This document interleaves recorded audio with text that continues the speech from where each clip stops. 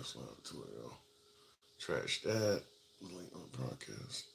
All right. Give me a minute if you guys are watching. We got there's a lot of stuff we're gonna be talking about, but as always, I gotta get my other live feeds up. So we're gonna be on um, YouTube, TikTok, and Facebook today. We're talking about Trump potentially being the most powerful.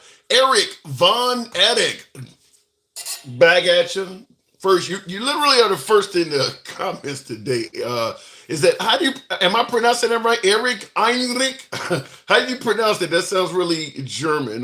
Give me a minute to get my other live streams up. We're going to be talking about the fact that um, Trump does indeed look to be the most powerful president ever. So give me about a minute to get my other two live streams up, and we'll get the party going. There's a lot to talk about. I haven't been on in a day or two, so when I don't come on, that don't mean shit. In fact, that just means the news continues to move beyond. So when I do come on, there's a lot.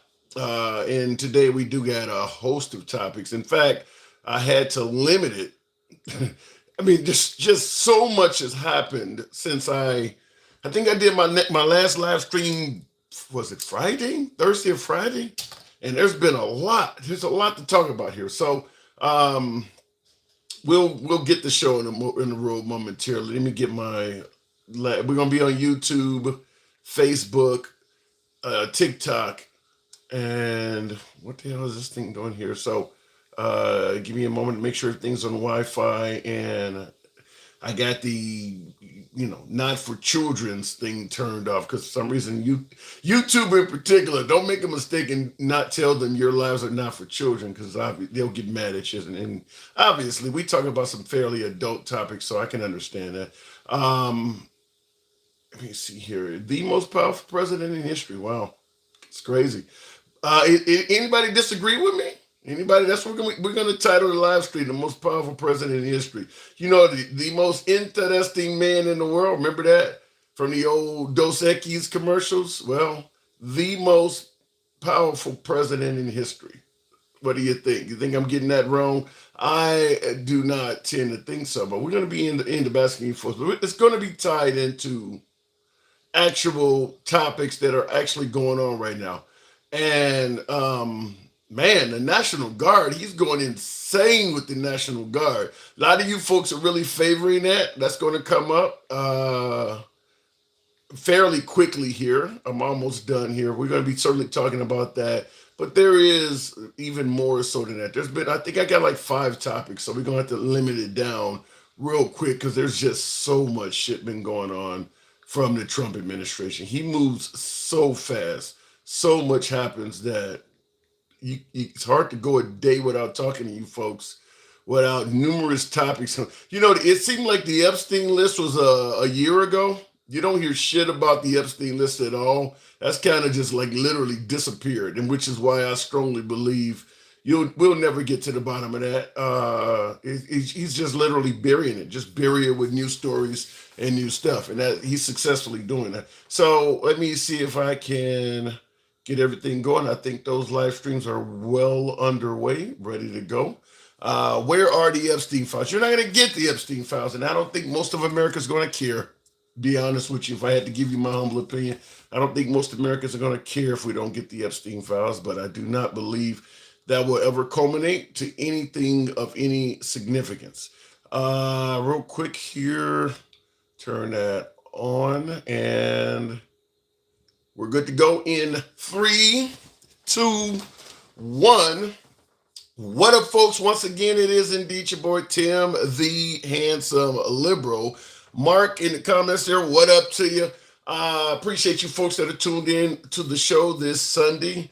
I don't think there's not a lot of football games on. That's one reason why I came on. My Bears played already, so figured I'd come in and rap to you folks because right now the 3 o'clock games would be taking place, but the preseason is just about over. But before we get into the actual main season, figured I'd host a nice Sunday evening live with you fine folks. There's been a lot of topics. Now, obviously, if for you folks who follow this this platform, follow me regularly. I haven't been on in the last day or so, but the news obviously has not stopped. And in fact, there's a host of topics I want to get in with you. Pretty much just going to go ahead and dive right into it. I'll make it clear before we even start the program. We are MAGA friendly. We are always MAGA friendly. We have always been MAGA friendly and always will be. Nevertheless, liberals are welcome as well. Make no mistake about it. MAGA are my preferred guests. We just don't get many on. But MAGA are the preferred guests. Liberals are welcome on the program as well. We go left of Bernie Sanders all the way to I'm having dinner with Q. Everybody gets to speak without any concern of the host trying to block, ban, or censor you. If you favor that, follow the program. If you happen to be watching on TikTok or currently Facebook, if you're watching on YouTube, give your boy a follow. So getting into the show, getting deep, we're just going to dive right into it. Asking the question, is President Trump the most powerful commander-in-chief ever? Now, in regards to getting into that topic, we're going to right off the bat get into, the whole notion is that, remember Putin? He was here 2 weeks ago, the flyover and all that. We're still hearing folks suggest that Putin is intimidated, if not afraid of Trump. You remember when Trump first got elected, and you're going to know right where this is going the minute you hear this, but nevertheless, this is what Trump stated on his way to a second term. I would tell Putin, got to settle. I would tell Zelensky, you got to settle. I would tell one, you're going to load up with money. I'd tell the other, you're not going to get any money. I would get a settlement in 24 hours. I would tell Putin, got to settle. Obviously, everybody's heard that before. That's Trump telling, I believe that was Sean Hannity at the time, or Brett Baer on Fox News, that he would end the war in 24 hours. We've all heard that.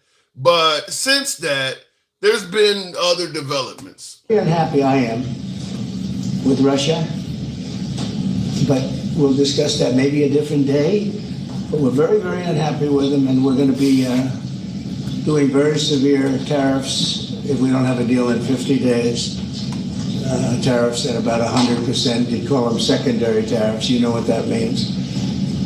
But today we're going to talk about something else. And so you heard him say there, this is a few weeks ago, very unhappy with Russia because they obviously were not ending the war, and he's saying that they were going to be sanctioned at 100% if they didn't end the war in 50 days. Now, that's obviously 5-0. You probably know by now where this is going, but nevertheless, this is just one topic of many, but we're going to continue with this. If my screen device works here. I'm going to make a new deadline of about 10 or 12 days from today. There's no reason in waiting. There's no reason in waiting. It's 50 days. I want to be generous, but we just don't see any progress being made. So now you hear him drop down from 50 days to 10 days. And I'm sure all of you heard this before because all this is now a few weeks in the past, but you heard him first suggest 24 hours, 50 days, 10 days. Will Russia face any consequences if Vladimir Putin does not agree to stop the war after your meeting on Friday? Yes, they will. Yeah. What will the consequences there will be? Sanctions, tariffs? There will be, I don't have to say, there will be very severe consequences, yes.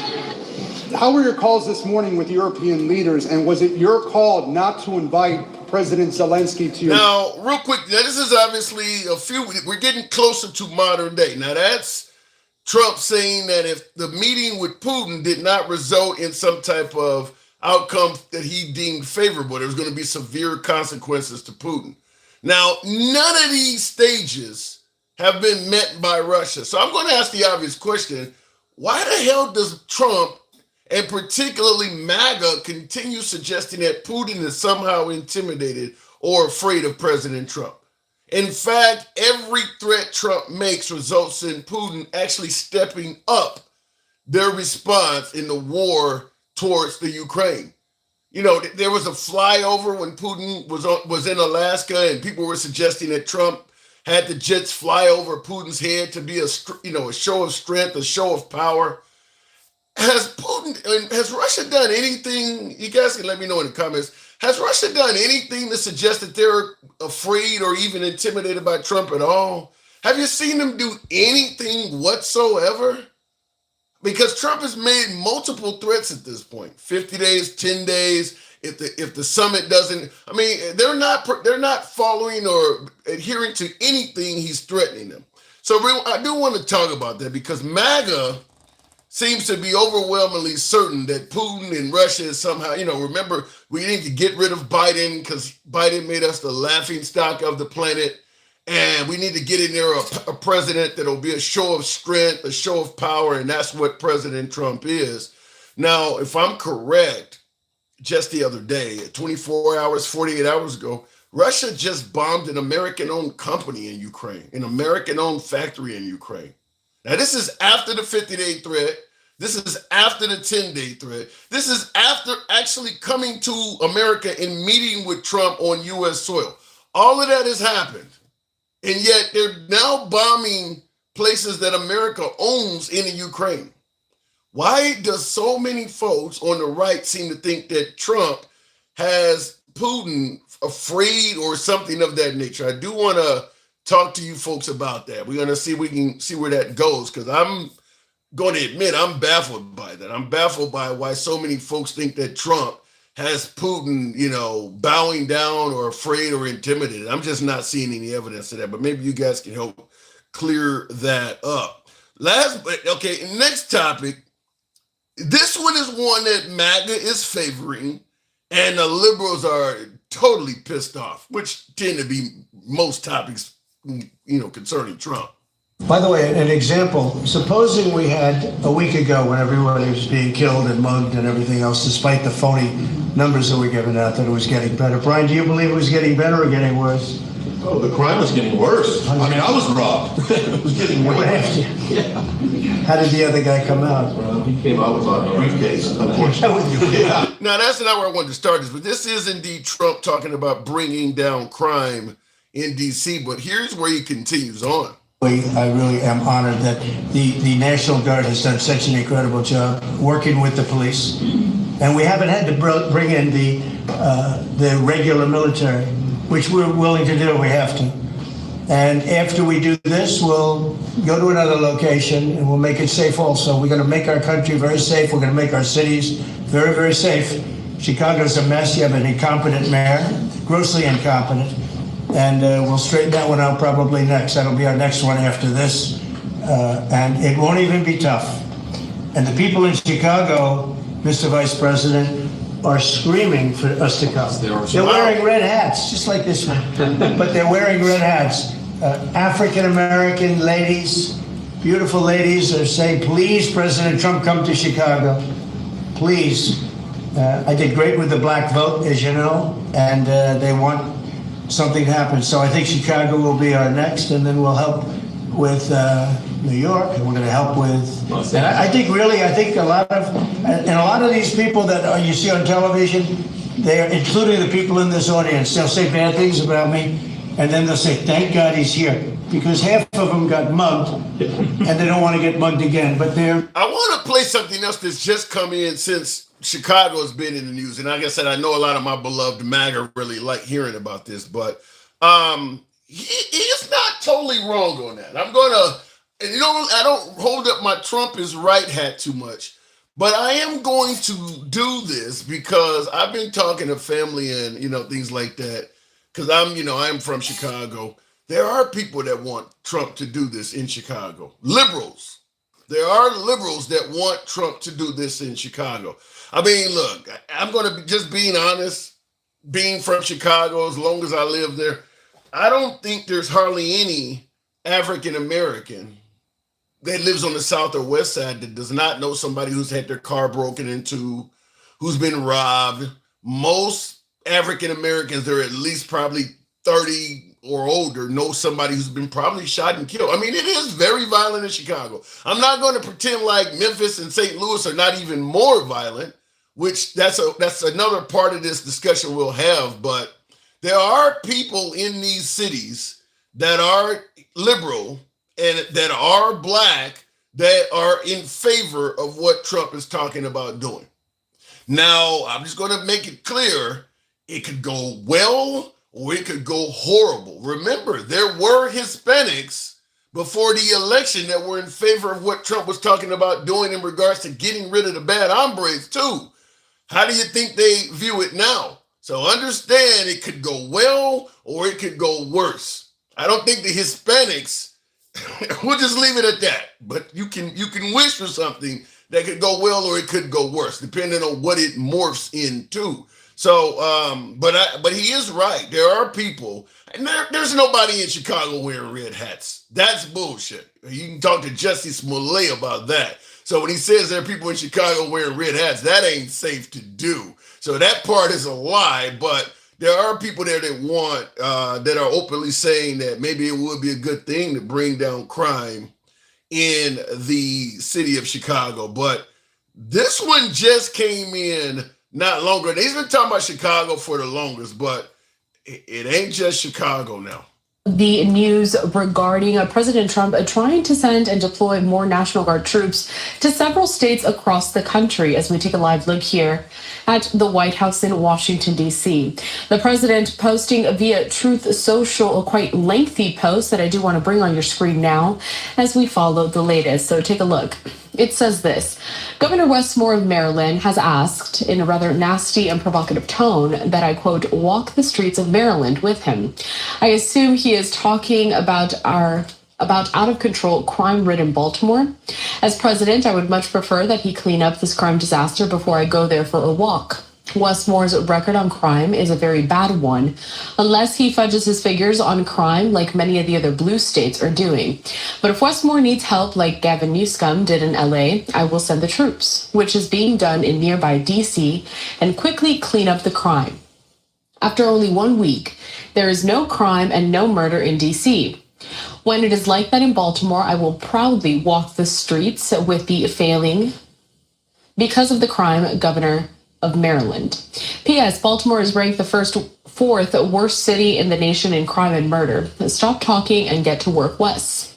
I'll then see you on the streets. Also, I gave Wes Moore a lot of money to fix his demolished bridge. I will now have to rethink that decision. Thank you for your attention to this matter. Make America. He's going to say make America great again, but I just want to say something real quick before we continue on. Trump's tweets or his posts now are grammatically correct. So Gavin Newsom joking about the capital letters and all that shit, it's gotten to Trump because his posts are now considerably better. They're written better. They are written better. It looks like somebody may have proofread them. There's commas and periods and punctuation all over this shit. He didn't used to do that. So it looks like Gavin Newsom making fun of his grammatically awful post. He must be typing it out, and now he has somebody proofreading it because it looks much better. I mean, there's still a few words that are capitalized in this post, but they're capitalized in a way that looks proper. So somebody got to him and told him, you know, Gavin Newsom was really making fun of him and laughing at how bad he was typing. Because remember, they made fun of Biden. There was a whole lot of joking about Biden stuttering and things like that. And they were totally ignoring how bad Trump types and, you know, writes stuff online. They were totally ignoring that and only focusing on Biden. Gavin Newsom changed that, and it looks like it got to Trump. And Trump is now writing. The grammar is much better. I'll just say that. Last but not least, in regards to these topics, I do also want to address this one because this one, I don't know where it's going, but it could have a bit of fright to it. A surprise U.S. military deployment is on its way to the coast of Venezuela. Here's what you need to know. There are 3 U.S. Navy destroyers, attack aircraft, and at least some 4,000 Marines involved in this deployment. Officially, their mission is to combat drug trafficking from South America to the U.S., but they're also putting embattled Venezuelan President Nicolas Maduro on notice. For years, the U.S. has said that Maduro is involved in drug trafficking, that his government is part of a cartel that sends tons of cocaine to the U.S. The Trump administration in August doubled a reward to $50 million on Maduro's head. Maduro denies these allegations, but he's also not backing down. He's putting soldiers, some 4 million of them, onto the street to defend against any possible U.S. invasion. Well, that's unlikely to happen. U.S.-Venezuelan tensions are as high point as they have been in years. Are we going to war with a country? I mean, listen, I get when you want, and I see in the comments, Johnny, you said something like to put them on notice or something. You don't send 3 aircraft carriers to something. I mean, if you're sending that much firepower, I mean, that's a waste of money to send all that there and nothing comes out of it. If he's sending that much, 3 of them?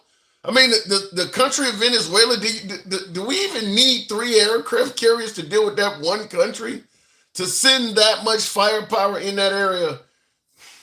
To me, it almost sounds very similar to how the Russians were stocking up troops on the border with the Ukraine, and Zelensky at the time refused to believe what the Biden administration was saying when Biden was warning them they're about to attack you. Russia was saying it was just some type of training op or something like that. And America was telling Ukraine, no, they're sending blood supplies and all kinds of shit. You guys are about to get attacked. And it took a while for the Ukrainians to believe it, but I'm sure they fucking do now. But the same applies here. At some point, there's only so much somebody's going to send for, just to, as a show of strength or something. 3 aircraft carriers? You know how much that costs to do that? I'm just going to give you my speculation here, and I'm not a veteran of any type, but it would really surprise me if we didn't strike or hit something in that area with all of that firepower going down there. You got to justify that, and my guess is it's likely more than not that we're going to be at the very least hitting Ukraine, hitting Venezuela at least from the air, if not something more. But we'll certainly talk about that. Remember, this is the president that campaigned on no new wars under me.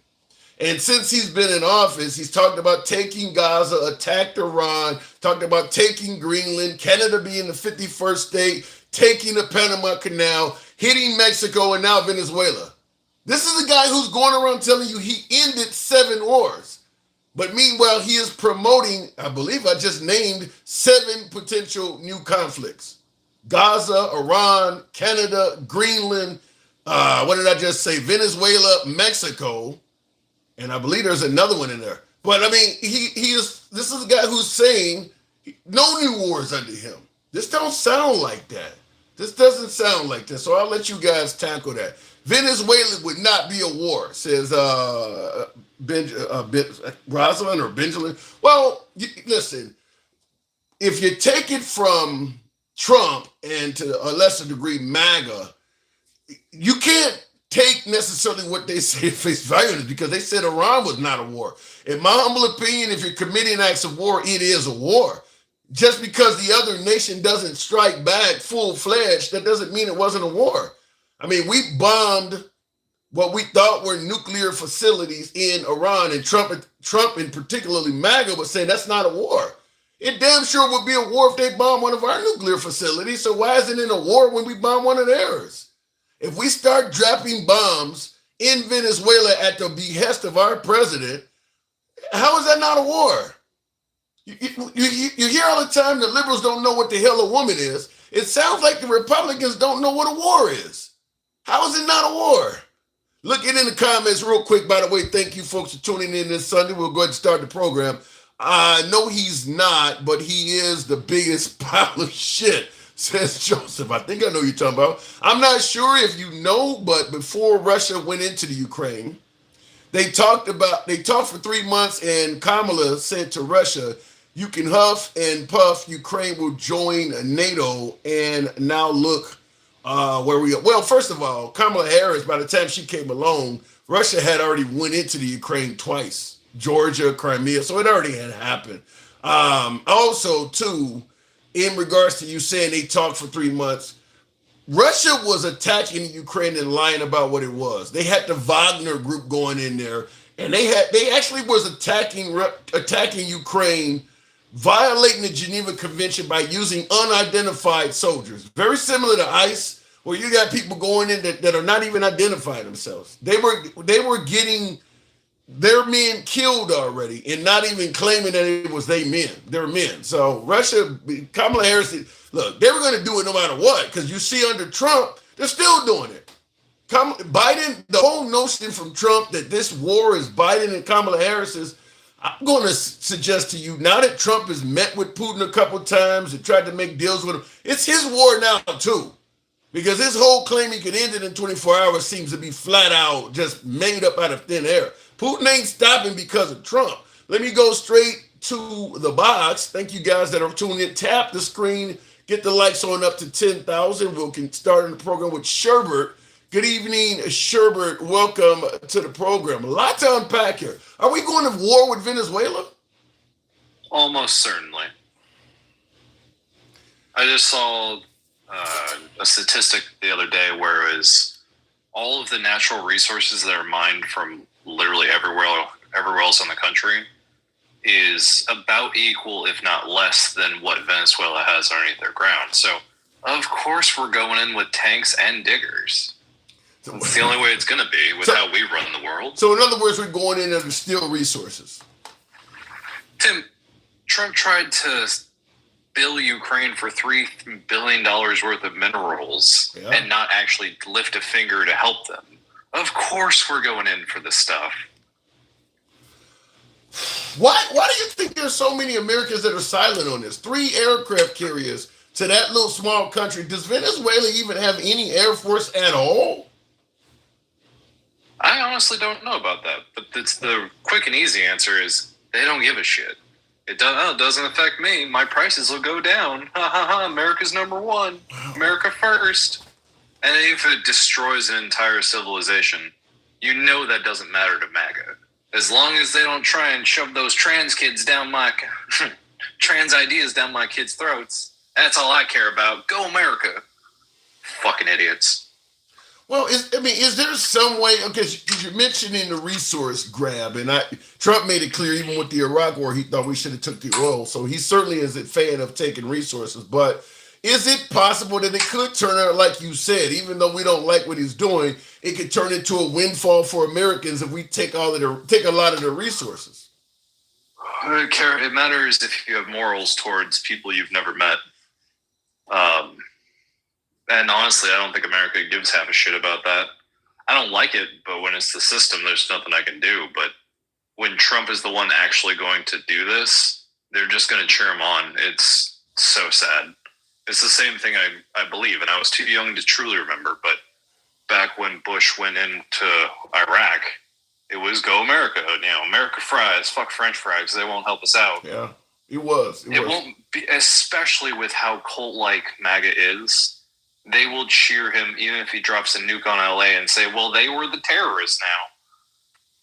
You really think that the adoration and love for Trump is that strong? Hey, hold on. You really think it's so strong that he could start killing Americans and MAGA would champion that?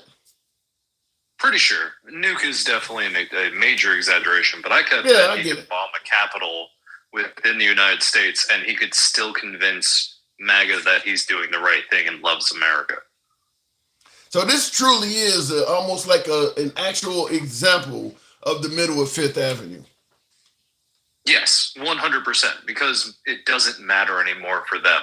They're too stupid to understand that the tariffs tax us because it's an import tax from the Port Authority. Like, if what you're saying is true, that MAGA's going to back Trump no matter what.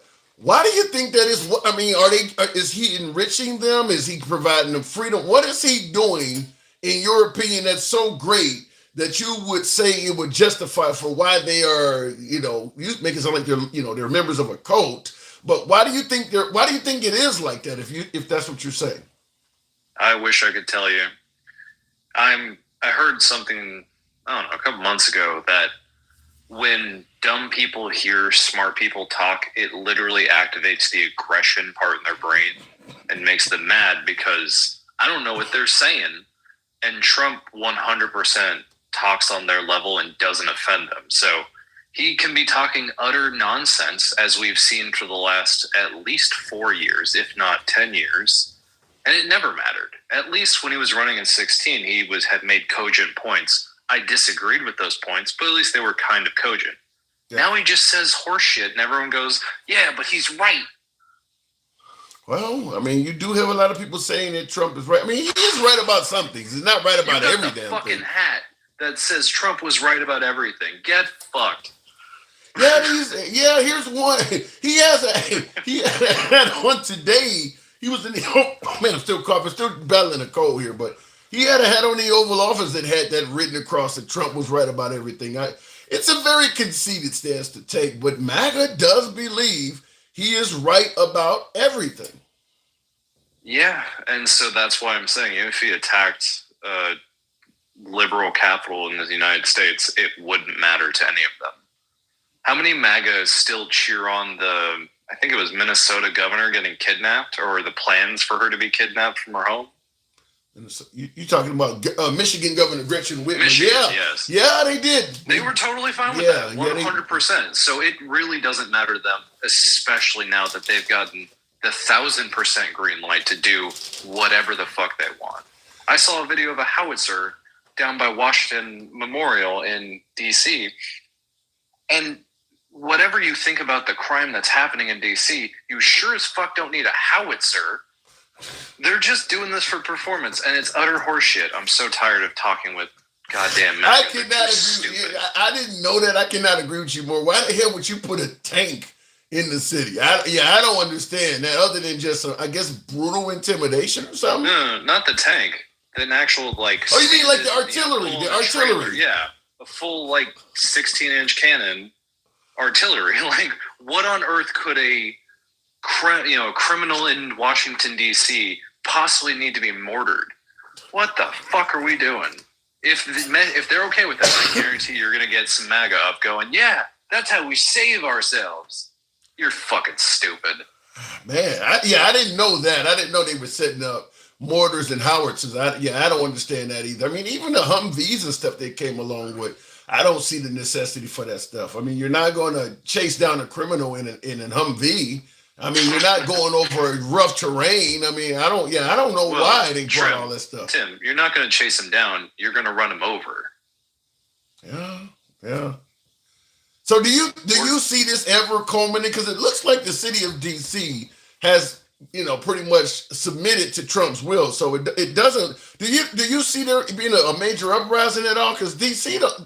seems really docile. I mean, it's not much of a population there, is there? It's mostly giant buildings. I think it's like 600,000 people that live in D.C. Yeah, that's not nothing, but it's hard to have an uprising when it's all just federal buildings and now the military oppressing you. This is what I was concerned about when we were saying you shouldn't bring the military into civilian zones, because the military is not for policing. It's for oppressing. Usually across the world, not in our own goddamn capital. Yeah. There are other ways to do this, but they're too stupid to actually talk to people. They just say Trump is right about everything. Look at that. Well, that means it's true. But let's be clear, Sherbert. They are claiming that there has not been a murder in D.C. in like a fucking week. They're saying that it's been years since they've been able to say that. They're also under lockdown. Like COVID almost. Yeah. And so, I can't wear a mask, but I'm happy for the military to keep me indoors at night. Yeah. And real quick before we continue, and I see in the comments, Will G says Trump and MAGA ain't shit. Says no new wars my ass. That's sending in DOG AK guided missile destroyers, not carriers. Okay, fair enough. Because if we sent one carrier, all of South America would be in trouble. Well, okay, but it's sending in destroyer, but still, I mean, for an area like Venezuela, that still seems like an excessive amount of firepower. Maybe I'm wrong, but that seems like that's an excessive amount of firepower for that area. And I tend to think they wouldn't send that stuff in there if they're not going to use it. Go ahead. Tim, let's talk about the other topic with Putin. Yeah. I see him, Trump, as an incredibly weak negotiator with him, because Putin just says no, and he says, oh, what about only 2 weeks ceasefire? And he goes, no, and then just walks away. That doesn't show strength in any way that I understand. And when we can send these destroyers and these other ships to go intimidate Venezuela, we're America. We can do basically whatever we want. We could intimidate Russia, especially when we know that their troop numbers are incredibly low from fighting for the last 4 years. Yeah, but they are. But for some, we're hold not on. strong. Yeah, but just like North Korea, we could easily go in there and tear North Korea apart. But the fact that they have a nuclear weapon, that's why Iran wants to get a nuclear weapon. Once you get a nuclear weapon, people don't mess with you. You don't need to have a whole lot of conventional assets. If they know you got nukes, they leave you alone. I mean, Russia got like 2,000 nukes. We're not going to go in there because their troop deployments are weak. I understand what you're saying there, but does that mean we roll over on our bellies on the red carpet in front of Putin and go, I guess you're right? Well, we have to actually ask ourselves, does Trump really care about the Russian-Ukrainian war, or is he doing it, let's say, for the Nobel Peace Prize, or just wanted to do it because it would have gotten him elected? Does he really want to end that? I mean, are we seeing a true, genuine effort to end it? Because he's made multiple threats at this point to the Russians and hasn't carried out any of them. Talk about Obama's failed red line in the sand. Trump has done that numerous times now, and MAGA's making him out to be stronger each time he lies and don't do it. So I don't know, but it looks to me like maybe ending that war ain't that serious to Trump. Tim, he has never done almost anything that would help people. He's very clearly just doing this to get the Nobel or, like you said, to get elected. He has no interest, and he has literally no power against Putin when he rolls over on his belly for him. So what is the ultimate ending then? Putin just continues this on throughout his whole damn term until Putin gets what he wants? I mean, it sure looks like that. I mean, I would put at least $20 for like an 8-year bet saying that Trump is going to help Putin bomb Ukraine at some point, because that's how much he doesn't give a fuck about Ukraine. Wow. Shit. I'd put $20 on that. I wouldn't. Listen, Trump is so unpredictable. Remember, Trump started this out with Zelensky in the Oval Office telling Zelensky he started the war. And then he went back to saying that Putin was doing the wrong thing. Now he's kind of... I would never bet against Trump anymore. I've lost money betting against Trump. He is so unpredictable. There is no way to say you wrong. I mean, it is very possible that he could, because a lot of MAGA still believes that Russia is the victim in this. I mean, Tucker Carlson and all of them. Tucker Carlson went over there and was talking about how nice Russia is. So there is a lot of MAGA that does believe that Russia's the victim. So if Trump starts saying that Russia's the victim again, he's probably going to get most of his base back. Well, Tim, those are the same people that think that China is going to pay the tariffs. I can't trust them to understand anything. I'll leave it at that. I do got to move it on, Sherbert, but yeah, man, my God. So Trump starts helping beat up on the Ukraine? Wow. I mean, if somebody can send me a link to the Vegas betting books for that, I will 100% show proof that I made that bet. But I don't know where to look for that. If somebody sends me that link, I will 100% do it. Jesus. I don't think we really need to. I think if America withdraws all of their assistance to the Ukraine, that's just as good. I mean, and then, of course, start threatening some of our European allies that they need to stop helping the Ukraine and get out of it as well. You can literally tie Ukrainians' hands behind their back and get the same. Because when Trump became president, he did do most of that. And I'm assuming a lot of Ukrainians died. Because once Trump took office, he ended all of the help that Biden was doing for a good solid 6 months and just let Russia pummel the Ukrainians. So he's already kind of did that. He's trying to stop the killing. That's all he cares about. What are you saying, Tim? That's treasonous to say he doesn't care about them. He could. He's trying to stop the killing. Well, but wait a minute. He could successfully stop the killing. There is one way to stop the killing. Make it so that the Russians run out of Ukrainians to kill. We could do this. Say the same thing about Russia.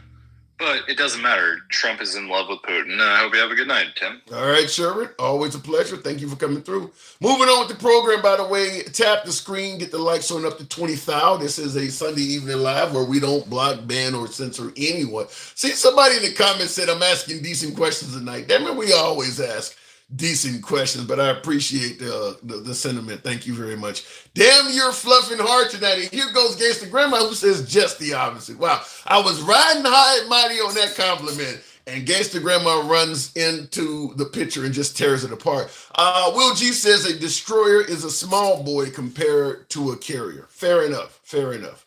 Well, but there's a lot of firepower on a carrier that can be, sea to shore. I mean, obviously the carrier, most of its firepower is by way of, aircraft. But with a destroyer, I mean, tomahawks. I mean, you can launch a lot of shit from 3 destroyers, could you not? I mean, when you're talking about 3 American destroyers in the size of Venezuela, a town like Caracas, one of their bigger cities, you can take the whole damn town out. I don't know. I mean, I get that there's more firepower on a carrier than there is on a destroyer, but for a small area like Venezuela, you can do a lot of damage, I would assume, with 3 American destroyers. That's probably enough to, turn Venezuela into kind of reminiscent of Gaza. You could probably make it look pretty bad. Just my humble opinion. I'm no Navy or weapons specialist, but 3 destroyers probably could do a lot of damage. And that's assuming they don't have anything underwater that's hovering in that area. Trump is Putin's pole smoker. Yikes.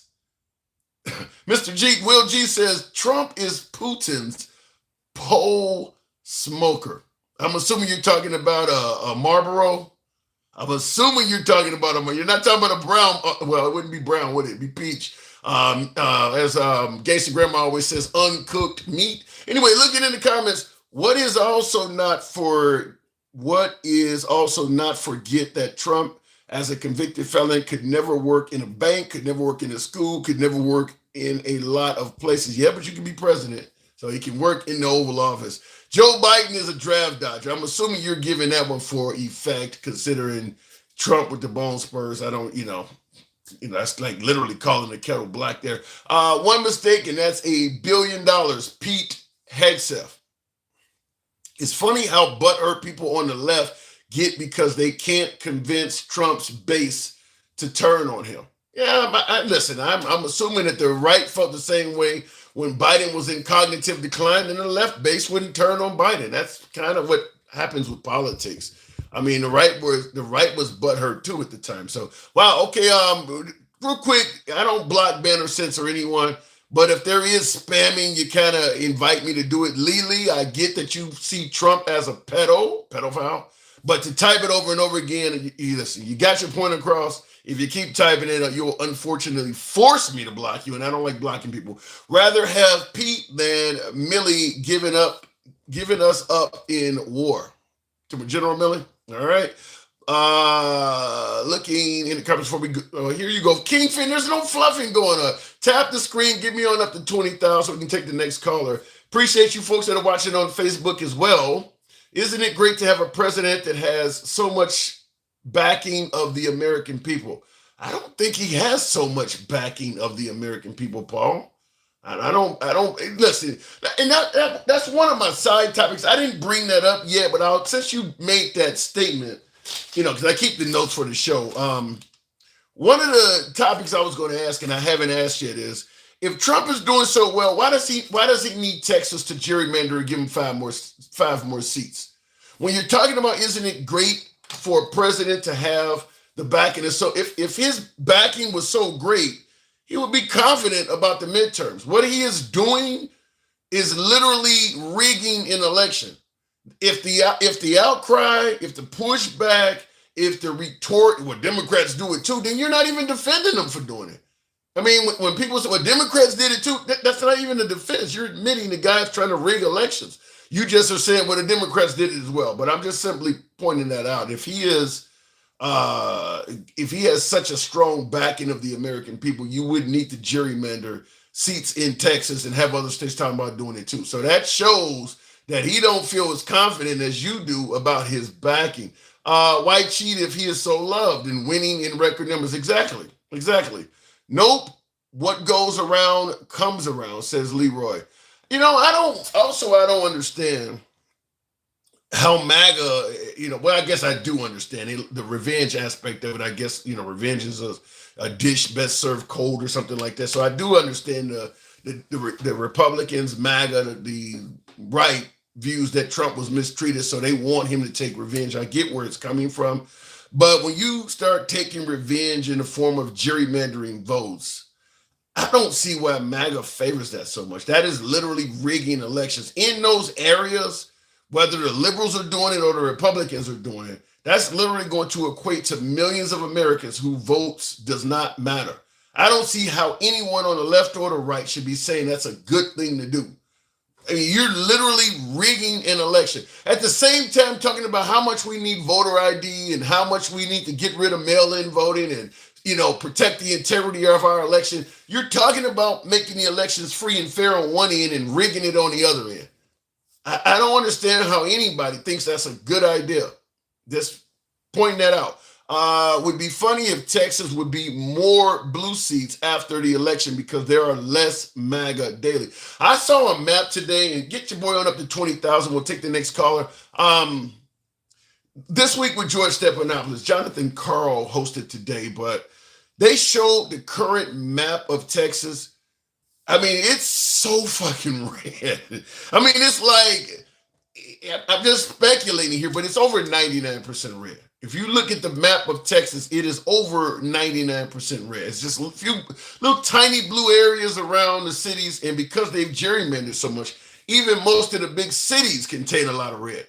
Even most of Houston on the map shows that they've been fucking with Houston, fucking with Dallas, and now they're about to make Austin, which is the most progressive city in Texas, go red.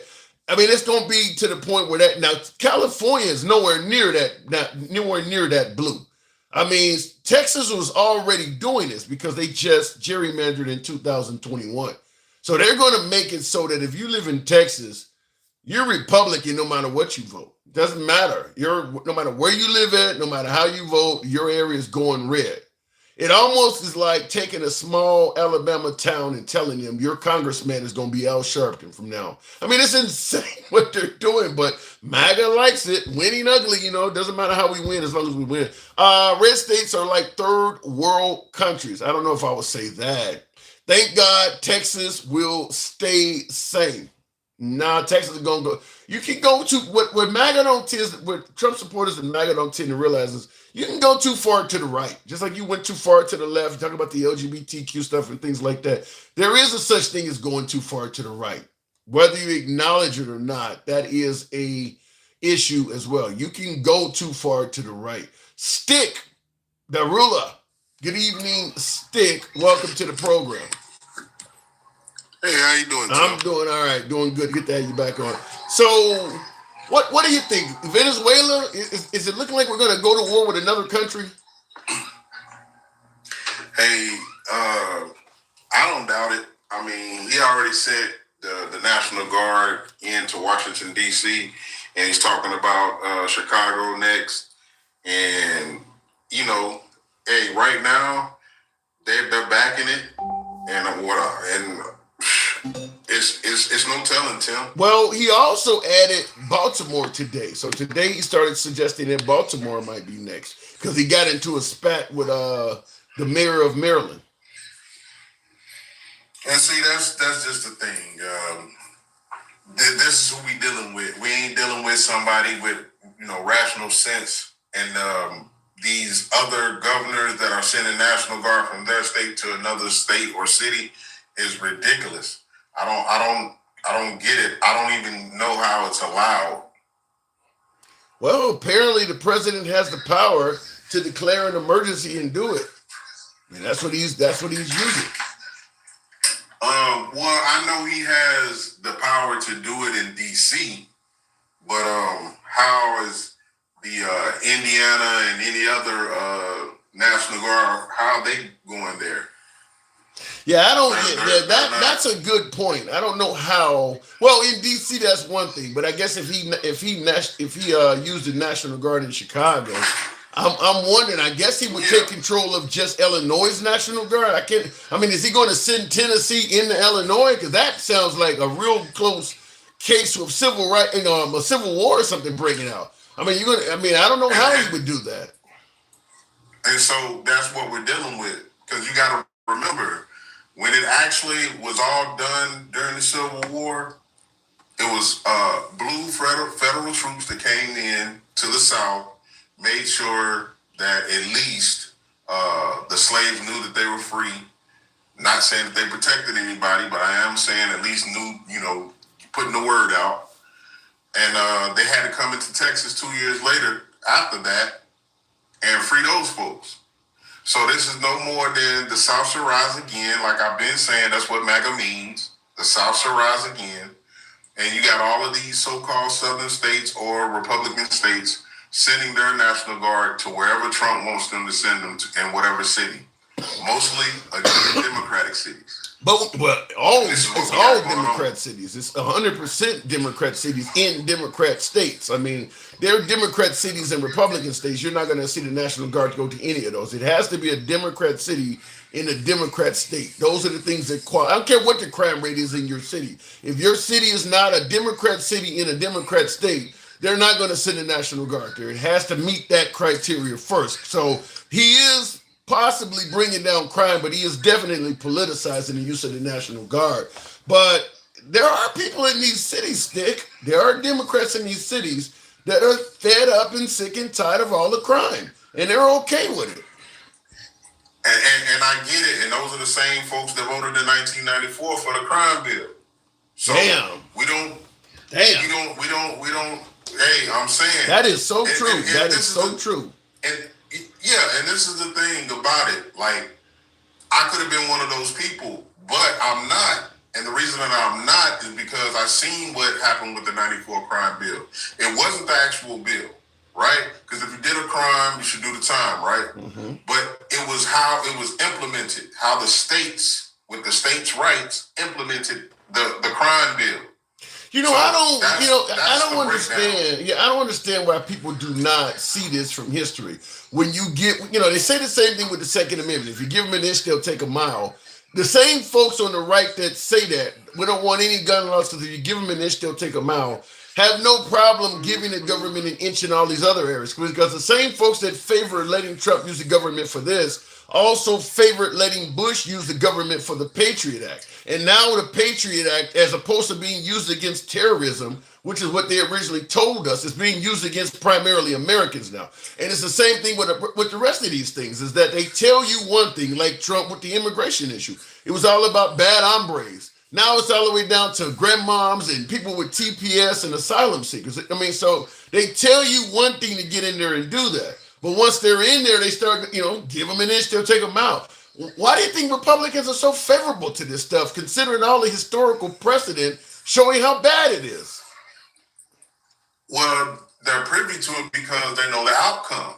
Because they know more than likely, not saying that none of them will get in trouble, more than likely, they're not going to get in trouble, though. More than likely. And if they do get in trouble, just like we've seen time after time after time, their part of society is willing to save them. Oh, he had a mental issue. Oh, this, oh, that.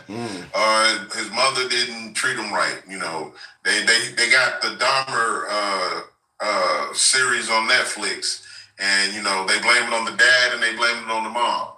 But here he is, making grown decisions out there, messing up, drinking beer, joining the military. I mean, again, kid all the way up until the point that he went to prison. Yeah. I mean, that's how he was treated because, whatever. They was not really feeling empathetic towards him, but didn't want to be ashamed of their son. But it is what it is. But obviously, but MAGA's not dumb. MAGA's smart. They know that eventually, if you put a liberal in office, a lot of things we're letting Trump get away with, you're opening the door up to liberals. So I'm wondering, is it a case where they just see Trump being in office forever and not having to worry about a liberal being able to use the same weapons? Because, for instance, before we continue on, Will G says, it's an authoritarian takeover when the loyal John Bolton, who didn't snitch on how Trump was abusing his power in the first term impeachment, got his place raided by Basically, Taco's FBI is what he's saying, but for classified documents. Yeah. So go ahead. Yeah, well, again, Trump he don't really have friends. He got associates. He got people that he used for certain things, and once he gets what he wants and he's good to go, he don't need that person no more. Such as Elon. He got what he needed. He got the 250 mil, got all the pressure off of him and put it on Elon because Elon was firing people. He was a special agent working for Trump, but, it was Elon that was doing it. So Trump gets a pass. He sets himself up for, like you said, plausible deniability, right? But at the end of the day, it's blatant. It's in our face. The way he's trying to, and then he was on TV as he was talking to Zelensky because a reporter was talking to Zelensky and was like, will you have elections after the war? Will you Yeah, oh my God. I made a video about that. Yeah, Trump is like, all we got to do is have a war? Yeah, in 4 years, if we're still in war, no election? And you like they caught him like, yeah, that's what I need to do. So this Venezuela junk, you know what I mean? They're gonna stress this out. Well, let me ask you this though, Stick.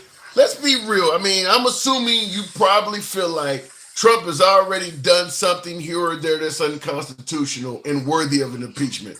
So, to some degree, Trump has a serious reason to want to rig elections, gerrymander, and prevent the Democrats from ever getting in control again. Because if the Democrats take over the House and Senate in next November, next year, they're going to impeach him. I mean, on something. You would agree with that, right?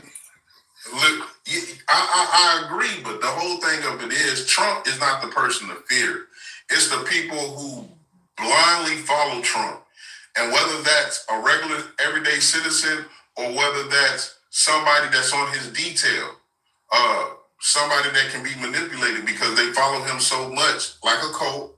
Let's keep it honest and legit, like a cult, that they will do certain things for him, such as stand in front of people's house with a trench coat on, and making sure pictures get seen and make sure he's seen by that person that he's following. but so you gonna let you know that the threat is real. Yeah, you got wild radical elements out there. I mean, the liberals have some of them too. Think about when the Supreme Court was talking about taking away women's right to choose. They were out in front of their justices' houses, but it's a difference when it's being done from the top. Taking out President Trump is not going to take out I mean, when I say taking him out, I mean impeachment or voting him out, not doing something illegal. But I mean, once Trump is out, you still have radical people on the right, but Trump is the glue. He is the organization that holds everything together. So yeah, there'll still be radical people who want blood on the right, but without that type of organizational skill, and I don't think Rubio or JD Vance has it to the level of Trump. So no, it's not the organizational skill because he's dumb. First of all, let's you think Trump is dumb? No. He is stupid because he can't remember what he said 10 minutes ago. He's old, but he's not dumb. No, the man. Come on stupid. Now. Look, listen. I'm willing to accept criticism. Dumber. Yeah, he's all of that. No. I flat out disagree with you. I'm willing to accept criticism on any damn body on this program, but if you look at Trump's life, and I understand he was born with a silver spoon in his mouth, he ain't dumb. He's dumb. He's not. No, that's flat out wrong. The man is not. He's making decisions you don't like. He's not. He's a very smart man. He's just making decisions you don't like. No. He's dumb. No, and I'm gonna say it like this. Dumb how? He's like Ogre. He's like Ogre from the damn Revenge of the Nerds. He is dumb. He's very dumb. But he has a lot of handlers. But with the handlers, he thinks that he is not being told what to do by being rude and obnoxious and sort of kind of physical, right? But he's never going to get really physical because he's not the threat. The threat is the ones that follow him blind and is willing to do the things like storm Miss Nancy. People don't blindly follow Stick. People don't blindly follow dumb people. People do not blindly follow dummies. They do. Give me some examples. That's why the caveman, the leader of the caveman was dumb. You go if the caveman went into a black village, he didn't know what fire was, right? He didn't know what a drum was, right? He didn't know anything.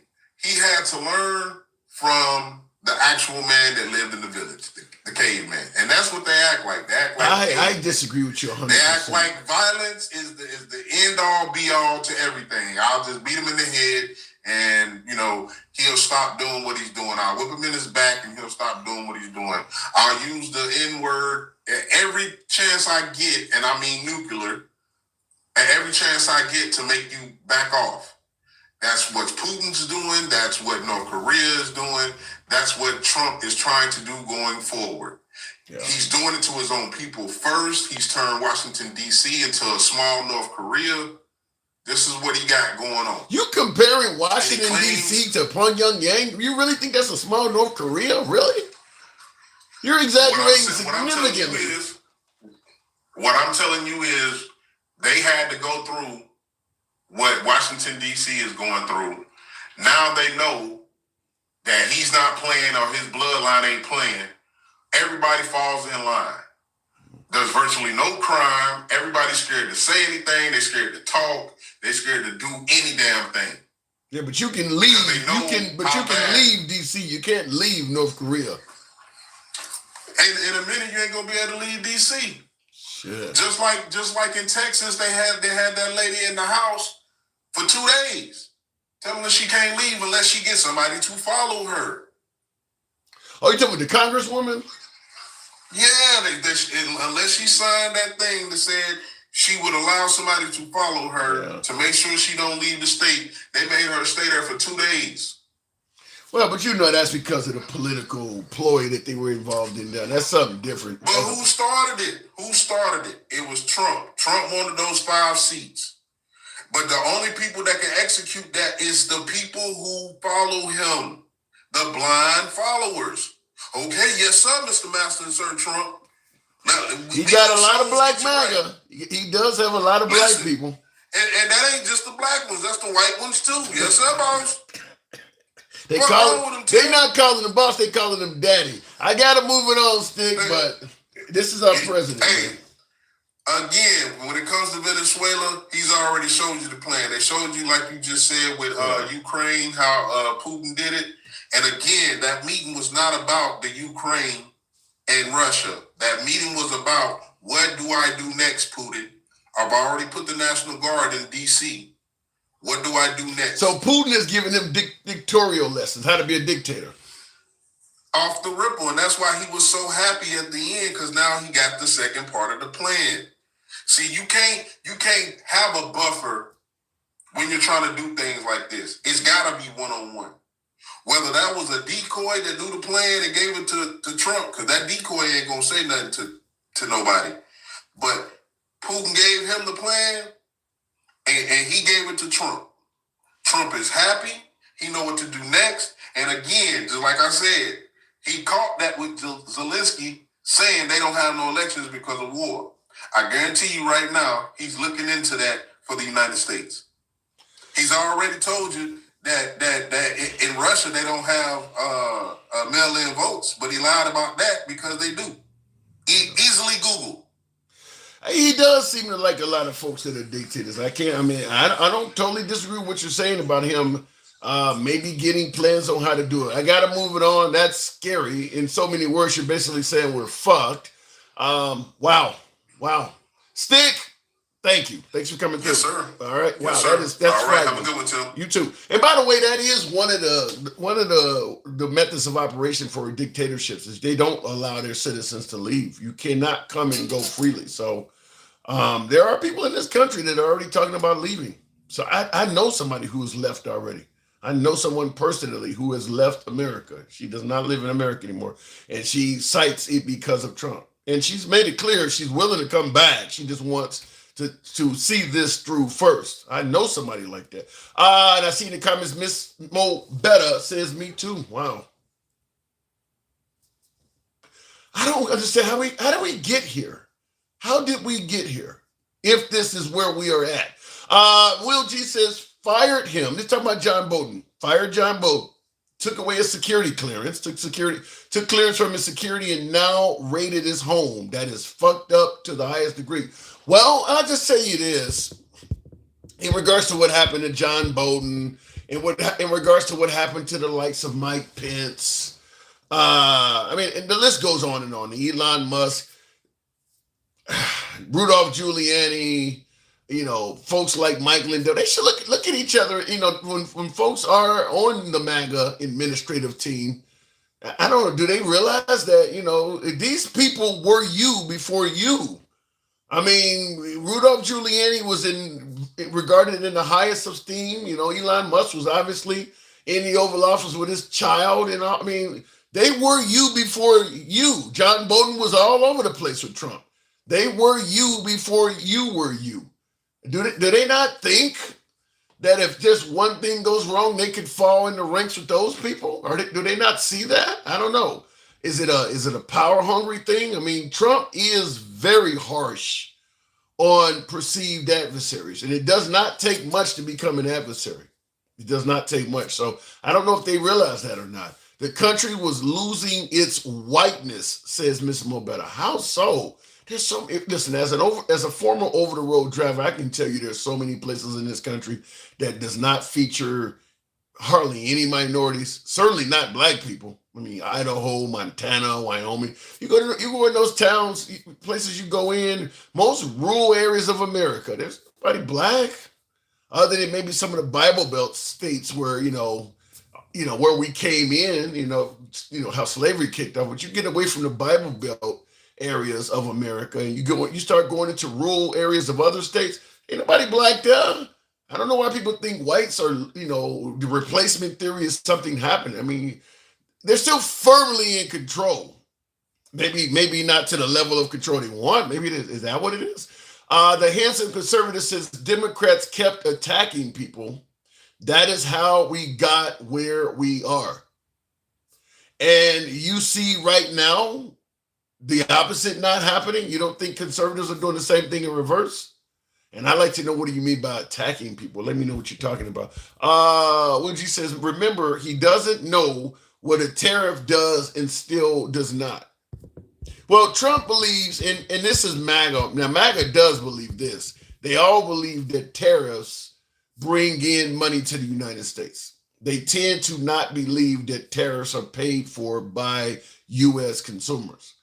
I personally do not know why that people think that, other than maybe you expect if it costs more for Walmart to purchase the stuff they sell to us from China or from other countries that they're just going to eat it. I don't know. I mean, but you would assume if I'm selling you shit that I'm buying from overseas and it starts costing more for me to get it from overseas, I'm going to have to charge you more when I sell it to you.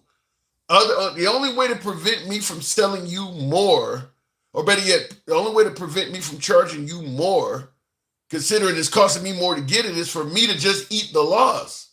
I don't understand why, Trump and MAGA in general, considering that they are capitalists by nature, I don't see why they don't understand that. You think capitalist companies are going to just eat that? I would like to get, somebody from the right on the show and explain why they think that, because I'd be curious to know. FDR already set that precedent. Democrats love John Bolton now. No, they don't. I don't think the Democrats ever have loved John Bolton. Democrats do not love John Bolton. I don't know where you're getting that one from. Vice President Harris said that Trump would send the military after people. She did say that. MAGA shrugged it off and said it was fear-mongering. Now look at what's happening. Before we continue on, tap the screen, get us on up to 25,000. Smaller audience on TikTok. Follow us if you're watching on Facebook. Give us a sub if you're watching on YouTube. We don't block, ban, or censor anybody for their commentary here. If you enjoy that type of dialogue where nobody gets blocked, banned, or censored, and we remain MAGA friendly. We are always been MAGA friendly. In regards to what Will said about, it being viewed as fear mongering, He's 100% right. There are so many things that Trump is actively doing right now as we speak that if you had stated a year ago, if you vote Trump back in for a second term, he's going to be doing X. There are so many folks on the right, so many folks that identify as MAGA that would refer to that as fear mongering. Certainly talk about sending in the military to American cities. Oh, that y'all just fear mongering. He ain't gonna do it. I mean, there's so many areas like that. So many areas where he is actually doing that kind of stuff, which is why I now suggest that anything folks say that Trump is going to do in the future, it's hard to really refer to anything as fear mongering because he's done so much that you never would have predicted. I mean, he is the guy who came down the escalator and talked about the election was rigged. Now he's talking about find me 5 more seats. You would have never predicted that guy who was so focused on making sure we have free and fair elections would actually try to rig one. He would be the last guy you would expect. Well, that's fear mongering. He's never going to do that. He's good enough to win on his own. He don't need to rig elect. You would have never expected that. So I just simply got to say, yeah, when it comes to Trump, I don't, it's hard to shoot down anything at this point as fear mongering because he's already done so many things. The birthright citizenship thing. I don't know if people would have, but he was talking about that one. So I'll give him that. He was talking about that one. But yeah, he's done a lot that nobody expected him to do. He's went above and beyond in a lot of areas. Looking in the comments though, he told us who he was. We just didn't listen. Christina, I don't know about that because when he does this stuff, if you read the comments on YouTube or Facebook or any social media page, it's loaded with MAGA saying we voted for this. We voted for this. Even with him federalizing cities, we voted for this. You see that when they're talking about him sending folks into Baltimore now, the response is we voted for that. So I don't know about that. And yeah, he's not just talking about just federalizing or sending military into Chicago anymore. Some more of the news regarding President Trump trying to send and deploy more National Guard troops to several states across the country as we take a live look here at the White House in Washington, D.C. The president posting via Truth Social a quite lengthy post that I do want to bring on your screen now as we follow the latest. So take a look. It says this: Governor Wes Moore of Maryland has asked in a rather nasty and provocative tone that I, quote, walk the streets of Maryland with him. I assume he is talking about out of control crime-ridden Baltimore. As president, I would much prefer that he clean up this crime disaster before I go there for a walk. No, it's a long-ass tweet, so I'm not going to play the whole thing. And by the way, for folks who are wondering, my monitor goes off. I need to get a new HDMI cord, which I do have now. I just haven't hooked it up, so we got an HDMI cord so that this doesn't keep happening. Yeah, he's talking about sending in the National Guard to Maryland now. So, and as you heard her just say, they're talking about doing this in a host of states, host of cities. Here's the problem with this, and I'll go to the next caller shortly, but and tap the screen, get us on up to 30,000. You know how it is. Tap the screen, get the likes on up. The problem is, if he can look at crime in liberal cities and suggest that's an emergency to send the National Guard in, what is the designator on what officially counts as high crime? Does it have to be a certain amount of murders per capita, certain amount of rapes, certain amount of assault? Like, okay, or is it just something somebody can blindly say, well, in my opinion, your city has high crime, I'm going to deem it an emergency and send people in? Does it actually have to be based on any actual statistics or not? Now, I'm not going to pretend that Baltimore and Chicago does not have a lot of crime. Those cities are high crime. But of course, as I always point out, so does Memphis, St. Louis, Baton Rouge, New Orleans, Little Rock, Arkansas, Jacksonville, Florida, a host of other cities do that Trump never mentions at all. Houston, Texas being another one. Lots of crime in those cities, and you don't hear Trump say anything about them. So how does this work? You just pick out cities that maybe have a politician or people in it that you don't like, and you only say that their towns are dealing with an emergency? Because I can tell you for a fact, if you look at the statistics of Chicago, deeming that it is a crime emergency, there's a whole bunch of other cities in red states that are higher than that. Murders per capita, rapes, assaults, there are cities that are higher than that. I had someone actually message me directly. I think it was MAGA Reacts. MAGA Reacts told me that. He made a video off my video suggesting that, St. Louis had, I forgot how many murders were in St. Louis, but it was like 100, 200 or something like that. And he talked about how Chicago had like 700. So, Chicago had like, 700 and some odd murders. And I think this is in 2023 or whatever numbers he used. And what I just quick research, St. Louis has, I think it is 270,000 citizens. Chicago has 2.7 million. Chicago has 10 times as many people as St. Louis, yet St. Louis has about a third of the murders of Chicago. So St. Louis is significantly more violent than Chicago. Why do you have a third of the murders of a city that is 10 times your size? I didn't get a response back from him after that. Hopefully he'll pop up on the show, but St. Louis is super violent if you look at that statistic. But you don't hear Trump ever mention. In fact, you don't hear anything from the right at all. You don't hear anything from the right at all about St. Louis being a violent city. So that's what we talk about on the show every time Trump talks about this stuff, is that, yeah, listen, he may ultimately bring down crime by doing this, but he's doing it. He's actually using the military for political purposes. And the side effect is I brought down crime as well. But he is turning the military on cities he don't like. And the side effect is bringing down crime. Why wouldn't you send the military to cities and states that you do like? Wouldn't those governors favor their crime coming down too? Wouldn't the governor of Tennessee be appreciative of you helping bring down the crime in his state? No mention of it at all. So, yeah, bringing down crime is good, but if you're doing it for political purposes, that ain't the goal, is to bring down crime. It's just a side effect of what you're doing. Anyway, looking in the comments, I do agree with you. Thank you there. I think whatever the name is long, 9113. Thank you. Only criminals will complain about bringing crime down. Only criminals will use the military in a political manner.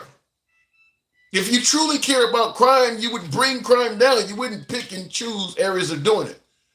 You can't try to overlook that, well, Democrats are in favor of crime. Well, then why the hell ain't the Republicans in favor of bringing it down? If the Republicans are so concerned about bringing crime down, why aren't they calling for it to be done in their own states? Explain that. Since the Democrats are for crime and the Republicans are for bringing it down, why are there no Republican outcry to deal with heavy crime cities in their own states? Not one mention of it at all. Do you not see the bias in this at all? If you really were for bringing down crime, you would want the National Guard to go to violent cities in Republican states. Yet you don't hear anything about it. Every time you hear it, it's about send them to another liberal state. Send them to another liberal. It's not about crime. It's not about crime at all. Will G says the pasty white people just don't like the large amount of black people in one area and think that has to be high crime to just send the military. It's a dog and pony show. It is a dog and pony show. It's clearly being done on political purposes, because the right, if they were truly about bringing down crime, they would be in favor and demanding that the military be sent into high crime cities that are in Republican states, and they're not doing it. Why not? Gangsta grandma. Why aren't they doing that? You got the white man dangling in your mouth. You know how fucked up you are? Let's bring this down. You jump for the white man because your little homie, the first white dude that was on your live, he asked you to bring him up. You jumped and brought his ass up. But when I hold on. I didn't see this comment. You're accusing me of some shit that I didn't read. Bullshit. You ain't that fucking blind. Do you realize? White man. You'll jump for the white man, won't you? Bluffing ass Fluffy. You do realize I'm gonna tell you the same shit I tell everybody else. I got 4 fucking cameras staring at me. Yeah. And comments are on all of them. I'm not skipping over you. I'm not skipping over you for the white man. Talk your shit, Fluffy. It's just dripping. You're making up stuff. Uncooked protein. You're making up stuff. And all this is all behind racism. Because the white man thinks he's going bye-bye because the white women are going after the chocolate dangalangings and the brown dangalangings because the white man can't put it down anymore. I guess not. uncooked asses. They need to go get some dick implants or something. Hell, leave our fucking men alone and then go appropriate with their asses. Maybe that would be better for you. Shit, leave our asses the fuck alone. I wasn't expecting that. I bet you wasn't. But I'm just saying, let's keep it a buck. They are so mad because they think that okay, look, he has a black girlfriend, okay, and what, he's still racist. Okay? But Wait, who has a black girlfriend? Your little Stevie D. I got a black girlfriend. You want a cookie, bitch? You want a cookie? And you black. And you got black woman. And I see Debo put in the comments his girlfriend needs rescuing. I don't know what that means. Yeah, it does. Because you voted for Trump. You voted against your own damn woman. Like, what the fuck is wrong with you? See how the white people, like, mentally not there? They're so interbred that they fucked up their brain. You know why? That's why Trump likes their asses. They're so that they so interbred. Their brains are so fucked up that they believe anything this white man is saying. I don't give a fuck. I'm Italian. No, bitch, you're still white. Wait a minute, though. You're saying that if a white man has a black girlfriend and he voted for Trump, he voted against the best interest of his girlfriend. How do you say that? Hell yeah. What the fuck is wrong with these damn? See? Oh my God, I can't be racist. I got a black girlfriend. Oh, I got a black friend. Get the fuck out of here. With your uncooked looking ass. No, but I'm asking though, if a white man votes for Trump and he has a black girlfriend, how is that voting against his girlfriend's best interest? Are you, Tim? Are you? Tim? I'm asking. That is just dripping out your mouth today, huh? Just dripping, huh? I'm asking a question. The people want to hear the answer. She's a sellout, and she's a sellout. How? Because, look what's going down right now. Look what the hell is going down. He's going into the black cities. He's not going into the worst of the worst cities. He's going into the black cities. Because you know why? It's all about racism. This ain't nothing to do with the crime or nothing. It's about racism. He's coming after black and brown people. Well, but wait a minute. History is repeating itself right now. But let me ask you though, when you say that he's going into black cities and he's coming after black people, if black people that live in these cities are not committing crime, is he really going after them? Tim, are you fucking serious? I'm asking a question. Are you fucking serious? Tell me how, if you live in D.C. and you're a law-abiding citizen, how is Trump? He thinks we're all criminals, you dodo. I mean, I think you're kind of special. I pray your brain ain't fried quite yet for maggots, okay? But yeah, he thinks we're all. He thinks all brown people are criminals. He thinks we're criminals. That's why he said he's coming after the homegrown. You know what I mean? He thinks we're all bad and criminals. He thinks that. In what manner has Trump led you to believe that he thinks all black people are criminal? Really, Tim? Really? You said it. I need to go to the phone and choke the shit out you to shut you up. Well, I gotta be. What's making you think that Trump thinks all black people are criminals? Why would he be doing this? Why? Because those cities have a lot of crime. Why won't he go to Tennessee? Why won't he go to St. Louis, Missouri? Why he won't go to Louisiana? The top murder states. Why he won't go there? But no. He went to L.A. Hell, L.A. pushed the fuck back. He's going to go to Chicago. He's doing it. Why? Chicago is not even in the top 10. D.C. is not even in the top 10. Well, I do agree with you about he's picking and choosing certain reason, but I don't know if it's necessary. Hold on. I don't know if I do agree he's picking certain cities for a reason. But if it was because of racism, then he would not be excluding black cities and Republican states. I think it's more politics than racism. I mean, it's because of the governor, Tim. Damn, are you? Oh my God, Tim. Why are you even on this platform? So the governors. Wait. You're just bent over, man. Like for real. Take it in, man. Like you don't even see what the fuck is really going on. No, I'm trying to get clarity from you. So what you're saying is, if you can't understand what the fuck I'm saying, then you need to go back to special ed. Because I'm saying he's going after the Democrats. He's going after brown people, black people. And those brown people that are Democrat also live in Republican states. Oh my God, Tim. Okay, Tim. Whatever. Believe what the fuck it is. Stay fluffing. Stay fluffing. You're so geeking on my goddamn fucking nerve. Stay fucking fluffing, Tim. No. Just because we have blue dots doesn't mean shit. It's the white T-man. That's the governor. The white man. He won't do that against the white T-man. He'll do it against us. So you're saying a white Republican governor is stopping Trump from being racist against his citizens in his Republican state? Yeah. What do you think? It's all about racism. You know what I mean? It is, Tim. All this shit is. Well, if it was all this shit, almost 50% of 2025 project is already happening. So if it's all about racism, Tim. Get off of his ding-a-ling for the love of God. Get it off of it. Get off. Go to some chocolate coochie. Go to some chocolate ding-a-ling. Do something. Get some color back into your fucking skin and see the big picture. I'm trying to see the picture you're No, you're not trying to. Yes, I am. Hard because you bow down. Yes, master. Yes, master. No. Oh, Trump. He's not stupid. Yes. Wait a minute.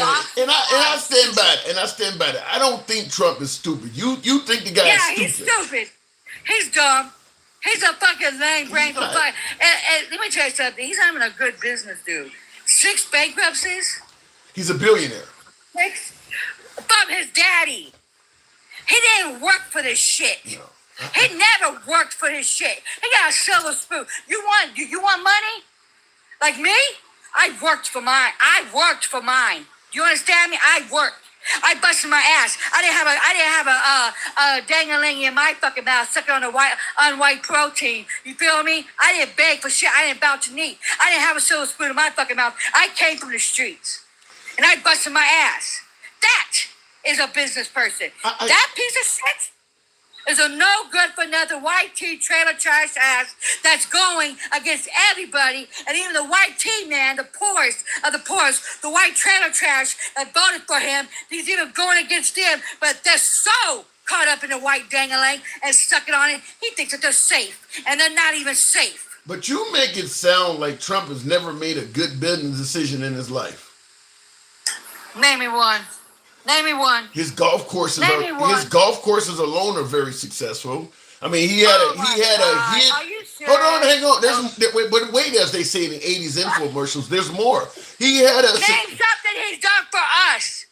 Fuck with his personal shit. Name me a bill that he's passed for us that helped us, Timmy, Girly Pop, in his first administration, his second administration. What has he done for us? Not a goddamn thing. Give to the rich white man. Take from the poorest of the poorest. Didn't he allocate money to HBCUs? Hey, oh my fucking God. Here we go. Did he do that? He gave him crumbs and then took it back. And I forgot the black woman that had to go put it back in the bill. I forgot her name. I don't want to butcher her name. Yeah, shut up. That was a no-go. Okay.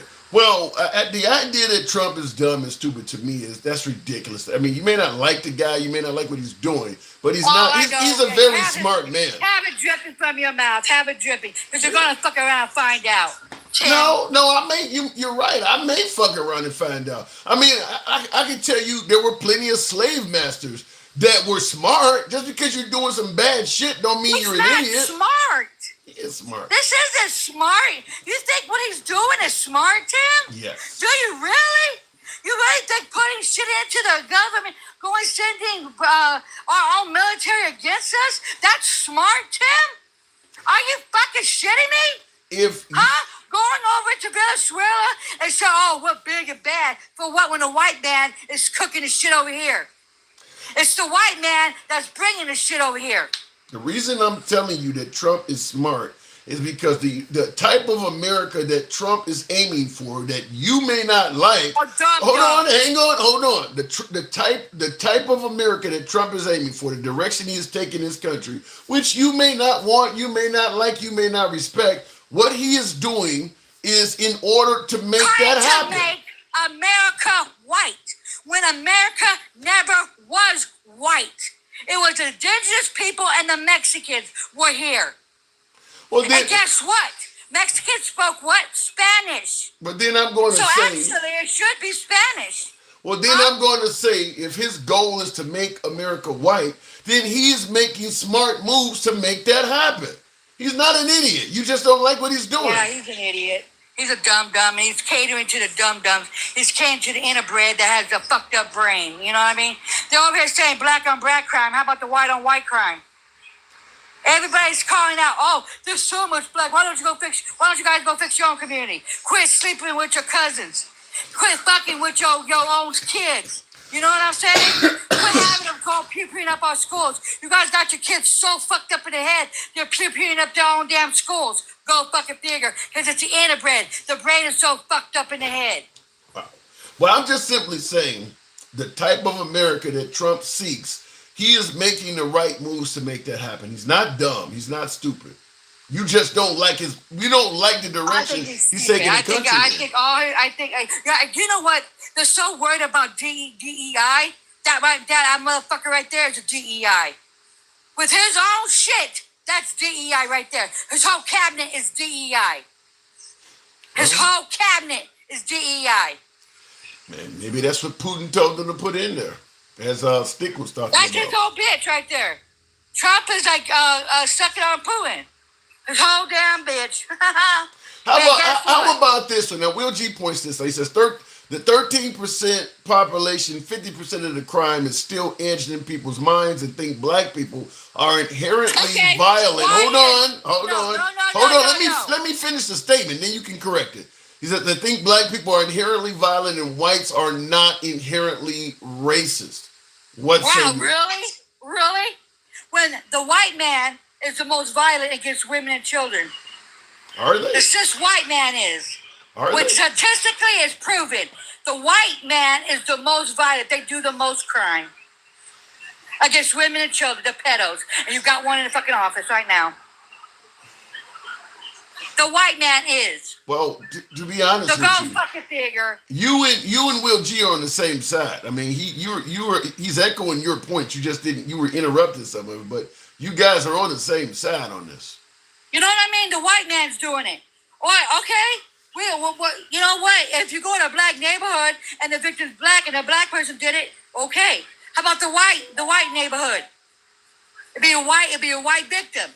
White on white. You know, I'm so done with this shit. I am so done with them always saying the black on black. Get the fuck out. Get out of our communities. Quit fucking our men. How about that? They quit fucking our men? Yeah. Cut the shit out. You don't like us? You don't like Mexicans? Quit eating our tacos. You know what I mean? You hate us that bad? Quit fucking our men. Quit having mixed kids. Well, the ones Cut the shit out. Go have white babies. That's what they want. That's why they took AB from us. They don't want our kids. They want your ugly ass kids. The interbreds. Go mess with your cousins, your mammas. Quit leaving us the fuck down. Leave our black men alone. Well, you hate us that bad, though. Well, let's be clear. The women that are sleeping with black men, they don't hate black people. Oh, don't say that. Don't say that. Don't say that. Do not say that. What are you trying to tell me? Do not. What are you saying? Say that. What are you saying? Because there was a white woman just put monkeys on her thing, on her calf, calling them her grandbabies, and they're black. And what? Yeah. And that was a white woman. Yeah. And her kids, her grandbabies, are black as hell. Go fucking figure. Hallelujah. And that was a white woman. Yeah, but if her hold on. But wait a minute. If her grandbabies are mixed, that means her daughter slept with a black man, and she's not happy her daughter did that. That don't mean she likes black people at all. Is black too, though, because her daughter is mixed too, though. Oh, wow. Yeah. Yeah. I shut you up, huh? Yeah, that ain't normal though. That ain't. No, that's not normal. Yes, it is. All the white women fetish are black men. Let's keep it a buck. They fetish because they assume that all black men got long dangling BBC. You feel what I'm saying? And they want to welcome to, as they say, the jungle. And they want to taste the fruit because darker the berry, the sweeter the juice. They don't want the white berry because the white berry gives them salmonella and gives them poison. They want that intermixed shit. So they have their mixed babies. Yeah, but yeah, they call us the N-words. They call us everything. Ship us our asses back. That's what they want right now, right? So you're telling me that there's plenty of white women that date black guys and they're still racist. And a lot of black women, they're freaky too. Yeah, but wait a minute though. You're telling me lifestyle, I can't even say on this damn platform. I'm getting bananas. You're telling me that racist white women are sleeping with black guys. Hell yeah, they want that. They want that BBC all deep in it. Yeah. I don't believe that. And then top the kicker. Then they become black. Then they start talking our culture. Oh, well, you know what? You this. I mean, come on. They be act like they black. They get the black braids in hair and their shit falls out. Oh hell yeah, I call. Oh yeah, they be taking our hair braids and saying, well, everybody should be rocking them. The white tea people steal everything from us. They steal everything. You make it sound like white people are nothing more than common thieves, Grandma. Well, it is what it is, huh? They took this country like a fucking roaches, and then they did everything. They killed a lot of Native Americans and shit. What the fuck are you talking about? They did a lot. I'm just saying, They do not want real history. They do not want real history in the books because it makes the white man look bad. Oh, well, that's your ancestors. I'm just saying, every time you come in the program, people say you're a racist. You hate white people. I'm not racist. See, did you see that? It's okay for them to be racist, right? But if I throw it back at them, don't take our hair braids if you don't like us. Don't eat the tacos if you don't like Mexicans. Don't go into the Mexican shops if you don't like us. Don't go into the African shops if you don't like us. Keep your ugly white tea asses in your ugly white tea faces. And don't come for our men. Oh, we're racist. But they could do that to us, though? They could put us in a tree, though? Strong language, gangster. I gotta move it on. No, it's not. See how you won't say shit. You won't push back. I don't have anything to say after that. Damn. But because you know it's the truth. It's okay for the white man to be racist and bring the troops against us. I don't think it's oh no, don't do it to the white man. I don't think it's okay. I don't think it's okay for anybody to be racist, gangster. Nobody. You know what? I'm not racist. You know what? If I was so racist, okay, there was an old white man in front of me at the grocery store. Okay, you know how fucked up it was. This man had $220 in food stamps. He bought over $250 and he thought he had enough, right? They told him to take shit back. This man only lived on $200 a month and he's a senior. That's what they fucking took from these people, right? And he said, I don't even know what to take back. I felt so fucking bad. And he was a white old man. I felt so bad. I said, I'll pay for your groceries. I told him to refund all his food stamps. I'll pay for your groceries. And I did it. So no, I'm not racist. I give it back to the motherfuckers. I shouldn't. And I said, how did it fucking feel? How did it feel? No, I'll never sleep with a white man. I would never. And that's not because I'm a racist. For one, I don't like uncooked meat. And the damn thing looks nasty to me. But I'm into black love. I'm pro-black. There ain't nothing to that. I will never, no, I'm good. Chocolate all day. Protein all day. But that doesn't make me racist. But I give it back to them, Tim. And that's what you should do. You should throw the shit back in their face. I do it. I'm not a racist. I don't care. I like everybody as long as you're not a maggot. Not a maggot. You do it like no one else. I gotta go. Gangsta Grandma, thank you very much. Should I return that kind of energy to my viewers? Can I maintain the show doing that? I think not. But I do believe in free speech. I do believe in letting folks speak. If I get MAGA on a program and they're passionate about their opinions, I don't block MAGA either. So understand, when I say we are about free speech, I do say we're MAGA friendly. MAGA are my preferred guests. By the way, we're currently running on Facebook, Facebook, Gangsta Grandma just resets me every time. But we're currently running live on Facebook. Tim Liberals, you see the sign behind me. So if you want to come up live on the program, come on over to either Facebook, Tim Liberals, or TikTok. We'll bring you right up regardless of your political affiliation or your opinion. We don't block, ban, or censor anyone. We go left of Bernie Sanders to I'm having dinner with Q. So understand your opinion, what party you support, how you feel about how this country should be ran. If you have an opinion that is 100% opposite of what my last guest illustrated, you're allowed to speak on this program as well. So it's not like we're only taking liberals or only taking conservatives. Everybody gets to speak on the program without fear of being blocked, banned, or censored by the host. You can be critical of anybody on this program, up to and including the host. You know how we run it. So if you favor that, follow the program if you're watching on Facebook or TikTok, and give your boy a sub if you're watching on YouTube. They are painting the American side of the border black, as the Mexican side has murals of flowers and stuff, as if Trump wants to keep people in. Yeah, Christy Nome talking about painting it. They want the wall to be hot, which is why they paint it black. I don't know. The amount of open cruelty that there's a way to be cruel without just seeming to be so gleeful about it. I mean, I get we should secure our border and things like that, but I don't know. It just seems like the goal is to be really, really awful and cruel to people.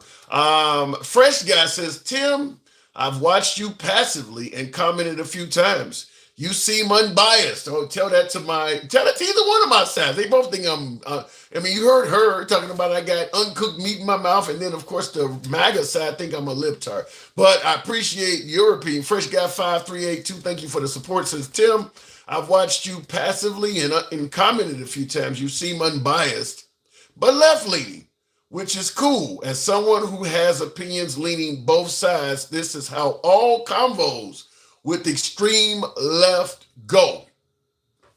I get it. What you're saying in my last call, it was further, an extreme left.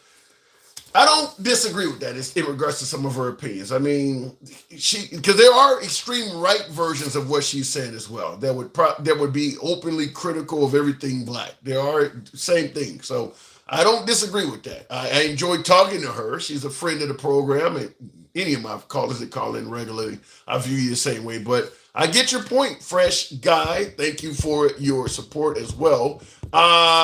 Continuing on with the program, is there any sane woman out there? Sound like Justin Bieber. Is she out there? I need somebody to love. 70,000 monks putting him up for Nobel Peace Prize, so there's that. Yeah, but I'm assuming there are far more Palestinians that would say he should not get the Nobel Peace Prize. Tim has got more center as opposed to left like he used to be. Well, there could be an appearance of that. Listen, I do see myself as somewhat left of center. Let's say you have a scale of 1 to 10. You got a bar with 10 notches on it. Bar 0 is, let's say, the right. That's far right. 0 is far right. 10 is progressive far left. And 5 is dead center.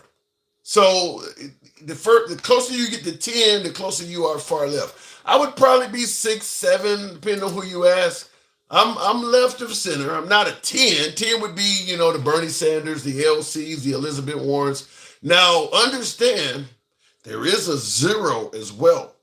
We often talk about the far left. Certainly if you watch right-wing media, you always hear about the far left lunatics, far left radicals.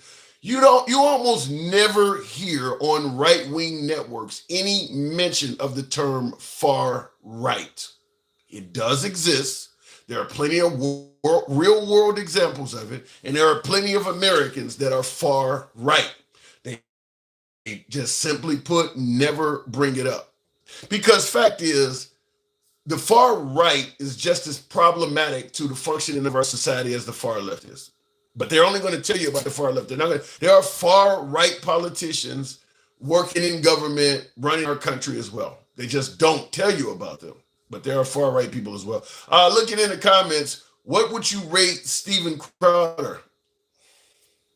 I'd have to know more of his policies. I don't know a lot about Steven Crowder. fan of your live stream, my friend. Thank you there, Matthew. If I'm Matthew something, Casio, thank you. Appreciate that. Indian wars have been going on for up to 32 years. Yeah, Trump, in my opinion, is doing a miserable job. And I'll go back to the box, tap the screen, get us on up to 35,000. We can make that happen if you let your thumbs not be lazy. For you folks that are watching on Facebook, if you want to come up live, just simply type it in the comment. We'll bring you up live. We'll hear your opinion. Now, I'm new to Facebook, so we'll see how it works. But I do believe you can bring callers up live on that as well. Trump is only up for a Nobel Peace Prize is because he asked for one. What does that say? Yeah, who does that? Yet they say he is not a narcissist. Yeah, I don't. Look, my opinion is I don't think Trump's going to get a Nobel Peace Prize. I don't believe he's going to get it because he's touting the wars he's ended.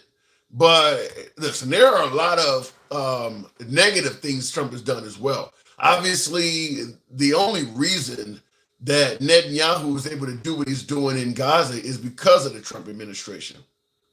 Without America giving the Israelis weapons, that doesn't keep happening. Trump could if Trump made the same demands that he made of Putin and actually meant them, we're going to sanction you, we're going to stop doing business with. If he actually threatened Netanyahu and actually carried it out with this, because he's threatening Putin, but he's not carrying it out. But if he actually made those same threats against the Israelis, we're going to impose 100% tariffs and all this shit, and he actually meant that he could stop Netanyahu from doing that overnight. He could easily stop them from doing that overnight. So the whole notion that the war that's going on between Gaza and, war that's going on in Gaza between Palestinians and Israelis, Trump always says that's Biden's war. I don't buy it anymore because you're in a position where you could end it and you're not doing it. So you can only blame it on Biden for so long. You're now supplying them with weapons. Biden is not doing that. In fact, under Trump, even though he suggested he could end the Ukraine war in 24, both of those wars have gotten worse under Trump. They're doing more bombing in Ukraine. They're doing more bombing in Gaza than they were under Biden. They actually stepped it up under Trump. So the idea that these are Biden's wars, I don't buy that. I mean, Trump's been in office now, coming up on almost a quarter of his term. As of January, he will have been in office, a quarter of his term. The wars ain't nowhere near ending. You got the Russians that just bombed an American business in Ukraine. And Netanyahu is now talking about taking over the West Bank in Gaza and occupying it. They stepped up their offenses. They weren't doing that under Biden. It's gotten worse. So you can claim this is Biden's war, but you promised to make something happen out of this. And it's getting worse. So I don't buy the whole notion where it ain't got to do with it. It's all Biden's fault. No, they for some reason seem to think that it's even better to do this under you than it was under Biden. You have to remember the American left is not far left enough. If we had an ideology chart, we are actually really close to authoritarianism, and the left is trying to bring it back to center. Well, fact is, the far left in America on a global scale is probably damn near Republican. I mean, we had Obama in office and people were talking about socialism and how far left the country had went since Obama was in office. Most countries are already doing what Obama was trying to do: spread the wealth around, socialize healthcare, increase some of the entitlements. There are countries that do that continuously while having what they view as a right-wing leader in there. I mean, when you look at the countries like Denmark and the UK and all of the countries throughout Western Europe, each leader they have is not to the left. They have right-wing leaders as well. When their elections happen, sometimes people on the left win, sometimes people on the right win. But yet in Europe, even when right-wing politicians win, those entitlements and stuff stay around. So most of Europe does not look at America as if we've ever had a left-wing president. We're further to the right, even when a Democrat is in office, than most of Europe. Most of Europe would look at how America functioned under Biden or under Obama and say, that's to the right of us. That's to the right of what we do. So that's why I always say on the program, I don't think a lot of folks understand what real socialism is and things like that. I mean, one tenant or one policy that leans socialist doesn't make the whole fucking country socialist. Fresh guy. Do you think a third party, possibly a newly constructed one like Andrew Yang did, will ever work, actually dethrone the Republicans and Democrats? It could, but it would be really hard. Certainly with the Supreme Court continuing to suggest it's okay to have money in politics and take gifts and shit like that. Only way a third party is going to work is you probably got to do something to get money out of politics. It's just hard for anybody. I mean, even, listen, I always say this, Trump and Bernie Sanders of all people. Trump and Bernie Sanders have a whole lot in common. And it sounds crazy to suggest that looking at their policies, but they do. Trump was never a Republican. Bernie Sanders was never a Democrat. Bernie Sanders is a socialist. Trump is a populist. But because of money in politics, they had to run as something they are not to get access to the DNC and RNC funds. Neither one of them. Trump is not a traditional Republican. Bernie Sanders was not a traditional Democrat. And if you notice, both of them had a lot of pushback from the traditional members of the party they ran to lead. The traditional Democrats did not like Bernie Sanders. The Hillary Clintons, the Nancy Pelosi's, the Barack Obamas did not like Bernie Sanders. You're not one of us. You're just calling yourself one of us. A Democrat in name only, as some might say. Well, Trump is the same way. He's not a traditional Republican, and you can tell that by virtually every living former leader of the Republican Party not liking him. Started out with John McCain. The Bush family does not like him. The Republican nominee, Mitt Romney, does not like him. None of them like him. None of them do. None of the tradition. I mean, he doesn't like Mitt Romney. I mean, not Mitt Romney. Mitch McConnell, another one, another leader of the Republican. None of them like him. He's not a traditional Republican. The difference is, though, the Democrats were both parties knew if you let Bernie Sanders become the nominee, if you let Trump become the nominee and they win, they're going to fundamentally change the party to something we don't recognize. The Democrats were able to stop Bernie Sanders. So the Democrats still remain the traditional left. The Republicans were not able to stop Trump. And that party has changed in a manner now that they may never get back. I mean, Trump is doing all kinds of stuff that goes against small government. I mean, he's obviously big government. I mean, everything he's doing is me. He's not leaving it up to the states. He's interfering in all kinds of shit. So clearly, that's not a Republican tenant. He's doing all kinds of things in addition to that the Republican Party, I mean, bump stocks he banned, talking about taking away, guns first, due process later, talking about taking away due process for people. The traditional Republican Party was not in favor of that stuff. Making alterations to the Constitution and stuff like that. Gerrymandering votes like he's talking about doing. The traditional Republican Party was not a fan of a president rigging elections. This one's doing it, and they're following along with it, but it's because the party has changed significantly. Looking in the comments, Mitch McConnell is at fault. I don't think so.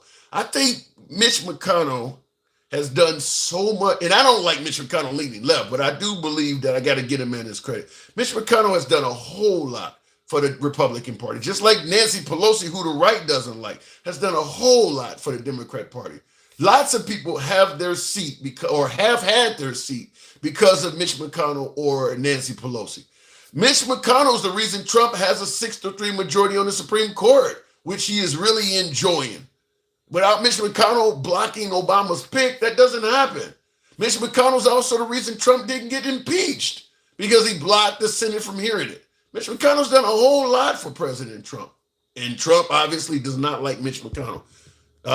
Looking in the comments, though, I mean, playing multiple screens and algorithm shits. Wow, big dog. Hey, we try to do what we can do here, Taylor.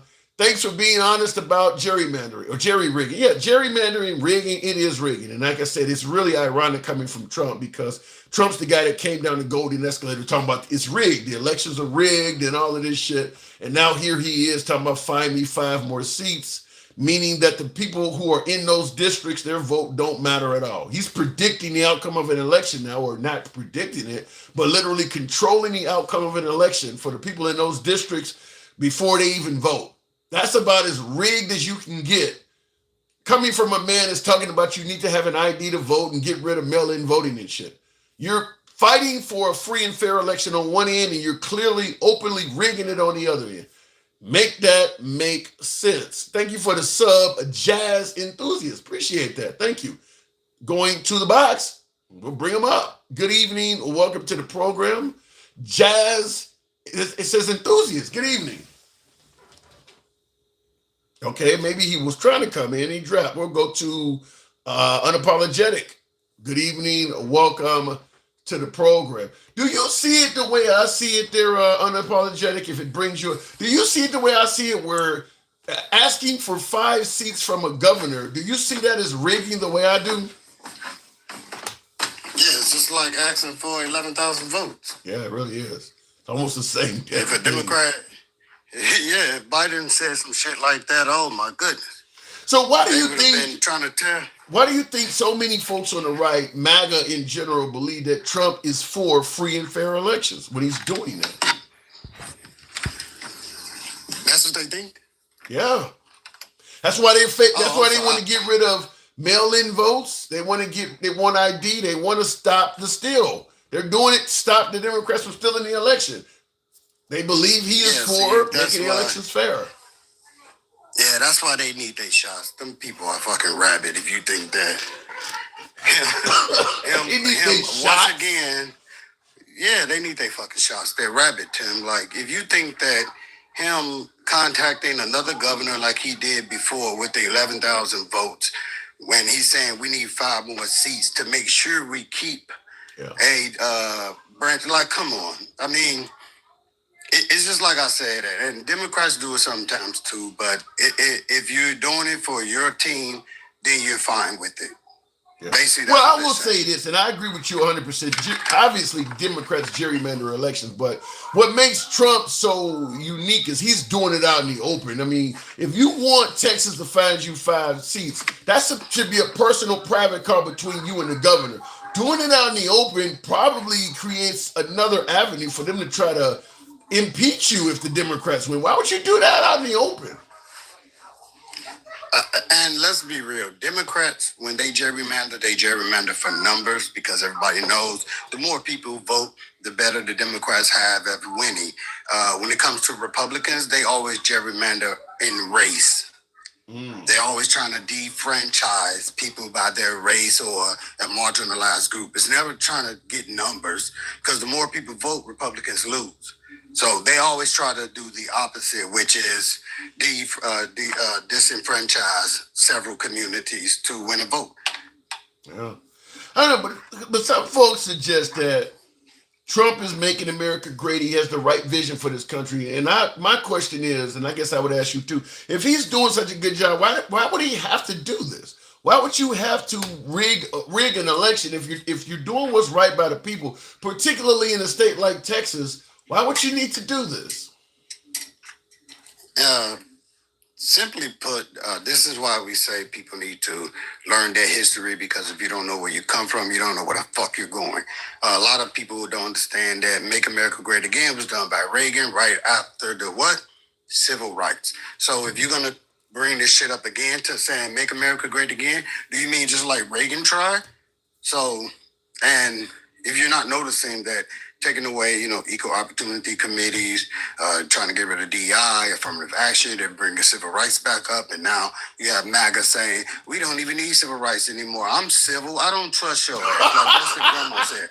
I don't trust your ass to be civil. I need the federal government to step in because white people sometimes, like white people, when they get in groups, they start putting on masks and call themselves patriot fronts and shit and death with the, Jews and get rid of the blacks. And again, if we don't have the federal government to step in once again, we're going to go back to states' rights. And we still have slavery and Jim Crow and black code laws. If you get rid of all the federal rights, you go back to black code and Jim Crow. And that means that, you see that red rural ass areas?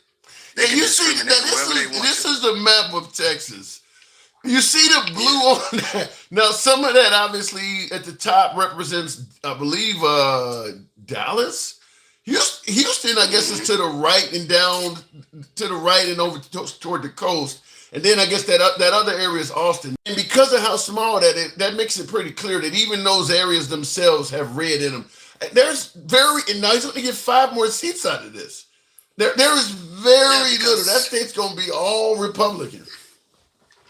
And it's like I said, they do it according to race. Because now in Texas, I think it's like three Mexicans have to vote to equal one white man, one white vote. What are you talking about?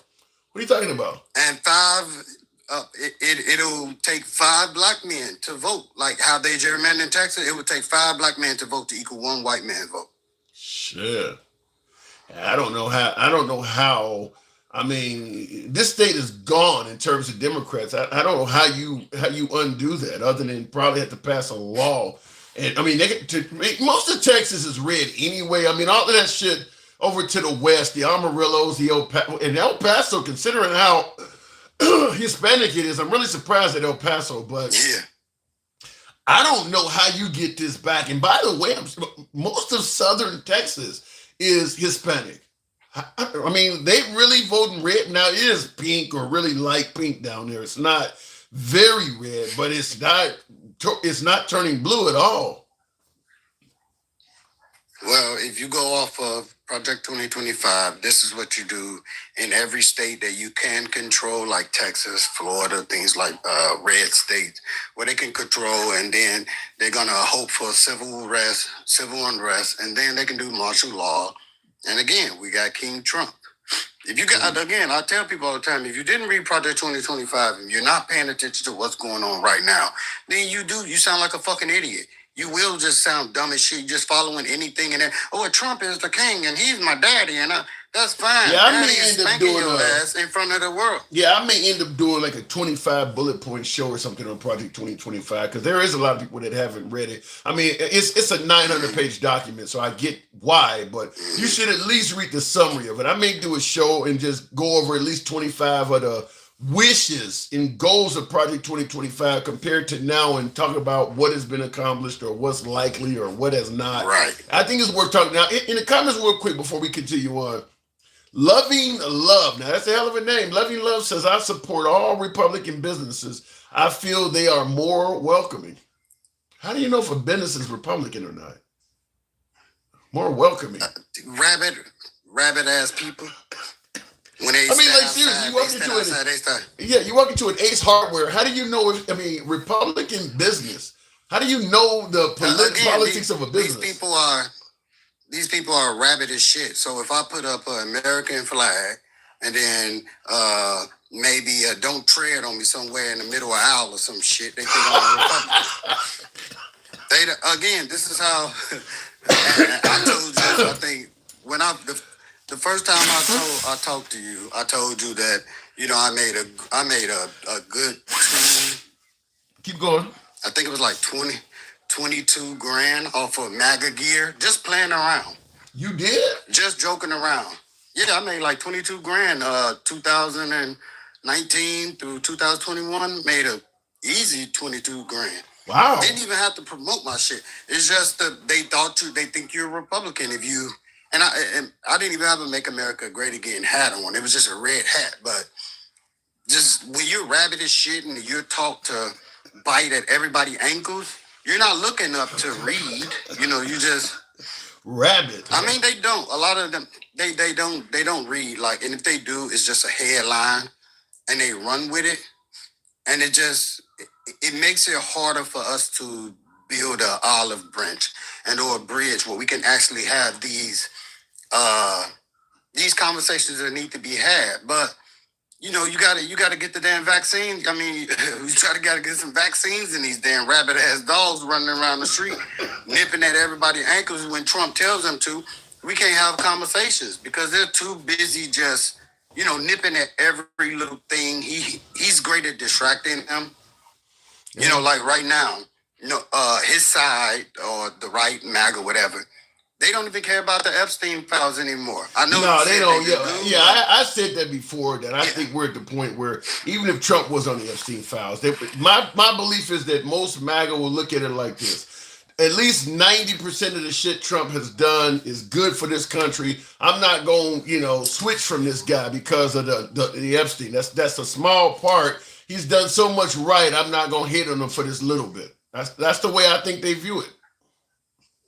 Yeah, I mean, they talked about Diddy longer than they talked about this Epstein file. So this is why I don't trust Trump supporters. This is why I don't trust, especially MAGA men.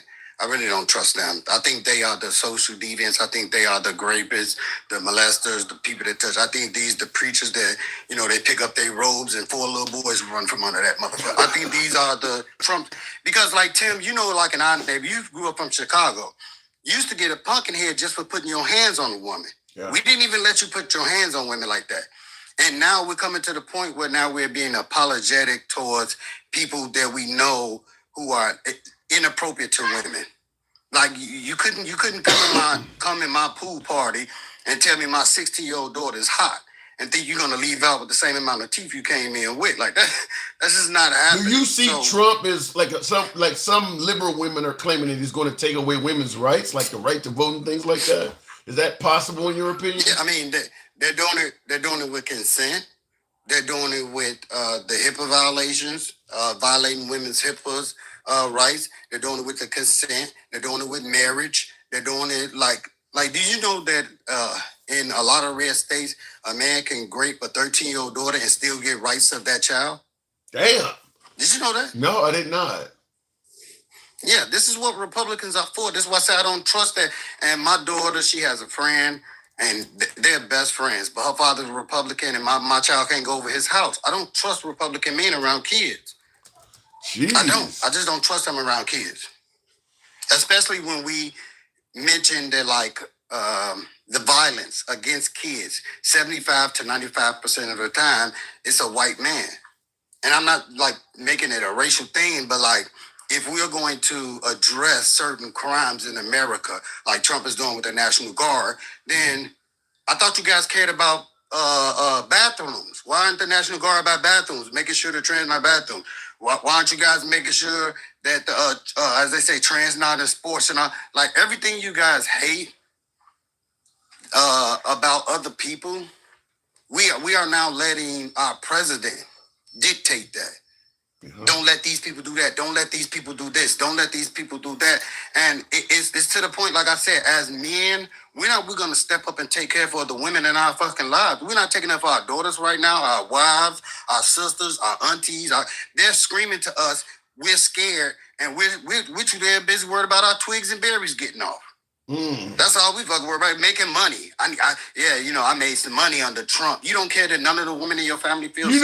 It's interesting. Money. It's interesting you said it because I said well, I didn't say exactly what you're saying, but I did say that people in America, that's the thing about capitalism is that you put money over everything. People in America, I really do believe you could damn near bring slavery back as long as you're putting extra money in people's bank accounts and extra money in their pockets, people will turn a blind eye to any damn thing. People, people in this country, we all are, and that ain't just whites. I said we all are opportunists. As long as I'm doing something for you, in most cases, people are willing to overlook what I might be doing to the next man. They don't seem to care about it until it actually starts happening to them. I mean, just give them money, or at least tell them the economy's going well, and they'll let you do whatever the hell you want to do. That's literally what our prison industrial system is. If you, I think it's Louisiana and another state, the prisoners still pick cotton in those states. That's literally what you just said. Wow. As long as you get paid for it or you hate those people enough, like how we do criminals in America, for some reason that's weird to me that they're supposed to go to prison to pay for their crimes and rehabilitate, but then we get them there and we treat them like, I don't know how you're going to rehabilitate when you tell somebody to pick it's all like that. I was talking to some other girls laugh about that. The goal is not to rehabilitate people. Yeah, they call them correctional facilities or whatever, but fact is, most of our methods of incarceration are done on a for-profit basis, for-profit prisons and things like that. People are making money off of incarceration. So the goal is not to correct you. The goal is to keep you in the system. That's why, if you noticed in our system, everybody from the arresting officer up to the judge who hands down the sentence, up to the legislators who make laws tougher, Everybody is rewarded on how much you can put a person in the system. Nobody is rewarded based on how many people did you correct, how well did you do with recidivism. It's all based on how many arrests did you get, how tough were your sentences as a judge, what laws did you pass as a senator to make more things felonies. We run our country based on putting people in the system. And even when they get out, well, I want to make it so that if this person is a felon, they can't have this job or they can't live in this neighborhood. I mean, the whole system is set to keep people in the system. And that's kind of the reason why we got so many people locked up. But it's because people are profiting from that. On top of keeping your, me, I'm big on making sure that your society is healthy, have literacy all across the board, and productive. But if you have an ignorant society, then yeah, you could bring slavery back in about 50, 60 years because you get rid of equal opportunity, you get rid of affirmative action, you get rid of civil rights, you get rid of DEI, you get rid of slavery being taught in schools. You got PragerU now, the head of education. You got the Daughters Confederacy back writing books, and you get rid of the Department of Education. Wow. And what do you have? You have a society on a slippery slope of going right back into the atrocities that we've seen and fought for. But again, we also still have a big portion of society who has not got over the first civil rights. And people make it seem like it's long ago. And it's not long ago. Fucking Shirley Chisholm, Kara Mosley Brown, Angela Davis. We have civil rights leaders still alive today. Right. I was saying the same thing. Everybody from that era is not even dead. But unapologetic, but I do 70 years from now, Go ahead. 70 years from now, though, 70 years from now that's a different ballpark. Now, you get rid of everything that people fought to teach and remind each other, then it's going to go back to just like me and your great-great-great-grandparents did. It was just word of mouth, handed down, lineage, because it's erased. So if you guys don't see that Make America Great Again means erasing history like they tried to do with Reagan, then again, like I said, I don't know what to tell you other than to seek out your nearest doctors and get your fucking vaccines because you fuckers are rabid. All right, unapologetic. Well said. Thanks for coming through. By the way, folks, tap the screen. Thank you. Get the likes on up to about 50. Is it possible? At least get me up to about 45,000. Smaller audience. It is strange how max it is. It is strange how max is at a minimum security prison. You're talking about Ghislaine Maxwell. We know what happened with that. I mean, listen, I don't trust. Maybe you guys do, particularly my beloved MAGA. You know we are MAGA friendly. Fair enough. But I think that there is no credibility, in my opinion, of what Ghislaine Maxwell is talking about. Of course, she comes out. I'm watching this week with George Stephanopoulos today, and they're doing a roundtable segment or whatever it was. And Ghislaine released a statement, obviously exonerating Trump, saying she'd never seen anything bad from Trump. And she thinks he's doing a great job. And it was, great to see him get reelected. Come on now. That's what I would say if I was hoping to get a pardon from Trump. He didn't do anything wrong. And I think it's phenomenal to have him president of this great nation again, to have a strong leader in charge. I mean, come on now. Everybody knows by now that with Trump, flattery will get you everywhere. Kiss his ass and good things happen. So to hear a statement like that come out from Ghislaine Maxwell should have surprised no one. She exonerated him, saying he didn't do anything wrong, and then she also threw in there he's a great president. I think Maxwell, there is zero credibility from that. Not to mention, of course, Trump sends his lawyer in his former lawyer in to interview her. No third party or anybody's present. I mean, you might as well just make it clear. It almost sounds like he went in there with a pre-written sheet, slid it over to her side of the table and said, this is what we planned on, right? And she just read it off. The way he did that, I don't know if Trump has done anything, to violate the innocence of a child or not. I'm not going to go that far and say it that way, but the way he handled this shit, you as a viewer, you as a voter, you have every damn right in the book to be suspect of it. He has handled the Epstein stuff horrible. From leading folks to believe if he got elected, he was going to be transparent and release things, to having members of his office claim that they actually had a list on their desk or files on their desk, to going from that to saying stop talking about it altogether and no files or list exist. I mean, he's been anything but transparent in regards to Ghislaine Maxwell. And then, of course, taking her out of maximum security and putting her in minimum security for no reason at all that we can tell, right? He isn't, I mean, that's a significant upgrade in her life. She still has quite a bit of years to spend behind bars. To take her from maximum security to a camp and not even, what does she do to get that? Nothing. She hasn't done anything we've heard. They haven't given any reason to the public at all why he significantly upgraded the quality of her life. Nothing. And then, of course, when asked, would he consider pardoning Ghislaine Maxwell, his response was something like, I haven't thought of it, but I could do it.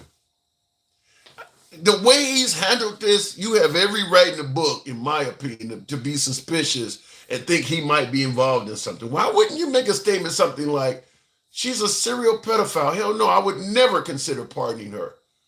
I haven't thought about it. You know, I really could, though. What kind of shit is that? Now, obviously, as I stated, MAGA's not going to hold Trump to any great account for the Epstein list. They believe he's doing such a stellar job running the country. They're going to overlook that. It's just my humble opinion. They may say, look, out of all the things he's done, I don't like how he handled Epstein, but he's been a great president. They're not going to hold him to any high account on that. It's not going to stop them from voting for him, supporting him, et cetera, et cetera. They may just have a few negative things to say about how he handled it, and I don't like it. But at the end of the day, he's not losing much in terms of MAGA supporters over his Epstein antics. And I do believe his antics makes him look really, really bad. Looking in the comments, though, somebody in the comments is talking to each other, but he says, you're retarded. Blacks started slavery, and yet we voted for Trump. I'm not King DA, LOL terms, nothing left so corrupt. Trump has done more than any president. Yeah, I don't know what that means. Blacks started slavery. Huh? I don't know where you're getting that from, and don't know what the relevance of it is. Founding fathers were all considered felons by Britain. That's true. That is true. But they would not have been able to go to Britain and run for office either. I mean, Netanyahu was considered a felon or a war criminal by most of the free world. He could not go to Europe and get a job, but in his own country, he's okay. And I do agree with you. First something says, somebody said he still can release the files. Yeah, but it's pretty clear. Listen, at this point, because of how flaky he's been on this stuff, with little to no explanation at all. Maybe it's just me having derangement syndrome, as some folks say, whatever the hell the MAGA side wants to say. But to me, the way he's handled this, once again, remember the whole fear-mongering thing? If you said Trump was going to do this or this or this, the right would have said you're fear-mongering. Imagine saying a year ago that if you reelect Trump, I bet you 7 months into his term, you won't have anything from Epstein yet. The right would have never believed that. They would have never. I bet you 7 months in, you still not going to have a damn thing from Epstein. Nobody on the right would have believed that. Nobody. Yet here we are. Nothing. I mean, he's presented literally nothing from that whole scenario, that whole scandal. Nothing's come out of his term. Not to mention the idea of putting her up to minimum security. You think MAGA a year ago could have foresaw Trump taking her out of maximum security and putting her in minimum security? You think MAGA would have thought that was going to happen? My guess is no. TDS creator was also a pedo. Damn. That's why Trump supporters like using TDS. You say whoever created Trump derangement syndrome was abusing kids. Wow. Trump has shit on them all, and he is using it against them all. Laughing and laughing and laughing so hard it makes them hurt yourself so hard. I don't know what to say. Continuing on, everyone knows the statement of Jay-Z Maxwell was coerced. Yeah, the Epstein files will only be released when anything and everything that could implicate Trump has been removed. Yeah, at this point, I'm on the same side as that comment. I don't trust anything in regards to that anymore at this point. They've had so much time to get the story straight, eliminate information, not to mention all the pushback that has come from the Trump administration in regards to people asking for information. It's just been terrible. The rollout has been terrible. The whole notion that we're going to be transparent, the Sleepy Joe is not telling the truth and all that. He has been no more transparent than anything Biden has done. Nothing at all, even though he campaigned on being a more transparent president and draining the swamp and holding people accountable. He's done none of that. None of that. At this point, it's been so long, they've finagled and just, is inconsistent on that stuff so much. I don't trust anything that comes out of that at this point. Nothing. And I don't think it matters to MAGA. Epstein files will be released when everybody, okay, I saw that comment on the other one, but yeah, I don't think he's saying that it's not going to be released until all of the information on Trump has possibly been removed. Yeah, look, you're not going to get it all. I agree with that. I don't believe you're going to get it all. It was over when he took 1,000 FBI agents and scrubbed his name. Yeah. The way he's handled it has been terrible. Look, if you support the guy, you support the guy. That's fine, but he's been terrible on that. That Epstein shit's been out since 2005. Democrats had a long time to fuck the facts up. That ain't what you're talking about. Has no excuse for why Trump has been acting the way he's been acting. No, that ain't claiming that the Epstein stuff has been out since 2005. That ain't got no excuse to that provides no excuse for what Trump has been doing. The flakiness, moving her from a maximum security to a camp, indicating that he hasn't thought about part. There's so much shit he's done that you could bring up every wrong thing the Democrats has done and it won't excuse that stuff. It just won't. There's nothing that the Democrats have done that would justify the Trump administration acting like that. You can try to deflect to the Democrats if you want. Maybe you'll make a few points, but that doesn't justify anything the Trump administration has done. Biden and Trump, and here's two good examples. In the comments there, just want my music and peace, I think he says Biden and Trump had the opportunity to take care of this. That should tell you everything. That doesn't excuse what Trump is doing. Like I said, you can take pot shots at the Democrats. Maybe you may make a point that none of that excuses what Trump is doing, though. Talking about Biden and all that has nothing to do with what Trump has done. And the other person, I don't care if Jimmy Barack Clinton was at the pedo island. His ass needs to pay. Once again, none of that excuses what Trump has done on this, though. Anyone supporting Trump, the pedo, is most likely one themselves. Damn. Allegedly impeachment of Trump's state. And that's probably why Trump is. I'll go to the box here real quickly, and tap the screen. Get us on up to 50,000. 50. FIDD1. Tap the screen, get the likes up. It was over when he took, I saw that 1,000 FBI agents. It's bigger than the USA, Tim. It's worldwide elites. The house of cards would fall, says Stevie D. Then if what you're saying is true, Stevie, and Stevie's a friend of the program, he's saying that the Epstein stuff is bigger than the USA, it's worldwide elites, the house of cards would fall. What happened to going after the deep state? What happened to draining the swamp? What happened to holding the elites accountable? What you're saying, if what you're saying is true, is that Trump, we elected him to do a job of getting rid of people. And once he was in office, we found out he's one of the people. He's one of the swamp, according to your statement. It's bigger than the USA, Tim. It's worldwide elites. The house of cards would fall. So in other words, he's doing what he can to hold the house of cards together, featuring elite members worldwide that are abusing kids. How does that not make him one of the swamp? I mean, you're basically saying, now that we've gotten him in there, we found out he is no better than the people that he claimed to be getting rid of. If what you're saying is true, he's essentially, we're admitting he's a swamp creature that is taking part in helping people who have knowingly abused children. But I guess if we can get the price of eggs down, it's okay, I suppose. Your Democrats already bought back low-wage Hispanic slaves. Okay, I don't know what that means. The swamp is almost drained, Tim. How do you know that? I think what Stevie D says makes a lot more sense than what you just said, Paul. And what is he saying? Black started slavery. What is wrong? I don't know what that means. Okay, we'll try it again with jazz enthusiast. If it brings him up this time. Wow, I got this sweet bridge. I want to tell you. Jazz enthusiast, good evening. Hey, good evening, Tim. How's it going? It's going good. What am I getting wrong here? Man, I mean, you're not getting anything wrong, Tim. You know what's going on. You know, this man is he is exercising a fascist playbook to the T. To the T. Do you think one or two options? Okay, if what you're saying is true, one or two options. One option would be that he's supporting or promoting fascism and MAGA doesn't know about it. Or the other option would be that he's doing it and MAGA knows about it and supports it. If what you're saying is true, which option you think it is? I think it's a little bit of both.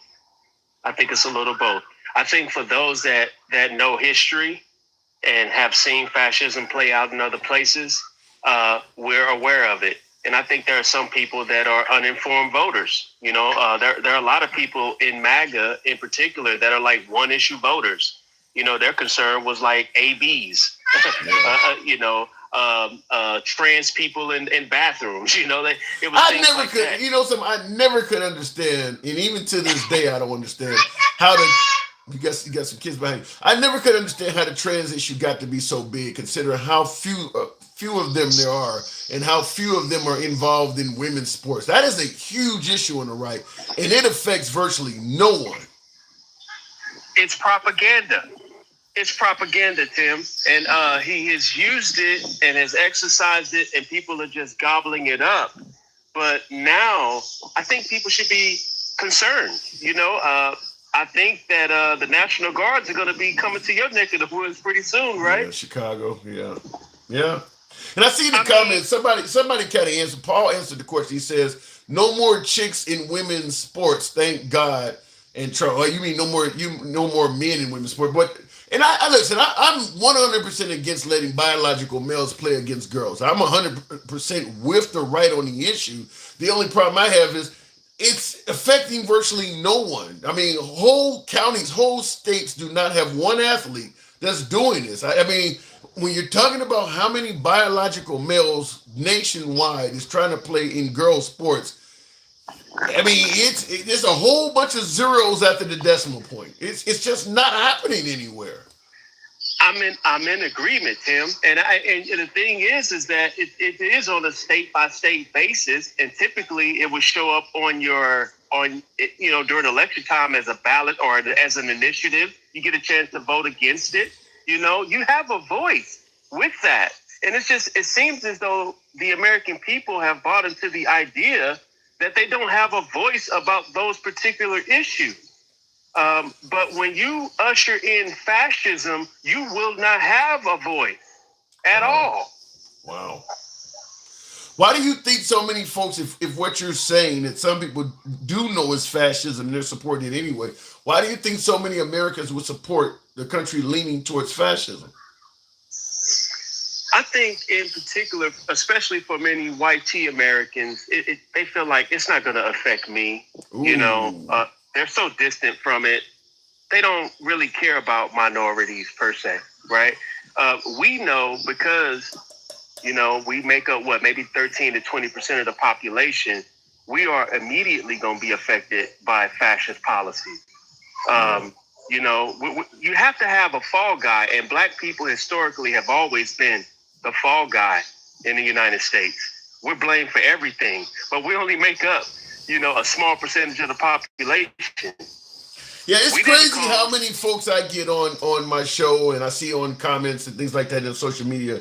You living in Idaho talking about you got black fatigue. Like, there's nobody black in your neighborhood. Get the fuck off the internet. I mean, it's people, you got black fatigue and you don't even encounter black people. You know, you got people in Montana talking about how much crime is in Chicago. You have no desire to ever go to Chicago. You're 70 years old. You're sitting on the porch watching Fox News. You're never going to go to Chicago no matter how crime-free it is. It's amazing in how you can make an issue important to people when the issue doesn't affect them at all. Exactly. And you brought up a point, Tim, which really should show people what this administration is really about. You brought up a point with it. I thought it was all about states' rights. If it was all about states' rights, then why isn't Trump going to the governor of Illinois and saying, hey, you need to do something with Chicago. We need to get that together. Entrusting these elected officials to do their job, right? Put some pressure on them, lean on them. But when you decide to just throw in the National Guard, you talk about governmental overreach. That's what that looks like to me. Yeah, it's listen, I think what it is it's a power grab, and lowering crime is a side effect of it. I'm fine with lowering crime, but I'm not fine with politicizing the military. And I've said that a million times on the show so far, is that if you live in a really bad American city, I don't care if there's a bunch of blacks and Hispanics there, whatever the case may be, you could be in a Democratic city with a ton of crime. As long as your governor is Republican, the National Guard is not going to come there. So it's not based on lowering crime, it's based on the politics of your state. If you live in a red state, there is no National Guard threat or worry at all. So the side effect of politicizing the military, yeah, it will be to bring down crime. That's fine. But you're not doing it to bring down crime. You're doing it to politicize the military against your adversaries. And you're just saying, well, you know, it actually did solve crime in the process as a selling point. But if the goal was to solve crime, then you would have Republicans crying out for the National Guard in violent cities that are in their states, and they're not. You don't see any Tennessee. Exactly. You see Tennessee Republicans happy to send the National Guard to Chicago or D.C. They're not crying out for it to be in Memphis, and there's more violence in Memphis than Chicago and D.C. And I think that's what you were trying to lead Grandma to the water to, for her to see that this is. Grandma don't drink. Yeah, Grandma ain't going. Yeah, Grandma got her own opinion. It's not just race; it's partisan too. Yeah. It's probably more partisan than anything else. It is more partisan than race, because if you're a black Republican, Trump is actually going to be cool with you, at least for now. So I don't think, it's more partisan than it is racism. But the outcome, just like with the Biden crime bill, the outcome, you are going to net a lot of black people. I mean, there's just no other way around it. What you're doing is going to put a lot of black people behind bars. Absolutely. And that's one of the things that I'm hoping, especially folks in your side of town, open up their eyes and realize is that the hunt is on and we are to prey.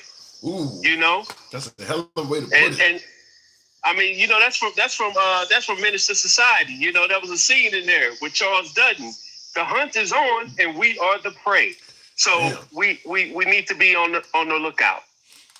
Well, I mean, this is what we voted for, many would suggest. I mean, it ain't like, now Trump didn't talk about sending the military into cities, so he didn't campaign on this. This is going a little bit further than what he campaigned on, because like I said, a whole bunch of people on the right would have thought this was fear-mongering. There's no way he's going to send the military into your city. You liberals are just fear-mongering. But he did make it clear he was going to be a different type of president than we've ever had. Yeah, I mean, I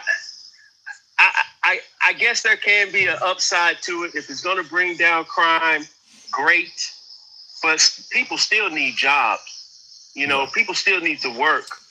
Black unemployment rate has doubled since this administration took office. Shit, everybody needs, but it ain't just black people. I mean, that man has been on a firing spree since he got in office. I mean, I'm sure he don't fire it. I mean, we think about the tourism industry, like Vegas and Florida and all of the, Disney World and shit, all of the towns that are on the north, Maine and things like that, who get a lot of Canadian tourism. He decimating the tourism industry. So there's a lot of white people losing their jobs too.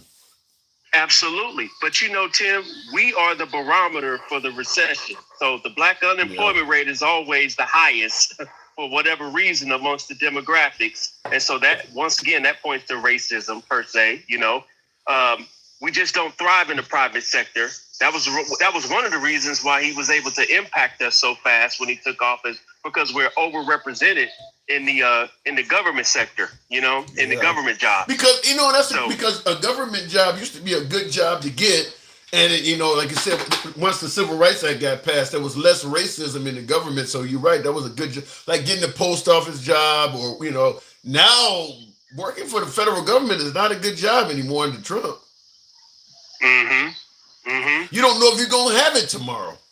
You don't. Yeah, I would not. Yeah. I mean, the morale in government jobs has got to be at an all-time low. I mean, because you got to assume, first of all, you don't know if he's going to come in and fire you for no reason at all. But then when they're firing people, the remaining folks, their workloads has got to be increasing. I mean, not to mention stuff like pensions and things that made government jobs really good. Trump is not in favor of that. He's getting rid of their unions. I mean, I don't know if I'd want a federal job at this point. I agree, Tim. Yeah, it's a mess. I'm just hoping for the best. I'm hoping that folks are just waking up and paying attention. Try to stay out of prison. that's the best you can do. Because you will be enslaved if you go to prison. They're gonna have us out there picking fruit. Wow, is that the new black job? Yes, that's the job he was talking about. That's yeah, frightening. All right, jazz enthusiasts, I got to move it on. Thank you for the sub, by the way. I appreciate it. My door's always open to you, man. Appreciate it. Good talk. Definitely. Thanks, Tim. Pleasure. All right, moving on with the program. By the way, tap the screen. I've been trying to get you guys to get me up to 50,000 on the likes. It's a smaller audience. Tap the screen, get the likes up to 50. If you enjoy civilized dialogue from all sides of the aisle, I ask that you follow the program. As always, I say we are MAGA friendly. We don't block, ban, or censor anyone on this program, regardless of what your political affiliation is. We believe in free speech. We'll preserve your right to say whatever the hell you want as far as we can. Can't always control the apps. So for some of my right-wing viewers that like to throw the N-word around, look, I don't give a damn what you say, but the app will block the program. So those folks, I have to kind of take them down. Doesn't happen very often, but otherwise, I don't give a fuck what you say. I believe in free speech. You can come on here, you can come in the box, you can be critical of me or anybody else on the program. You might have a good point, may have to concede that you're right sometimes, but we do believe in free speech. So if you favor a program where nobody's being blocked, banned, or censored for their commentary, you are in the right place. You like that? Follow us if you're watching on Facebook, TikTok, and if you're watching on YouTube, give your boy a sub. We're here most weekdays. So, and by the way, click the notification bell so it'll notify you when we're on. We try to provide an entertaining show. Hopefully, we are accomplishing that. Hopefully. Looking in the comments, morality in the military is at an all-time low. Soldiers on American streets. Yeah, I don't know. I don't know how that's going to turn out, because I cannot imagine people join the National Guard to be dealing with Americans. That's got to suck. I mean, like you join the Maryland National. Maryland is not a big state. You join the Maryland National Guard, and Trump sends you into Baltimore, for instance. Now, if you're a minority and you're in the Maryland National Guard, chances are you probably are from somewhere near Baltimore. I mean, you know how it is. Most minorities come from the big cities, and that's where he's sending you to. So you may have to end up patrolling your own neighborhood. How does that fucking look? You grew up on the block, and now your ass is standing here with an AR-15 and a Humvee at the end of the corner and shit. You used to stand on this corner with me back in the day, and we used to play ball and shit. Now you standing here with a fucking rifle, holding us. I mean, it looks bad. So I want to tell you that it looks really bad. I want you to understand how it looks. Now, I'm 100% in favor of bringing down crime, but I've said this several times. I don't believe that's going to be the end of it. I think when you send in this kind of force, they got to justify them being there. You're going to get moving violations and parking tickets and other shit like that. I mean, they got to justify being there. I just, they got to make some of the money back and things like that. I don't think it's just going to be crime. And of course, just like with the bad hombres with the immigration thing, it turns out, well, no, you're a criminal just for coming in the country illegally. So all of a sudden, the standard of what is a criminal is significantly less. Trump talked about rapists and murderers. Now you got them, well, your crime is you entered the country 30 years ago. That makes you a criminal. That ain't what you ran on. And I do believe that's what likely is going to happen when we're sending these folks in to get, because they're talking about the amount of arrests they've made in DC so far. Over half of it is immigration related. So you're talking about the high amount of crime in DC justifying the use of the National Guard. When you're talking about how high crime in the city, nobody's thinking of the lady that came in 20 years ago and has been working undocumented as part of the crime in the city. That's not what's on people's mind. So arresting her shouldn't be mentioned in your arrest records if you're bragging about bringing down crime. That ain't bringing down shit. This lady is a seamstress at the cleaners. You're telling me because she came in the country illegally back in 1988 and you arrested her, that ain't bringing down shit. This lady wasn't doing anything wrong in terms of crime requiring she should not be mentioned. Okay, look, if you got to get out of the country and that makes you happy, that's one thing. But when you're talking about the arrest made in D.C. and you're bragging about bringing crime down, her arrest should not be amongst that. You shouldn't even bring that up. That ain't bringing down crime. And over half of their arrests in D.C. are immigration-related arrests. So as soon as they leave, they wasting time and tax money running up the deficit, right? Yeah, it does cost money for them to be there. And that is an interesting point, is that most MAGA Trump supporters are going to favor what Trump is doing, even though most of the Trump supporters admit this is a temporary fix. I mean, you can't have the National Guard there forever. You ain't allocating any money to expand the size of the DC police force. What do you think? The criminals that you got the criminals scared to come out of the house. I get it. So crime is down. You ain't had a murder in 7 days or something like that. The guy down the street that represents the other gang or that I got beef with and I've been wanting to put a hit on his ass, you think once these people leave, I'm not going to go back to beefing with him again? There's nothing being done to make this permanent. But the Trump supporters are, well, it's temporarily it's safe. No, it ain't doing shit. It's just sweeping it down the rug. Sweeping it under the rug or whatever. So he'll be able to say, well, when I was doing it, there was no crime. But the future should make it clear that this is not going to stop anything. It's going to come back. The same criminals are just laying low. They know these people are going to leave. They're not, I mean, if you're going to leave them there for 3 years, you're going to pay a fortune. They'll scare the criminals. The crime will stay low. So they're not arresting anybody at that point. They're just kind of standing around for the next 3 years, costing the taxpayers a fortune. And then when they leave, the crime comes back. How is that a success in anybody's book? I don't understand. If there is not an end goal of what you're going to do to keep crime down in D.C., it just comes across as all for show. Because I think we all should understand, if you're doing nothing at all to address the reason why these people are committing crimes to begin with, why would you assume they're not going to go back to committing crimes once you folks leave? You're not providing jobs and opportunity. You fired a bunch of DC workers and shit like that. So they won't be committing any crimes. They'll just sit around and be hurting for cash and starving. We get it. But when you leave, it's coming back. So I don't understand why people are looking at this as some kind of success, because they're doing nothing to ensure it won't come back. Jeremiah, I have a shitload of Hispanics in my town, and it hasn't ruined shit that's a bigot's narrative, somebody said. Predator capitalism model of society is the real crime. Ooh. And I see the comment, Mr. RC123 says, because they don't plan on leaving. Can we afford to have military in all of the nation's largest cities indefinitely? Especially if if you got all the criminals scared to do anything, you're going to still leave these people there indefinitely? So they're just standing around, hanging out, doing nothing. Most of the people in the National Guard, don't they have day jobs? You do a few weeks in the National Guard every year, and then you go back to your day job.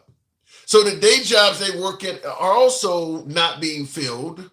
And then the longer you keep them doing nothing, that employer is hurting for missing their leg. How is this benefiting anybody? I don't get it. Because Trump told them this was a good thing, says Mike. Could be some of that. It absolutely could be some of that. Real quick before we go back to the box, tap the screen. You guys give me on that to 60,000. Trump doesn't care about how much it costs. Could be that too. I don't think MAGA cares about that as well. MJ, part due. Good evening. Welcome to the program. Okay, I work with Hispanics and Latino everyday government. Kind of, they definitely supposed to be here. I don't know what you mean by that. MJ, good evening. What's going on with you, Tim? Not much. Do you favor this method of bringing down crime in the nation's capital? No, because it's stupid. it's patently ignorant. Much of what I was going to say, you've already stated. It's like, cool. You have all of this increased, quote unquote, law enforcement presence, which the military is not law enforcement, but I'm not going to harp on that one too heavy. But you have all of this increased presence. Cool. That might have some people, slow down, stay in the shadows for a little while. But unless you're going to make it a permanent circumstance, you're not going to permanently solve a problem. And none of this solves the core issue that is generated around most crime, which is poverty. Right. People not robbing people when they sitting on enough bread to live. That's just not how things work. Yeah, if you go to middle class and upscale black neighborhoods, there's a significantly less amount of crime going on. I mean, it's just I don't think they realize that because the way the media functions, you don't think middle class and upscale black neighborhoods exist if you watch the media. Certainly Fox News. It's just they all poor in ghettos. Exactly. You talk to Fox News, Newsmax, OAN, you don't know that middle class black people exist. Right. You think it's Jay-Z and Beyonce and then everybody in the projects. So it's just like, the fuck are they thinking? But the primary thing that I wanted to touch on was how wildly performative all this is. It's just trying to do, quote unquote, shows of force. You're not actually stopping anything. You look at the Trump's attempt at a quote unquote solution for cleaning up DC of either forcing the unhoused into shelters or incarcerating them. Well, here's the thing. DC's homeless population is about 85% black. Wow. So it's funny how all of a sudden we want to clean up DC when we know that the majority of the people who would be affected by this quote unquote cleanup are going to be black people. And then they knowingly know that there's not enough shelter space for every person. Well, but Trump has already made it clear he's going to get the homeless and he's going to take, I think he used the term far away or something. They're going to be outside of DC. So they're going to be outside of this. That's what I mean, though.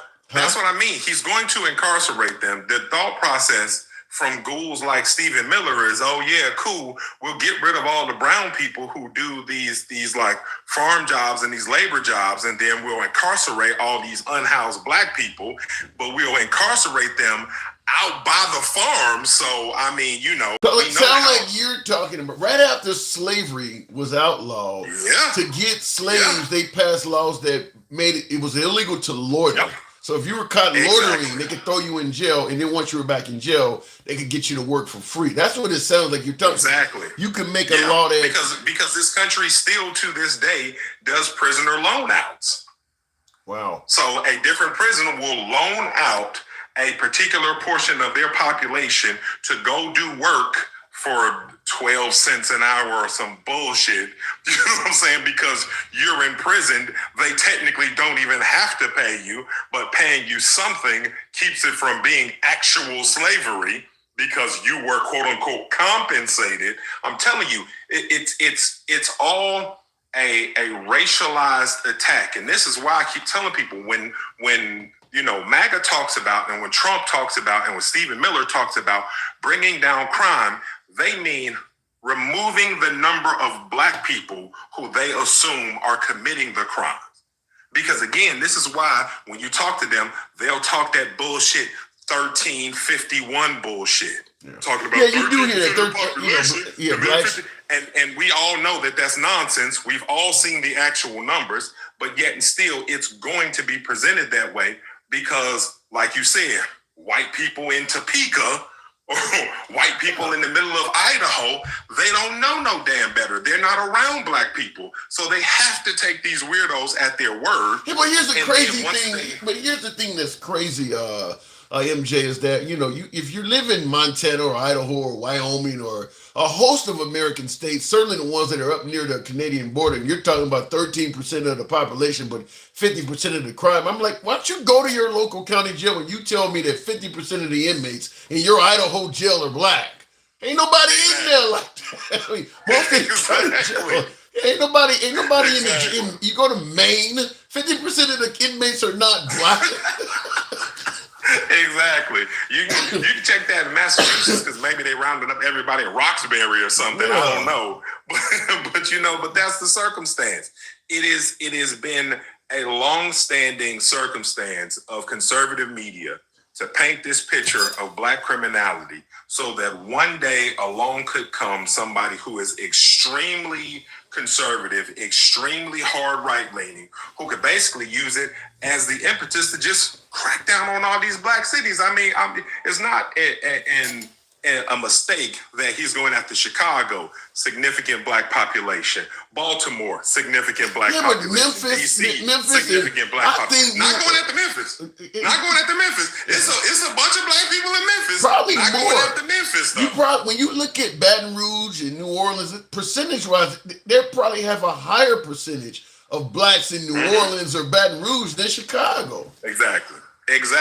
And then you look at him talking about wanting to go after Oakland, significant black and brown population. LA, significant black and brown population. They're loudly telling on themselves, but they're not directly saying it, so the weirdos get to claim it's something else. I don't know. I don't know. I can't totally say the racism part, because I will say this. If your goal is to address high crime cities, there really is no high crime city in America that isn't predominantly black. I mean, most of the high crime cities in America, they are predominantly black. So I get the notion where you're arresting a bunch of black people. Well, that's where all the crime. And that's the thing. That's not true. It's not that those. Give me a city that's not predominantly black that's high crime. They have higher black populations, not predominantly black. It's not the same. What's the difference between a higher black population and predominantly black? Predominantly black means that 55-60% of the population is black. Higher than most is 40% of the population is black. It's majority white, but you're saying that this 40% is doing all the crimes. That's what I'm saying. Most of the cities he's talking about, though, would then be predominantly black. I think it's more than 50% black in most of the cities he's talking about. I would have to honestly look at the most recent census numbers to be certain of that. Most of us are going by a general assumption, just like people say how black Atlanta is, and Atlanta is black as hell. I'm here, but when I go to Atlanta, to the city, I don't just be seeing a whole bunch of Negroes roaming around. You feel me? Yeah, it's a lot of white people here, and Chicago's like that too. Chicago's like that too. You said what? Chicago is like that too. If you go downtown Chicago on the north side, it's a lot of white people. Exactly. So again, and then even you have to even think about the areas of the south side, the areas of the west side, they've been gentrified. I'm from the west side originally. I grew up off Douglas Park and everything as a shorty. So again, when I go back into that neighborhood, I don't see as much of us anymore as I used to see there. It's that's what's going. You know, my opinion is that's what's going to happen in DC, because people, even some of the blacks are like, "Yeah, what's wrong with lowering crime?" And I'm telling them, like, you understand, if you live in the hood, businesses don't always want to open up. You're not going to have a lot of industry, and people try to, a lot of people avoid the hood because of the violence. If he makes this a nice neighborhood, more people that are going to want to come and either live or open up businesses in your neighborhood. That's going to end up making your rent go up. So what may end up happening is he may bring down crime in what amounts to your old neighborhood, because you're going to not be able to afford to live there. You're going to live. That's again. Yeah, all he's gonna do is move the crime. Just like, remember how we had in Chicago, we had all the reports of crime around Cabrini. Then Cabrini shut down and it moved out the old block or whatever, because that's where everybody was relocated to. Again, if you're not changing the circumstances that facilitate crime, meaning you're not creating opportunities for the people in those communities to have jobs that pay well, that have, a livable wage where they don't have to go out and knock somebody over their head for their Social Security check or something, then you're not going to get that. Like what John Hope Bryant has consistently said, you never hear about riots and robberies in communities that have 700 credit scores.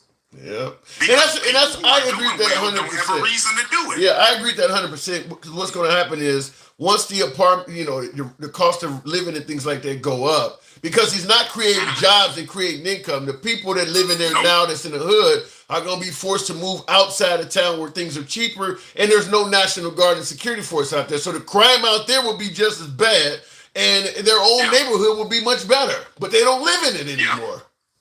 Yeah, think about it. Think about like what happened in the 90s during the D-rug epidemic and everything, where cats couldn't get like a foothold in LA because LA was so dominated by the gang populace in regards to that particular commerce. So what they do? They went to Little Rock, Arkansas. They went down to Mississippi. They went to Alabama to set up shops in those places. So that's the circumstance. You're always, if you're not addressing the economics, all you doing is playing the shell game with crime. You're moving the crime from over here to over here, from over here to over there.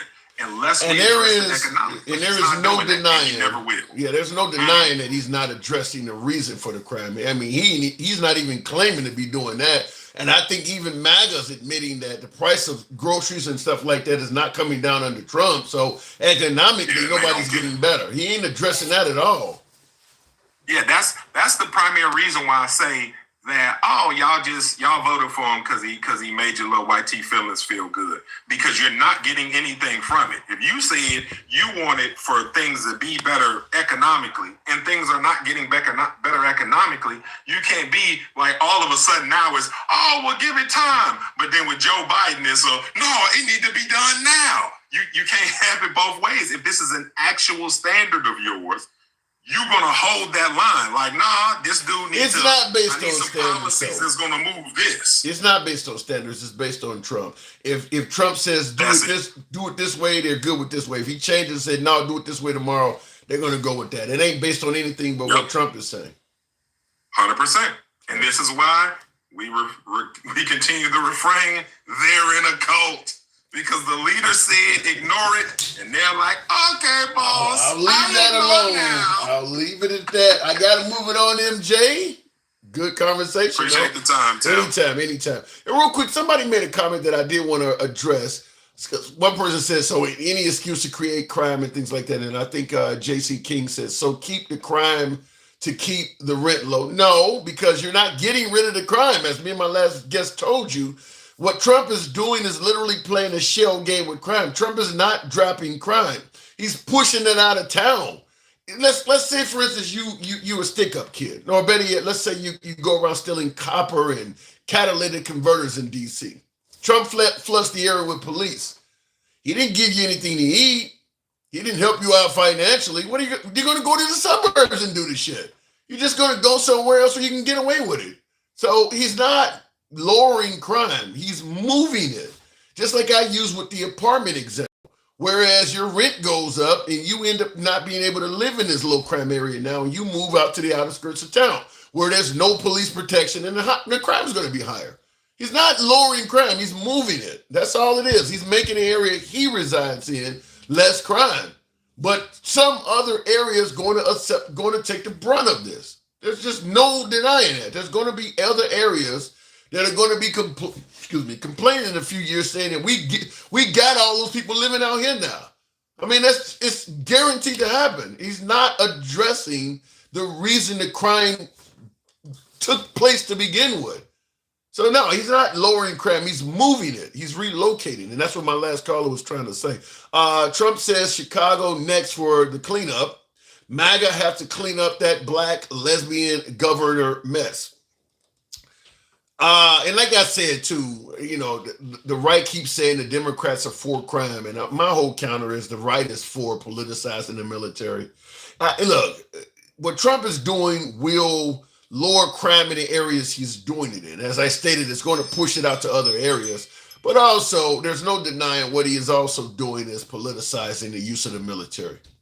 I don't want to hear that he's just bringing down crime if you're not going to admit what he's doing is politicizing the use of the military.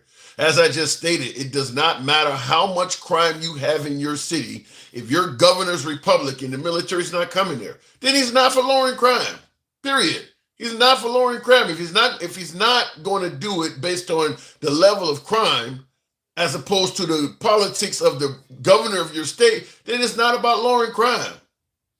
And the MAGA Saturday Owl is trying to do their best shell game to hide that fact that he's not going to send the military into any high crime area that has a Republican governor. Then it ain't about lowering crime if he's doing that. Black people, about 30 black people every weekend in Chicago. Okay, what's the point?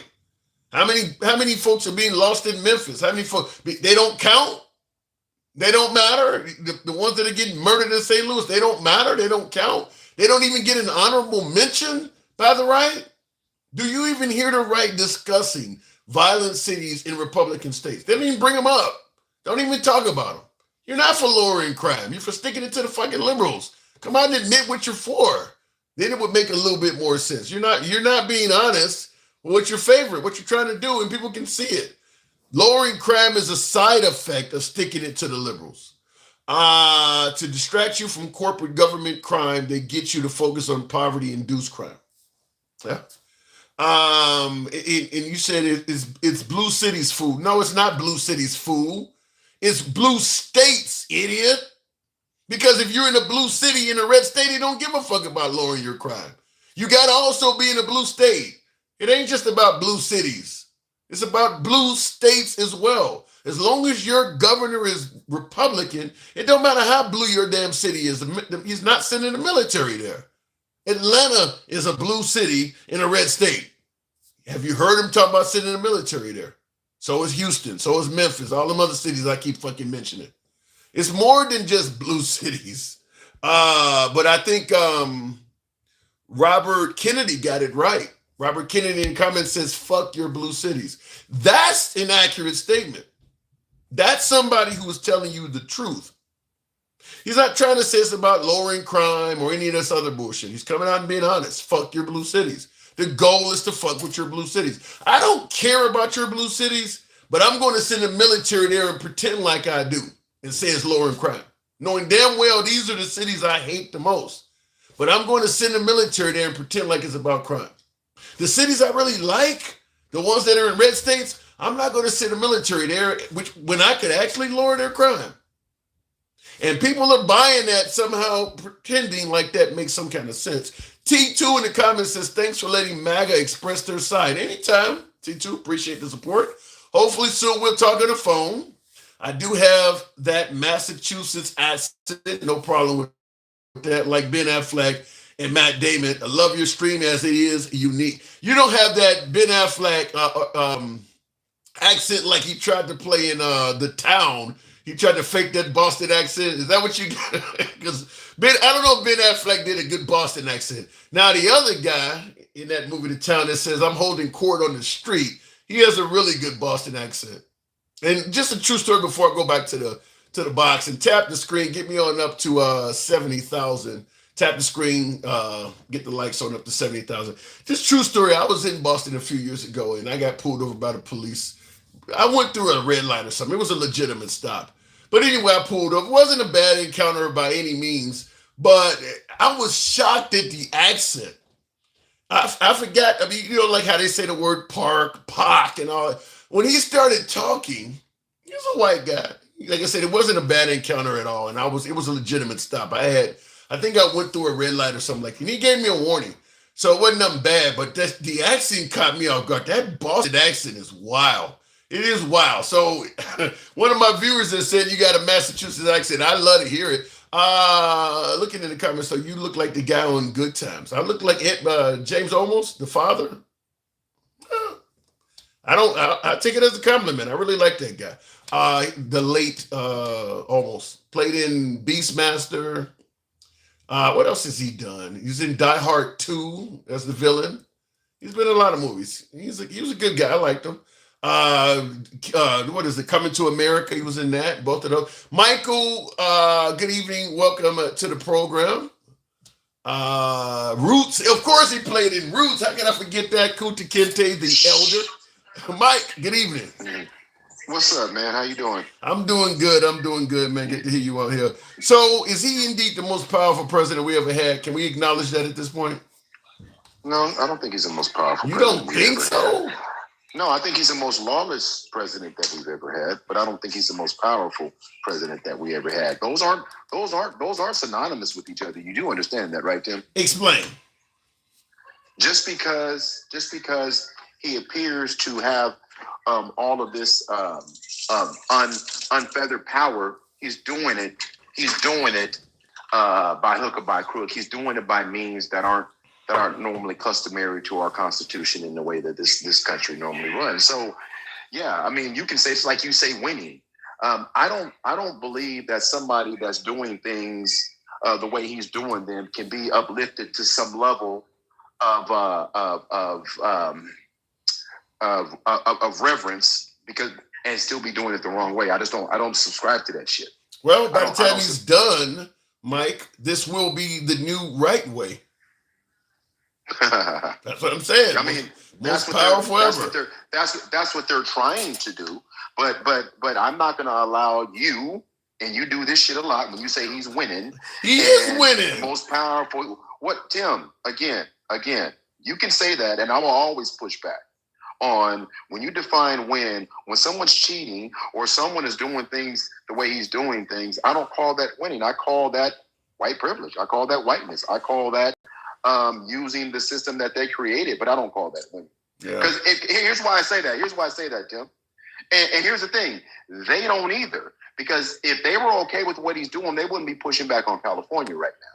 So you got to understand the way that if they thought that it was legit, they'd have no problem with what Gavin's doing.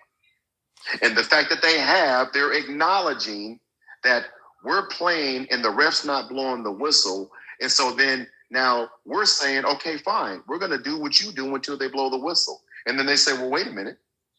You can't do that. The fuck I can't. If that's what you want to do, then that's what we're going to do until they blow the whistle. Do I believe that that also qualifies us as quote unquote winning? I don't. Yeah. And hear this out, because this is in the style of gangster grammar. I'm getting the shit tore out of me by Aubrey on YouTube. Aubrey says, "What the hell is wrong with you? Trump is a pedo and convicted felon. He hates black people and you are one." Do you? Am I doing something that wrong? Here's a problem that when people listen to you or come on your show and they don't hear you, sometimes they don't understand that you are the host of a show. It's not about all of your personal feelings about all of this shit. Sometimes people don't get that from you, Tim, because people hear you trying to get the other side of the argument. And when you allow the other side of the argument, when the argument itself is fuckery, racism, white supremacy, white Christian nationalism, they don't want to hear that shit. That's why the right pushes back on the left and they call us all the things because they don't want any pushback. That's well said. You said that really fucking well. That is very well said. Yeah, that is true. They don't want any pushback. This country's never wanted any pushback. Think about this. Civil rights was a fight. A lot of people were unalive just because they wanted basic human decency. And this country said, we don't want to just give it to you.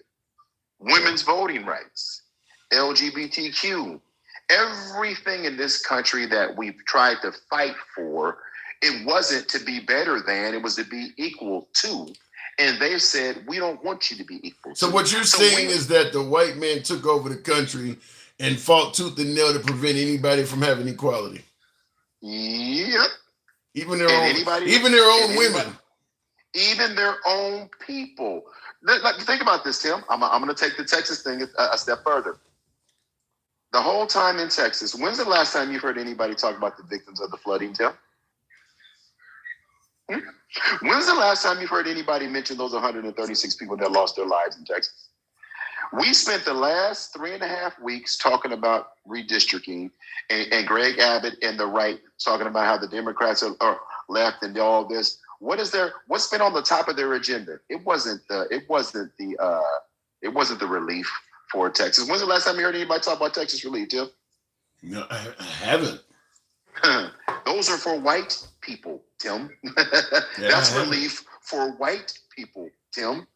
When I keep telling you that they don't give a shit, and people say you're racist, and I'm like, well, don't believe me. Don't believe my lying lips. Look at what they're doing. I haven't. You're right. That was a major tragedy, and yeah, you haven't heard anything about that. And you've heard a lot about Texas. Texas is in the news constantly. It ain't in the news about that. You've heard about taking away 5 districts from 5 people so they can gerrymander and get and represent all the rights of people in Texas, but they have not done anything about this disaster that had been there, still there, and it's going to be there because their focus isn't protecting their own people, is to continue to take away from people that look like us. So speaking of the passionate rhetoric you're delivering, Alter Ego in the comments says, "I swear Michael better not be married to a white woman." And here's the crazy part about it. First of all, my wife is about as chocolate and beautiful as they come. But here's the thing though, Tim, and this is where the disconnect is. Because somehow what I'm saying is somehow anti-white. And this is the problem with these conversations. What did I say that was anti-white? What did I say that would make someone think I don't care about white people when I'm literally telling you that white people don't care about white people? Well, I literally said white people don't care about white people. What's happening in DC has nothing to do with us. Listen, Black and brown, the BIPOC community is always going to be the target of oppression or getting the crumbs that were left over. That is a fact. There is nowhere you can tell me that doesn't exist. But I'm going to ask them this. Show me in this country where white America can show me their George Floyd, or show me their moment of oppression where someone from the BIPOC community did anything to make white people at large be worried about minorities. Wow, the white community show up. I always like to be able to push back. That's a good one. Do the white community have an example of a George Floyd? Wow. Yeah. That's a great question. I don't listen. There may be examples where you can come up with 4 or 5 black guys, but in terms of the police, the police doing that to a white guy and the officers are minorities, I don't think there is an example. No, well, again, so you mean the history of this country, white people haven't had a movement of their own on social issues? They've never had a movement on police brutality. They've never had a movement on protecting women on their own. Yeah, so that's a good point. And by the way, in the comments, Robert Kennedy says George Floyd OD'd. But that still doesn't take away from the point. Show me where a white guy was overdosing on drugs and a bunch of minority cops just sat on him for 9 minutes and let him die under him. So even if he OD'd or had a bad heart or whatever, show me where the police responded to the scene and just sat on the guy and just let him die right under him. So even the OD comment doesn't work because of the way Derek Chauvin's response was so negligent. I mean, it doesn't matter what he died of. The response is never to show up and sit on the guy and do nothing for 8 or 9 minutes. So it doesn't matter what you use as a cause of death.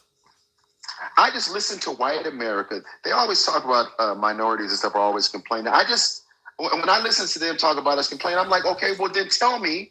That means that you can't relate because you've never had a period in your existence where you've had to deal with any oppression, where you've had to deal with being targeted, where you've had to deal with redlining, where you've had to deal with being put, understanding that these communities that we're in, that was strategic by white. I don't know if he had a call or not. I see in the comments somebody's talking about Tony Timpa. Okay, hang on, Mike. Have you heard of someone named Tony Timpa? Some of my viewers are saying Tony Timpa died by police similar to Floyd. And the cops were minorities? Who is Tony Timpa? No. Yeah, I don't know. And here's the thing. I'm not disputing that it never happened. My argument is that white people don't show the same fervor for their own misdeeds that they do for everyone else. White people don't come out publicly. When have they marched on Washington to protect children when 74% of crimes against children are by white men? Where is that march? I'm looking for it. I'll join. Where is the march on how women are raped and assaulted in this country by white men? I'll join that march. But they always want to tell us about our communities. And even then, they had never come up with solutions. They come up with critiques. So my suggestion is look at your own backyard, critique it, come up with a solution. Because if you want to be in charge, create a solution that takes care of everybody, but that's not your mission. That's a good point. That's not their mission. And because it's not their mission, if they solve crime, they solve it for everyone. If they address policing, they address it for everyone. That's why they don't want police reform. That's why they hold on too tight to 2A. Because when we talk about violent crime in this country, there's more weapons on the street than there are people. Yeah. It's easier to get a firearm than it's easy to get a healthy meal. That's crazy. That one right there is crazy. Well, is it true? Yeah, it is true. It is easier to get a firearm than a healthy meal. That is, I mean, that's the way our country is set up, though. Our country is kind of like that. I see somebody in the comments, Teddy Owens says, take Black history out of the schools. I don't know, why would somebody suggest that? Why would you want to take Black history out of schools? How would, I'm just curious, how would America be better off if we never taught Black history? I'd be curious to know that. Well, we won't be. They'll be better off because it will soothe and cold their fragile egos. White people don't want to talk about what happened. That's why they're taking it out. You know, they want to call it indentured service because it makes white people feel better about their own history because they don't want their kids to truly know the evils that their ancestors did. And instead of explaining the evils that their ancestors did and say, look where we are now and look how hard we fight against it, because they can't show them the proof that they're fighting against it. Yeah, and the crazy thing is, anytime you take down a Confederate statue or a monument, it's referred to as erasing history. But you're right; people want to actually take Black history out of school. So I think it's okay to erase history as long as you do it to certain types of history. Exactly. You can erase the history that says that we did what we did. That happened is what happened. But don't. But we want to tell it to where it doesn't offend their principles. It doesn't offend their sensibilities. They want to whitewash it. Again, everything they do was projection, Tim. It's always been like that. DEI and woke was a projection that they want to protect their whiteness because they know that it's wrong. Mm. And they know their own people. They know that there's a subset of every race that is compassionate and that cares about everybody. I believe that. They know that exists. They don't want them to know. Yeah, I mean, they don't want them to know. So you can't argue that. You believe a lot of it is about guilt then. So if you teach Black history accurately, it'll make some whites, I don't think all of them, it'll make some whites feel guilty about what happened in the past. Well, yeah, I gave you this analogy the other day. If my doctor came into the room with my medical history and said, I'm not going to share this stage 3 cancer diagnosis with him because that's bad and it's going to sound bad. That ain't in his best interest. He's probably going to die. He's probably going to die of cancer. Exactly. This country only wants it. Tim, as you talk to MAGA, anytime Black and brown come up, you never hear anything positive after. No. A Democratic city, nothing positive. A Democratic state, nothing positive. Brown people, nothing positive. Deportation, illegal. Right? Black crime. Right. Well, stop me when I'm wrong. Black crime, like I often say. Illegal. Yeah, like I often say, I watch a lot of right-wing media, and I will agree with you that when you're hearing stories about Black and brown people on right-wing media, they're 100% negative. In fact, it's so negative that even when Black and brown people become Republicans, when you hear them discussing Black and brown people, it's negative. If you hear Candace Owens, who is a Black woman, talking about the Black community, it's a negative story. If you hear Larry Elder, another Black radio podcaster host, former presidential candidate. If you hear Larry Elder talking about the black community, it's negative. I don't know why that is, but when black people become conservative, they start viewing the black community as negative. Look, if you want to be about small government, 2A rights, pro-life, that's one thing. But I don't know what it is about turning conservative that make them even view their own communities negative like that. I don't know how that happens, but most black conservatives, even on social media, go to any black MAGA page. I mean, it's a lot of critical shit of the black. They're not saying, I mean, they're as if there's no crime in the white community. I don't know why, but it's all black crime. And you know the crazy part about it? I don't know if I told you this, but I want you to think about this. This racism and white supremacy is so indoctrinated, they wouldn't even take an opportunity to do the right thing and take the W. Think about what Mike, you're going in and out. I may have to move it on. Yeah, I might have to move it on. You're going in and out for some reason. Can you hear me? Yeah. Can you hear me now? Yeah. Yeah. Trump came into this. Trump could have come in and did the right thing and made it a show if he wanted to, and he refused to do that. No. He didn't put anyone in his cabinet. Zero. Where is the diversity in the Trump administration? It ended with Omarosa and Ben Carson.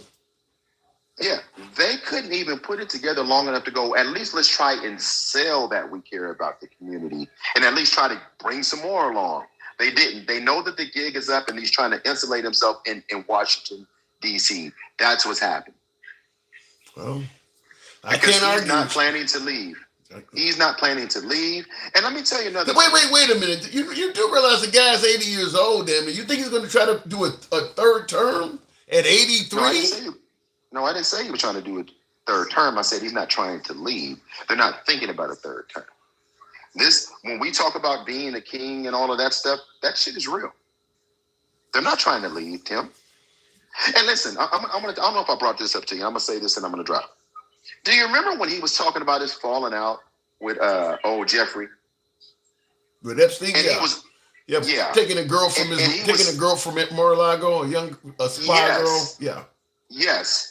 How could two grown men fall out behind a teenage employee if she was only a teenage employee? I think she was a teenage employee with a particular set of skills, as Liam Neeson said. Yeah, because you know what men fall out behind? Pussy. Two things. Pussy. Huh?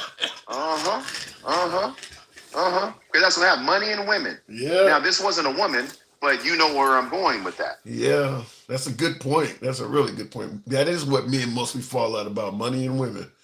Yeah. Money and women. And for a grown man to fall out behind an employee that another company took.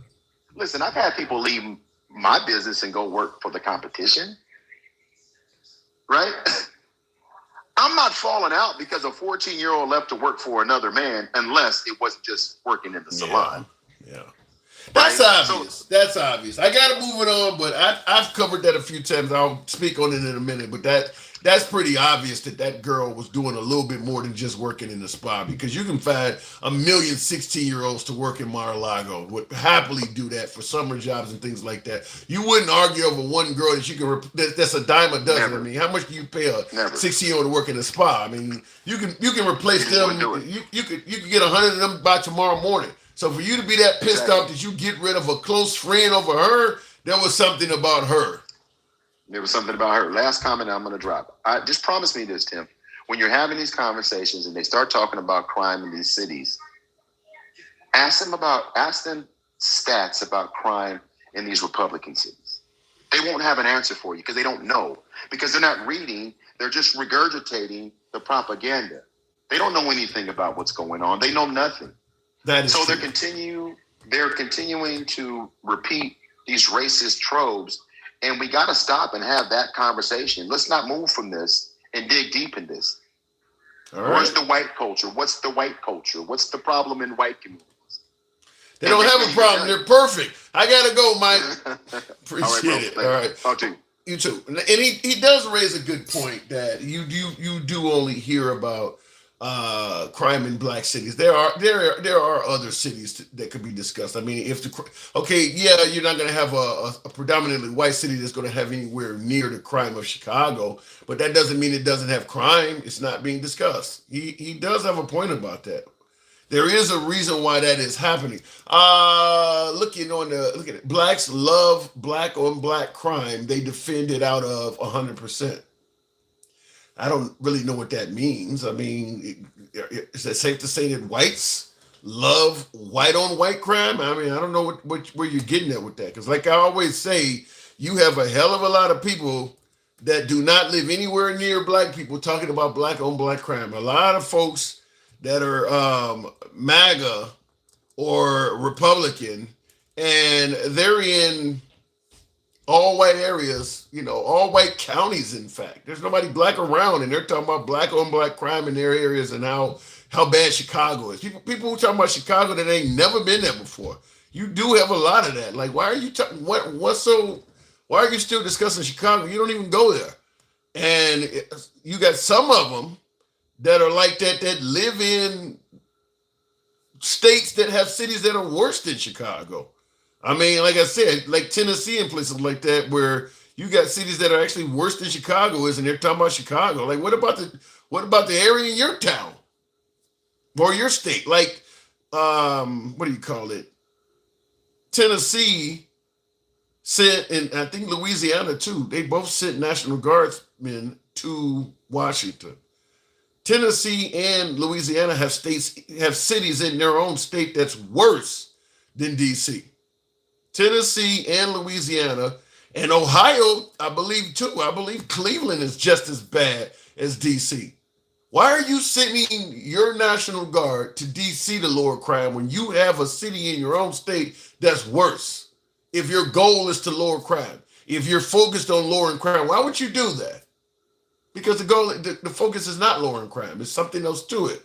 In fact, you're going to send your National Guard from Tennessee to D.C. when Memphis is worse. And then when your National Guard is done in D.C., they're not even going to go to Memphis. And then you hear folks saying, well, the Democrats they're favoring crime. That makes no fucking sense. Why are you in Tennessee not demanding that your National Guard be used properly and address the crime in your own state? That makes no sense. Now, in the comments, Quick Dalton, love the name, Quick Dalton says Democrat-run cities. True.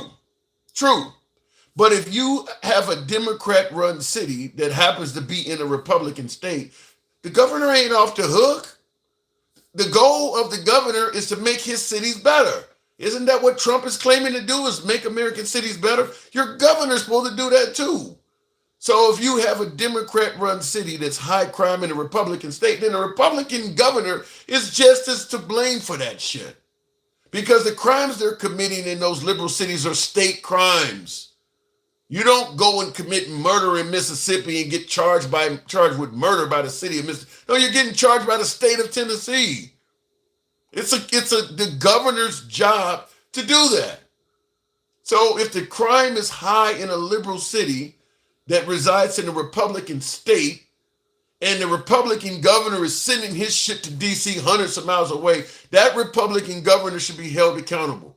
I don't want to hear about you favoring lowering crime when you're doing shit like that. You're not. That's the dumbest use of resources ever. You're going to send people away from this violent state that we live in to DC and ignore the city we have here that has more crime than DC. And oddly enough, my beloved MAGA is somehow trying to make it sound like that actually makes sense. They're trying to make it sound like that makes sense, to send their own National Guard to another city that's less violent than one of their own, hundreds of miles away. Well, but he's lowering crime, though. All right. Send your National Guard to your own cities. That's a great way of putting it, Chris. That's exactly what should happen. So it's more than lowering crime. And anybody who tries to make it sound like it's only about lowering crime is just lying to favor the actions of the president. Ring cameras and trail cams everywhere in white America equals still no videos of whites offing each other like black people. Now, you're not going to have anywhere near the amount of whites killing the way blacks do, because the way whites commit crimes is different. I mean, like, for instance, you don't have to worry about losing your whole damn 401k to a black white collar criminal. And obviously losing your 401k is huge. I mean, that's something that is overwhelmingly done by white people. There's a whole bunch of crimes, most of the white collar crimes, that could be taking your health care while you got cancer. When you have a sickness, an illness, and you need a surgery or a procedure, and you make a phone call and your insurance company refuses to cover that, which could mean your health, if not your damn life, who do you think is telling you no and they're not good? That ain't black people doing that to you. Who do you think is giving you that bad news that could cost your grandma or somebody years off their life because they want to make more money? That ain't black people doing that. Just because it ain't a crime don't mean the results ain't the same. How many people in America you think have lost their lives because the insurance companies fucked them over? Them ain't black people. So you can look at crime and change shit in ways to make it make sense. How many doctors have given people way more opioids than they needed because they had a backache? Gave them way too many Valiums or Vicodin or somebody. Who do you think is doing that? How many people you think lost their lives from that shit? Them ain't black people making those prescriptions. So I think it's the way we view crime so that it looks like one group is doing it, because we're ignoring the death toll. And by the way, a lot of the stuff that is harmful to society. And I hate to go, we're talking about race, right? So this is a free speech program, so I'm going to say this regardless. But fact is, a lot of the things that are done by white America that is harmful to society, because white America writes the laws, it's not a crime to do it. Think about all the shit we're talking about black people doing. Drive-by, stealing shit, shooting people. There was a time when most of the people doing that was white and it wasn't a crime. You could go and murder a black person and nobody would even hold you accountable for it. So I get that most of the crimes are committed by the African-American community, because the behavior that they're involved in is what is most criminalized. We could talk about the difference between crack and pure cocaine. Whites used pure cocaine, blacks were using crack. The majority of the criminality was focused on crack, even though the only illegal substance in crack is actually cocaine. So this guy got a rock, and 90% of it is legal substances, baking soda, B12, and all that other shit. I don't want to give out the recipe of making crack, but you know what I'm talking about. Only about 10% of it is pure cocaine. Meanwhile, the guy with a pure schmack doing lines is getting a less sentence than the guy who only has 10% pure product. 90%, 50% of these guys are in jail. Only, these are the ones that commit all the crime. 50% of them in jail. They only 13% of the population. Think that might have something to do with it? Is that you're criminalizing what they do specifically, and this shit is legal? People taking away your fucking 401ks and denying shit. Ain't none of them going to jail. But the dude who stole a purse is doing life. Of course you're going to have more of them in jail. The laws are tailored that way. All of the stuff we're talking about, from healthcare on to all of this shit, all of that stuff that's fucking people over and ruining life, them ain't black people. And ain't none of that illegal. How many doctors, good example, we talk about drug problem, war on drugs. Trump is sending people down to Venezuela right now. How many doctors throughout this whole opioid epidemic have you heard getting locked up versus crack dealers? You think the amount of people's lives ruined by opioids is something small, something to shake a stick at? Look at the minuscule amount of arrest in the opioid epidemic versus the crack epidemic. Both of them were fucking up lives, creating addicts, et cetera, et cetera.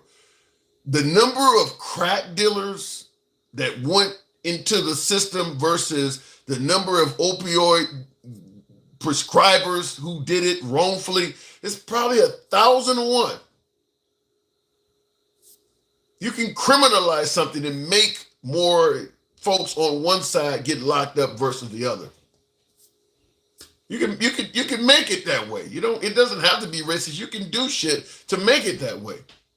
If somebody kept prescribing your dad or your mom or somebody addictive substances, knowing that when they were making the prescriptions, this person's backache or toothache is long gone, I know they're coming to me for more of this shit because it's addictive. And they kept giving them prescriptions. How is that any different than somebody slinging crack to them? But yet the guy who did that didn't do any time. The crack dealer did.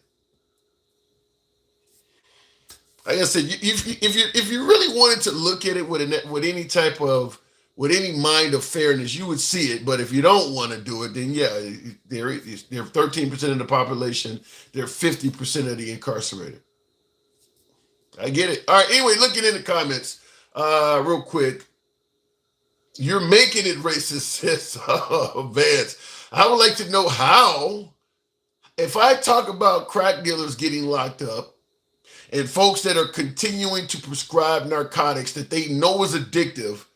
I mean, how many times you gonna let somebody keep coming to you for an addictive, Valium or hydrocodone or whatever? I mean, the doctor who spent years in school would know I don't prescribe enough of this to this patient to the point where they're either addicted to it or they're selling it, and they're still writing prescriptions. How is it racist to suggest he should be locked up just like the crack dealer is?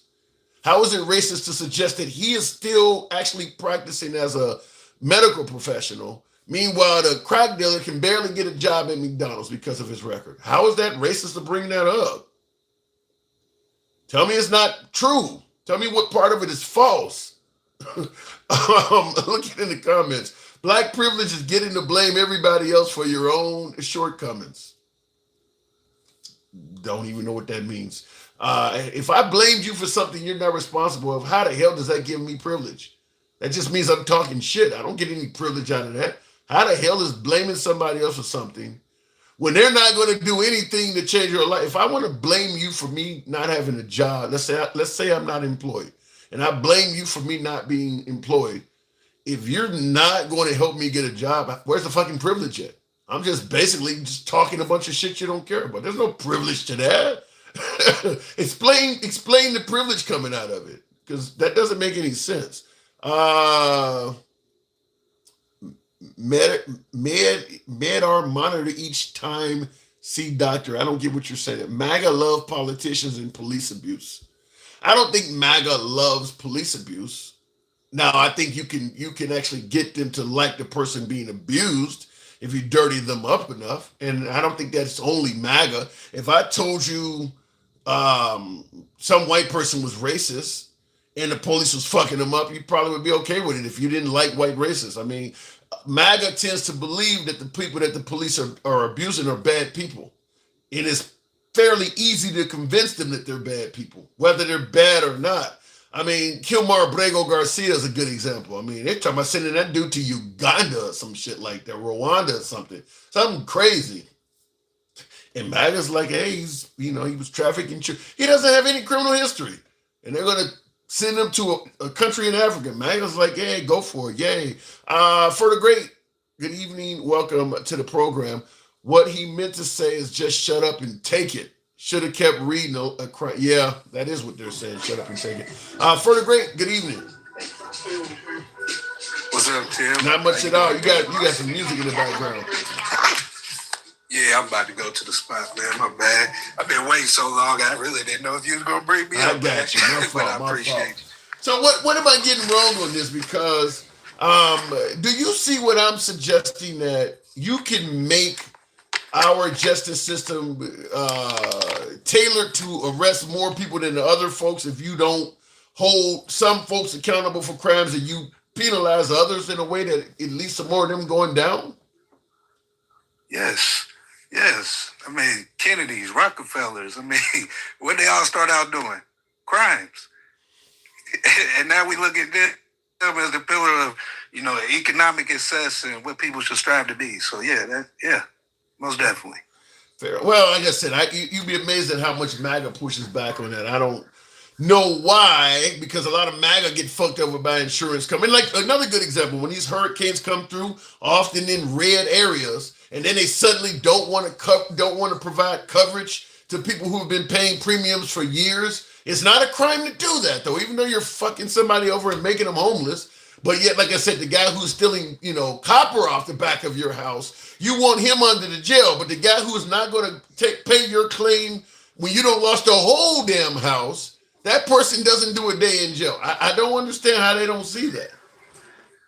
Well, I mean, I guess it's that white collar, that phrase they use. But it's all crime, you know what I mean? Right. They talk about us in our communities, and our crime looks different.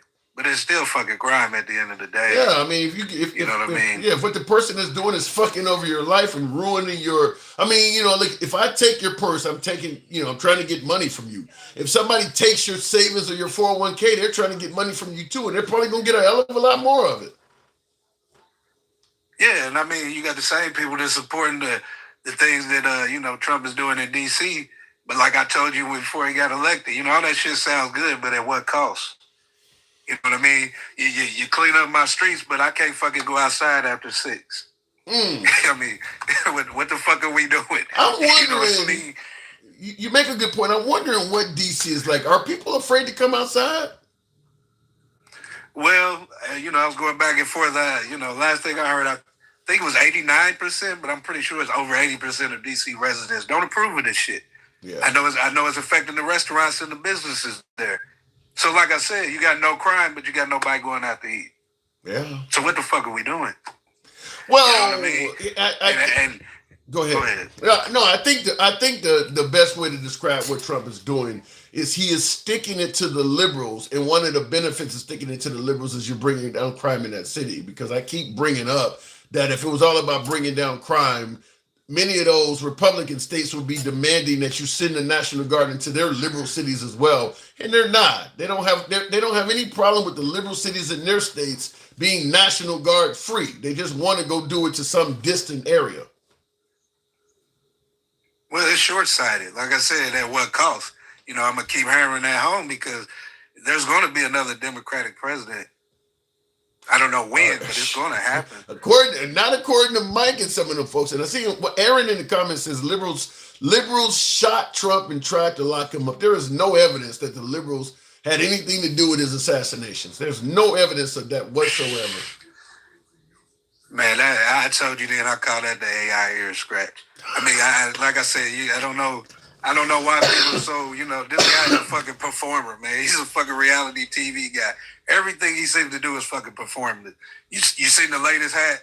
Trump was right. I mean, what the fuck, them big ass letters. Well, being candid, I do have a Trump was right hat. I don't hold it up as much anymore, but I hold it up when he's right about something. Yeah, but people got Chicago Bear hats, Green Bay Packer hats. I mean, what are we doing? You know what I mean? Like I said, if it's your cup of tea, so be it. For me and my, in my politics, I don't need flags and fucking teams and shit like that. You know what is ironic to me? It's working. You know what is ironic to me is that they went after Zelensky of the Ukraine gung-ho because he showed up in the Oval Office without a suit on. This man is walking around with that hat on top of a suit. And it's okay. I mean, like that does not fit the dress code at all. And it's okay for him to do that, but they attacked Zelensky for not wearing a suit. It is backwards to me. And us being older and maybe some of these new voters, they don't understand the separations of power. Where's that going on right now? What do you mean? To your first question, yeah, he has the power right now. But that being said, you have to admit that he's a dictator and you're in a cult as well. But is he the most powerful president ever? I'm thinking the guy is the most powerful president. I don't know about ever, but I would say in our recent times, yeah. But like I said, if you're going to agree to that, you also have to agree that he's a dictator and you're in a cult. You can't just have it one way. They come one and the same. Well, he's not a dictator yet. I will say that if I had to judge his trajectory, he's more on the course to be a dictator as opposed to be somebody who's favoring democracy. He is on course to do it, but he's not a dictator as we speak. I would say he's a dictator as we speak because the DOJ, they jump for his ass. The Congress jumps for his ass. I've never seen a president during an election ask for 12,000 some votes in Georgia, then get elected and tell Texas, I need 5 seats. There's no text, there's no private meeting. He just come fuck out and say it. Yeah, I'm not disagreeing. Just like, just like I say, listen, Obama wanted some socialist policies, but he wasn't a socialist. Trump wants some dictator policies. Now, if he becomes a dictator, in my opinion, that won't be enough. Like right now, he's talking about he wants 5 seats in the Texas election. A dictator, there is no election coming. So he isn't if he's a dictator, that means there's not going to be an election in the future. Or it'll be so rigged, we already know the results before it happens. That's usually, like in Russia, they have elections, but it don't really matter. You already know what's going to happen. But that's what I'm saying. I mean, I think we're looking at dictator in the terms of somewhere outside of our country. In our country, in our recent history, this is a dictator. Well, our dictator is going to look different than anybody else's dictator. You know what I mean? Because we have constitutions and we have norms. So in every sense of the word, this guy's our dictator. And we said he would be, and he's acting accordingly. Well, I mean, he got the keys to the city. I mean, it looks like MAGA is okay with that. Hey, like I said, Tim, I'm not disagreeing with that. But, the chickens always come home to roost, man. That's one thing I do know. So, like I said, hey, it's all fun. When the rabbit got the pew-pew, it's all good. But when he don't, but I always ask this. If the Democrats get back in control, I won't even say once they get back in control. I'm going to say if, because if what you're talking about is true, you may not see a Democrat for the rest of your life. But I'm just going to say, if the Democrats get back in control, do you want them to behave similar to what Trump is doing, where it's constantly fuck the right, I'm going retribution, full gung-ho, all of my enemies, if you say something bad about me and I can do something back to you, I will? Do you want a Democrat to do that stuff? I personally don't. You know what I mean? I personally don't. I personally don't want this shit. But you can't get smacked in the face and say it's okay. You know what I mean? Like, Tim, for all intents and purposes, the things you tell us about us, you're 6'6", 300 pounds. You're a pretty even keel guy. But just because you're big and a little guy smacks you in the face doesn't mean you need to fucking walk away. Yeah, I agree with that. I've said that about the women. I tell women that all the time. If the guy is responsible for knowing he is stronger than you as a woman, you're responsible for knowing he's stronger than you too. So don't hit a guy. But you are right. I mean, you don't want to just let somebody, mistreat you. And that's what you're saying in regards to the Democrats. But I mean, because obviously a Democratic president going forward would have immunity. And there's just a million areas that could go wrong. I'm surprised, and I think many were surprised. I guess the effort to defend Trump was so strong, but why would you give a president immunity? I mean, there's just so many areas where we talk about dictatorships and things like that. That is a definite start to one, because now, he can't be really held accountable for anything he does wrong. I don't know why they would do that.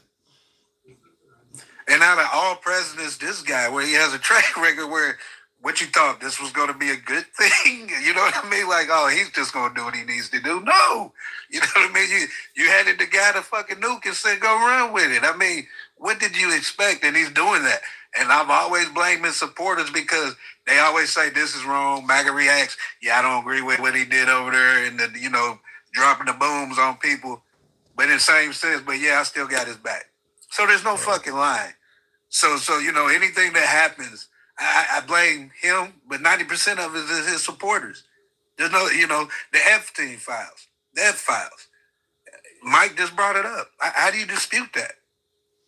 How do you dispute that?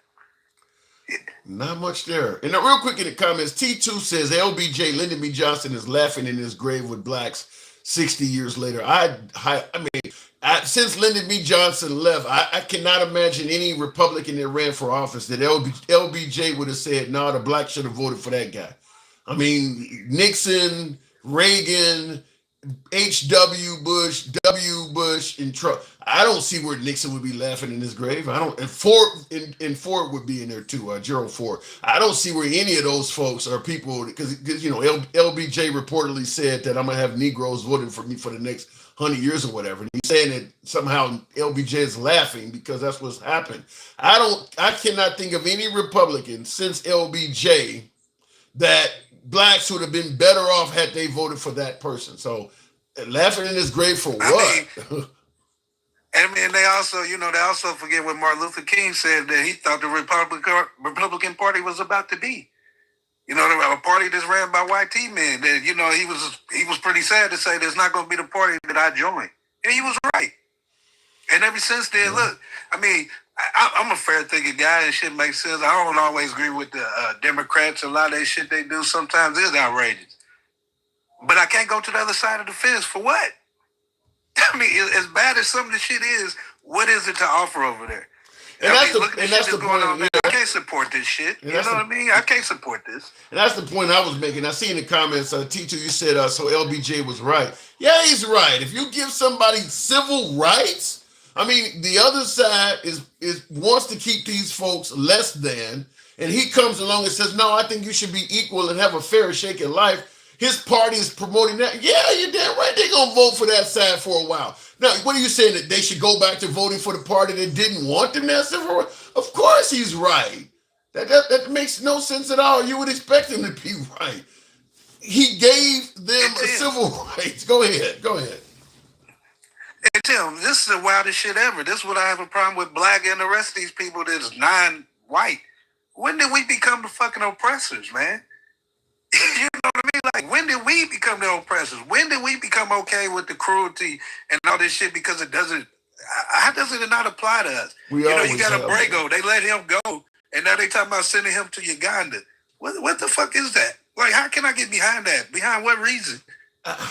I hate to say it, but ever since they brought us over here, we've picked up those ways. We've always been the oppressors. I say the same thing about the way the African American community treats folks from the LGBTQ community. There's a whole lot of, I mean, we've been homophobic in our community going way back, and I'm like, how could you escape oppression and then turn around and do it the same thing to another community?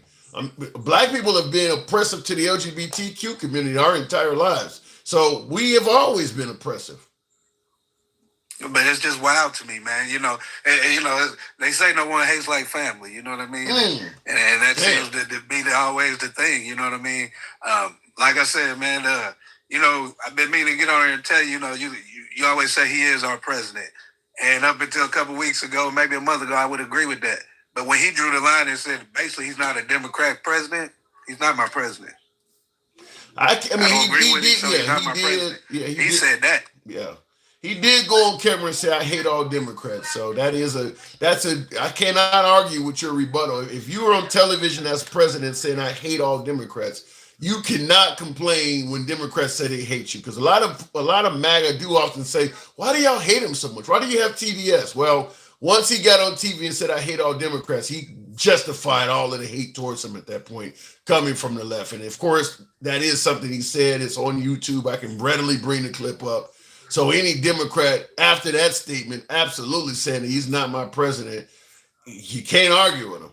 Nobody made the man go on TV and say, I hate all Democrats. He said that. So it is what it is. I got to move it on but for the great, appreciate you coming in here, man. Hey, appreciate you, sir. Tap the screen. Let's get my man up to 250K. And today is August what? What's today? 24th. And the F files are still not out. You ain't gonna get the Epstein files. They're not coming. You'll never get them. All right, for the great, appreciate it. Looking in the comments though, I see. I always like to read through the comments, and like I said, I don't mind the criticism or whatever, compliments, comments, whatever. We want to keep an entertaining program. We want to be about free speech. Probably the most popular comment I get in the program is TDS. Those three letters: Tango, Delta, Sierra, indicating Trump derangement syndrome. I get it. I mean, if you're MAGA, you tend to believe, and this is my opinion. You can disagree in the comments, and I'll read those too. But in my opinion, if you're MAGA, you don't believe the other side should be able to criticize Trump. Any program, any media channel, any live stream, any content creator that is criticizing President Trump will be suggested to have TDS. Simple as that. Anybody, I don't care who you are. If you're online, if you're on TV, if you're on stage and you're criticizing Trump, MAGA is going to say you have TDS. Because MAGA does not believe you should have that. I don't believe MAGA. Really, I don't think they believe anybody. It's my opinion, but I don't believe MAGA believes that anybody should criticize President Trump. Because even when MAGA does it, they're called rhinos. So MAGA believes that Trump is above being criticized. If you do it, you got TDS. So it is by far the most popular comment I get on my show. I don't mind it. Like I said, I don't mind the criticism. I don't think people even realize what they're saying, because if I've been on live streams, when I'm not here talking to you fine folks, I'm always in Republican forums. I don't really go to Democrat chat rooms. I'm always in MAGA oriented stuff. I watch a lot of right-wing media, things like that. And oftentimes when I'm accused of having TDS because I'm being critical of something Trump has done, I ask the same question. Give me your definition of derangement syndrome. Take Trump's name out of it. Give me your definition of derangement syndrome. First of all, they have a hard time defining it when Trump's not on it, because it is exactly that. It means I don't like you criticizing Trump. You can only have derangement syndrome when you're criticizing Trump. Because when you ask what is the definition of derangement syndrome, the minute they start describing what it is, you can't stop talking. They start to realize Trump has Biden derangement syndrome. He had Hillary Clinton derangement syndrome. Because they don't want to hear that, though. It's got to only be aimed at Trump. But if you really go down the list of what the definition of derangement syndrome is, ask him to describe what makes you say somebody have Trump derangement syndrome. You'll find out Trump does all of that stuff to somebody else. Whatever they list, Trump is doing that to somebody else. You cannot put a microphone in front of Trump's face without him criticizing Biden, without him criticizing Democrats. Even if the subject has nothing to do with Biden, nothing to do with Democrats, he could be out playing golf, or you could be asking him about, how tough has your golf day been? And somehow, some way, Biden or the Democrats will come up in the conversation. Now, if you do that about Trump, it's derangement syndrome. If Trump does that about liberals, somehow the whole diagnosis changes from the eyes of MAGA. So I like the derangement syndrome thing, like I said, because I know what it is. But anyway, looking in the comments, Clinton spoke of making America great again. Trump makes America great again. Reagan spoke about doing it too. Reagan also spoke about doing it. Just because we call you rhinos doesn't mean you can't disagree. Gotta have to skin in politics. Okay, whatever that means. I don't mind criticism, but I do mind they criticize his looks or his wife. We mean saying Michelle Obama's a man. I mean, that saying that Nancy Pelosi's drunk. I mean, Joe Biden is sleepy. Okay, they criticize his looks and his wife. That's part of politics. You think that Trump is the only person? He says, I don't mind the criticism, but I do mind when they criticize his looks or his wife's looks, especially when the subject matter has nothing to do with politics. Yeah, but I bet you didn't mind when Trump said that his wife looks better than Ted Cruz's. That's what I said. When we start going into what Trump derangement syndrome is, it's almost guaranteed that Trump did the exact same stuff they're talking about to somebody else. And they didn't call it derangement syndrome. Trump literally tweeted out a picture of his wife and Ted Cruz's wife and asked, which one would you choose? But now here you are. I don't like when they talk about his wife. He didn't have any problem doing it to other people's wives. All right. How was an alleged Israeli child sex predator allowed to leave the USA? I haven't heard about that one. Trump got big shit, pimping, popping, little shit style. I don't know what that means. Trump has BDS. Trump has a lot of derangement syndrome, because like I said, you can put a microphone in front of Trump and he gonna divert any topic to criticizing the left. Anything. It don't have to be about anything. He's been holding all kinds of summits about the war in the Ukraine versus Russia. Not a single one of the times he's been on television discussing his effort to end that war has it involved him not criticizing a liberal, not criticizing Biden. Every single time. You would be hard-pressed to find a single speech from Trump. And he's been on TV a lot throughout the 7-8 months he's been on television. Go on YouTube and listen to him say anything. You can't hear him speak for more than 10 minutes without some kind of criticism of Biden or the left coming up. How is that not derangement syndrome? You would be hard-pressed to find a single speech, a single television appearance without him doing that. Who has thick skin? He does it. MAGA loves to insult. This is a perfect comment. MAGA loves to insult until they get insulted. Then they want to be politically correct. I can't argue with that. I'll look in the comments before we go into the next call. Tap the screen. Get us up over the 100,000 hump. We're pretty damn close. Help your boy out. You know we don't block, ban, or censor. We're not just critical of the right. We're critical of the left. We let MAGA come up. Feel free to do so. Come on over to YouTube. Swipe left. What is this? Okay, there we go. Yeah, if you want to come up on, if you want to be a live guest and you want to debate, express your points, criticize, compliment, whatever, you can come over to The Handsome Liberal either on TikTok or Facebook. On Facebook, we are Tim Liberals. You'll see that scrolling behind me. Go to that account. We're currently live on that account as well.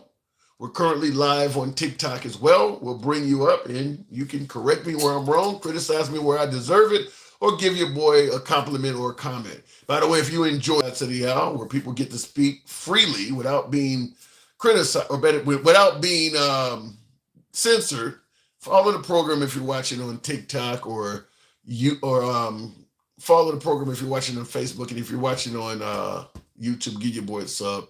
Tap the screen, get us up to 100,000. I'm thinking about starting to go live. Mike, if you go live, I would come on and holler at you any day, anytime. I didn't know this. Mike says he also talked bad about me. Yeah, he did talk bad about Mitch McConnell's wife. That is true. Trump did have negative things to say about Mitch McConnell's wife. That is another one. Yeah, so somebody made a good point. They like to insult until they get insulted. Trump is fair game, in my opinion, on every level because he's launched so many insults at so many people. And a lot of MAGA will tell you, well, he's just hitting back. No, Trump hits people that ain't never hit him before. I don't recall Colin Kaepernick, the guy that was taking a knee, saying anything about Trump before Trump started attacking him. Trump hits people that ain't attacked him too. He talked about a lot of people's wives. Yeah, I mean, so he's fair game for all of that stuff. He is fair game. Trump has unlimited political power because he aura farms on TV all day. Whatever he's doing, he's very successful. And that's why I disagreed vehemently with a couple of my callers who tried to suggest that Trump is dumb and stupid. I don't believe that. I think he's very smart.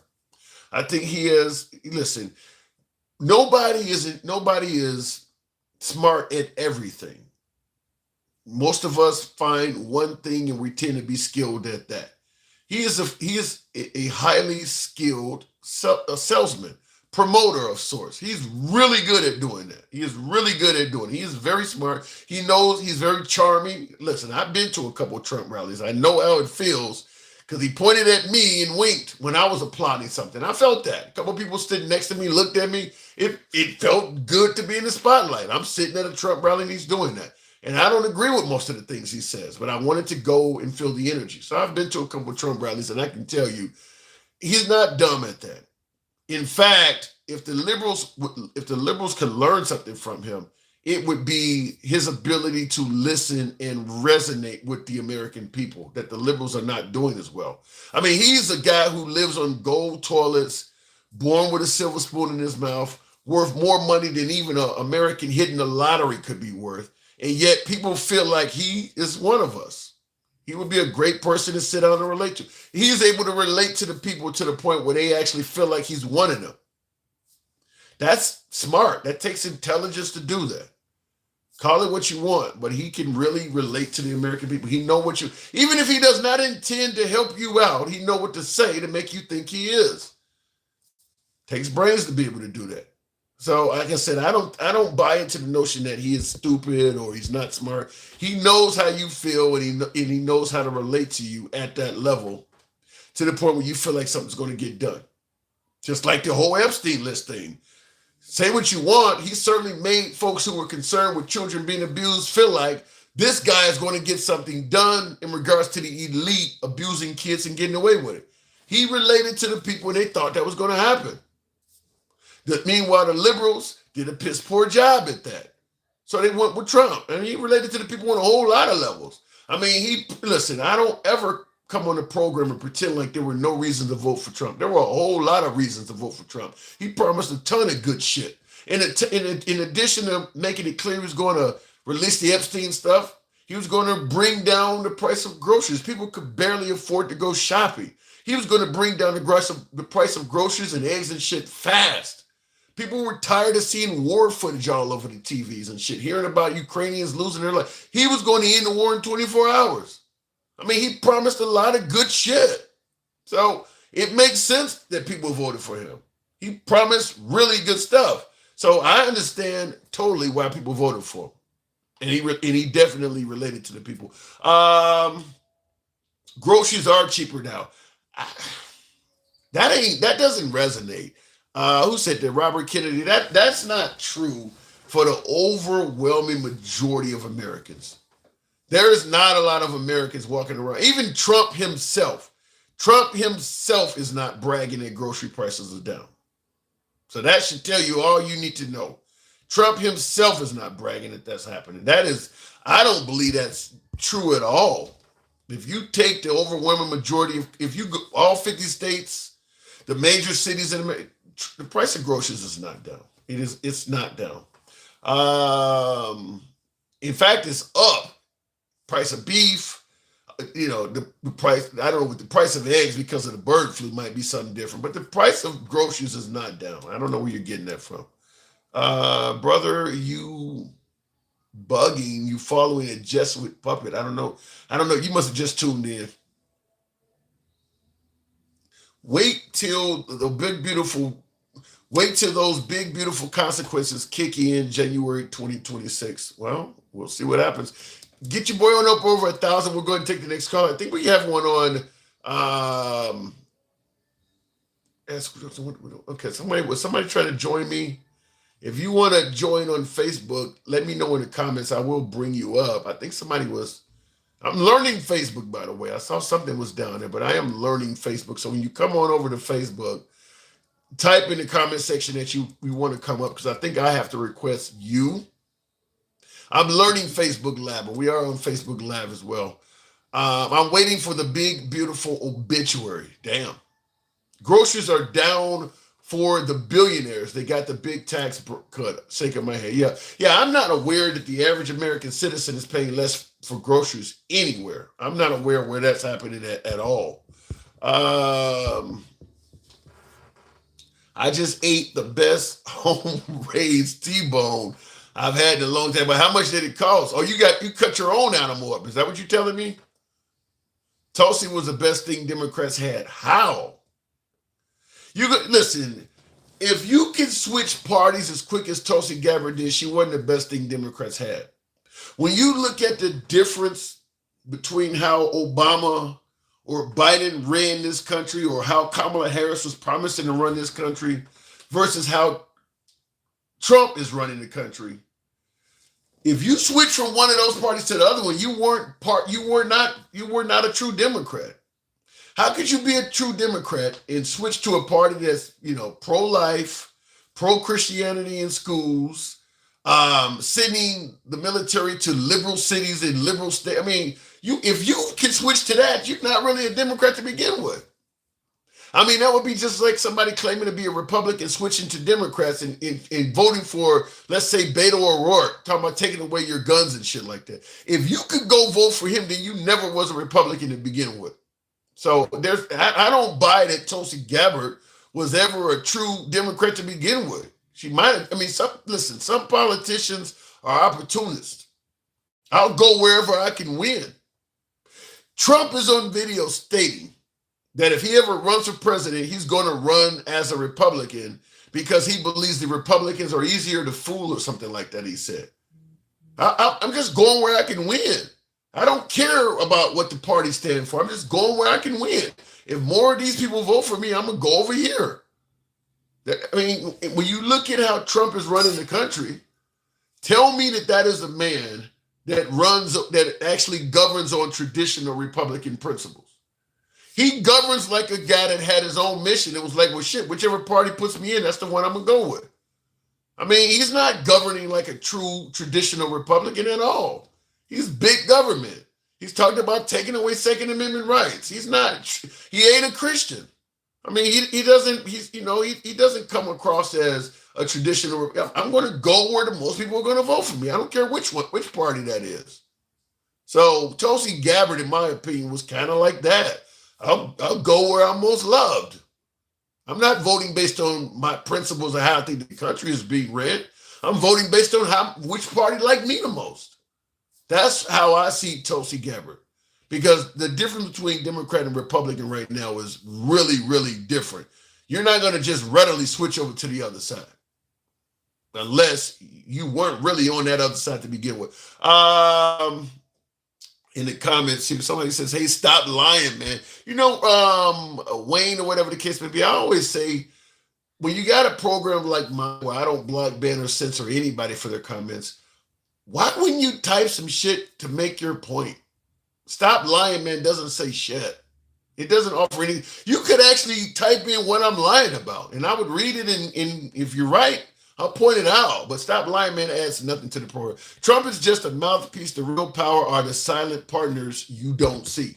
But wasn't that the goal to put Trump in? Get rid of the deep state, control the, stop the elites from controlling the country. Now that he's in there, it's like we're kind of admitting, yeah, he's just another one of them people. He ain't no better than Obama or Biden or anybody else that we thought was being controlled by the deep state. All right. When is he taking away the Second Amendment right? Well, right after the Mandalay mass capture event, he talked about taking away guns without giving people due process. He actually said that. He actually banned bump stocks. Those are Second Amendment rights. I guess you didn't know that, maybe, but there is no liberal president that has taken away Second Amendment rights. They've talked about it. He actually did it. So there's your taking away Second Amendment rights. Like I said, let me know what the lie is. I'll talk about that. Real quick before we go to the next caller, I want to play this clip because somebody is in the comments that I think needs to hear it. Just, sometimes you say shit and people don't know or they've never heard it. But this is a comment that is worth, my screen brings it up, it's worth playing. And this is in regards to the claim that when the host says Trump was a threat to Second Amendment rights, that never happened, or some of my viewers might say the host is full of shit. Never happened. Well, I think as opposed to the host being full of shit, sometimes it's a case where the listener doesn't know everything Trump has said. And let me just say it this way before I play this clip. If you watch right-wing news, you're going to hear things that are favorable to President Trump. If you watch left-wing news, you're going to hear a lot of things that are critical to President Trump. Meaning that if you want to hear things that are negative to President Trump and you only watch Fox, they're not going to tell you about him. That doesn't mean he didn't say it. That just means they skipped over it. Such as this comment here. Go ahead, Mike.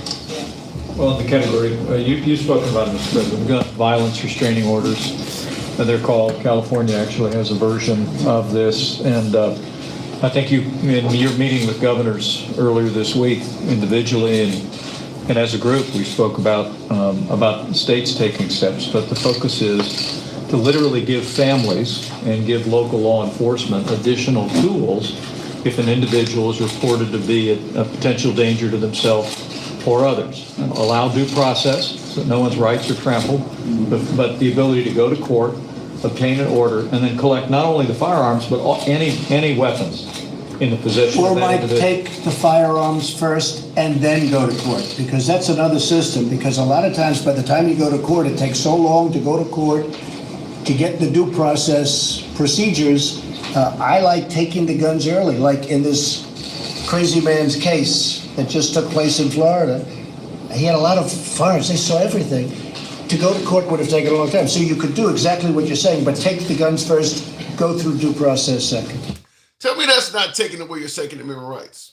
Host is full of shit, remember? He didn't say that. Tell me that's not taking away your Second Amendment. So if there's a complaint or some kind of suggestion that you might be threatening, they can take away your guns first without proving a damn thing, and then it's up to you to go to court and prove you're innocent to get your guns right, get your guns back. I mean, tell me a liberal that says something like that. That's president. Show me. I heard Biden talking about you don't need certain guns. You can do two shotgun blasts in the air, and they made a big deal of. This man literally said, "Take away your guns first, and then give you due process." Tell me how that is not a threat to the Second Amendment. That's way beyond anything the Democrats talked about. Got a total pass from the right. Total pass from that. That's damn near the equivalent of you're damn right I'm going to take away your AR. But he's not talking about the AR. He's talking about all guns. He said your guns, period. Like I said, if you lean right, this does not make your media. Doesn't mean it wasn't said. You see it's coming out of his mouth. And he was president when he said this. This is his first term, by the way. He was actually a sitting president saying that.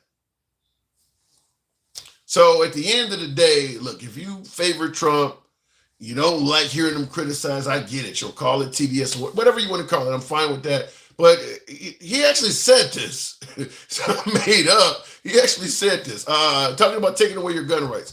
Looking in the comments, so True never talking about why LBJ actually made the guy. I don't know what relevance Lyndon B. Johnson has in today's society other than he gave black civil rights. I don't know why that even comes up.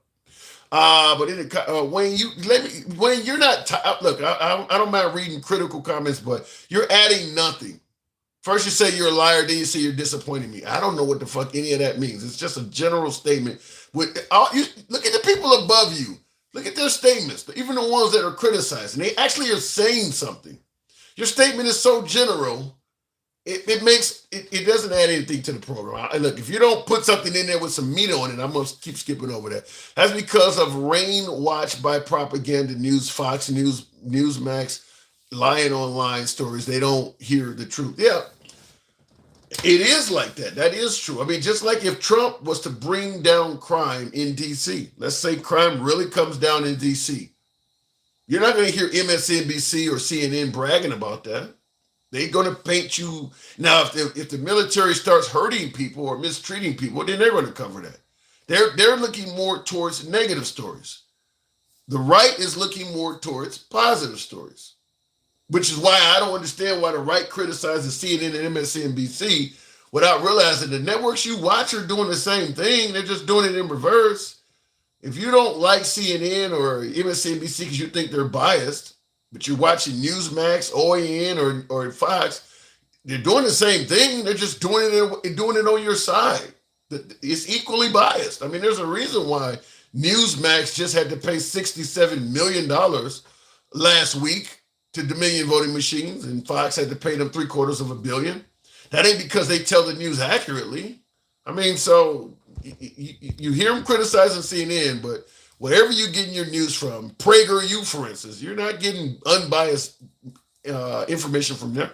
A democratic republic means that a government runs on principles that are republic or democracy, compromise. Thou shalt not infringe on our Second Amendment. Well, Trump was clearly doing it.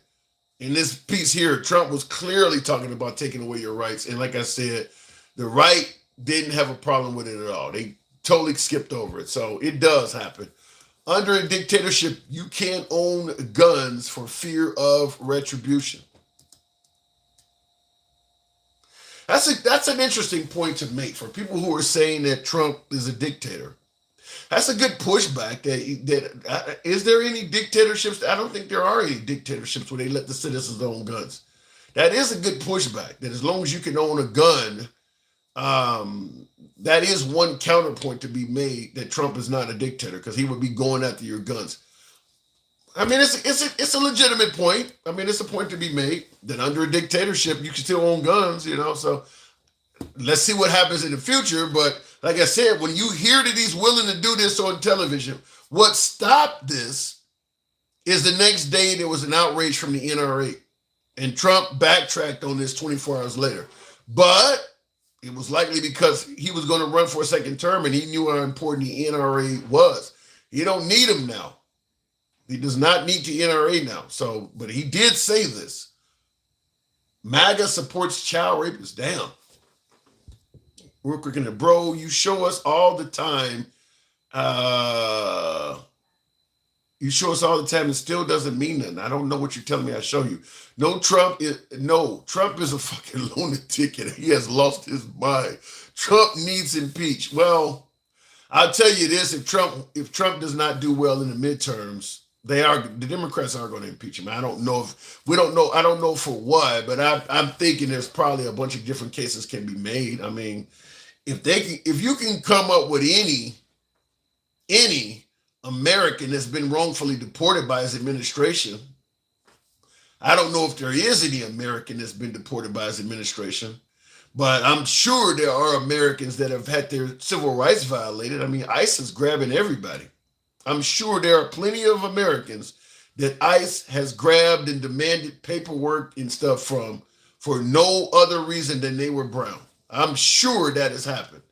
So, yeah, if he does not win if he doesn't maintain control of Congress and the Senate in the midterms, they are going to impeach him. I don't know for what, but he's pushed the envelope in so many ways. I'm sure it'll happen. I don't know why. I mean, don't know which one, but they will do it.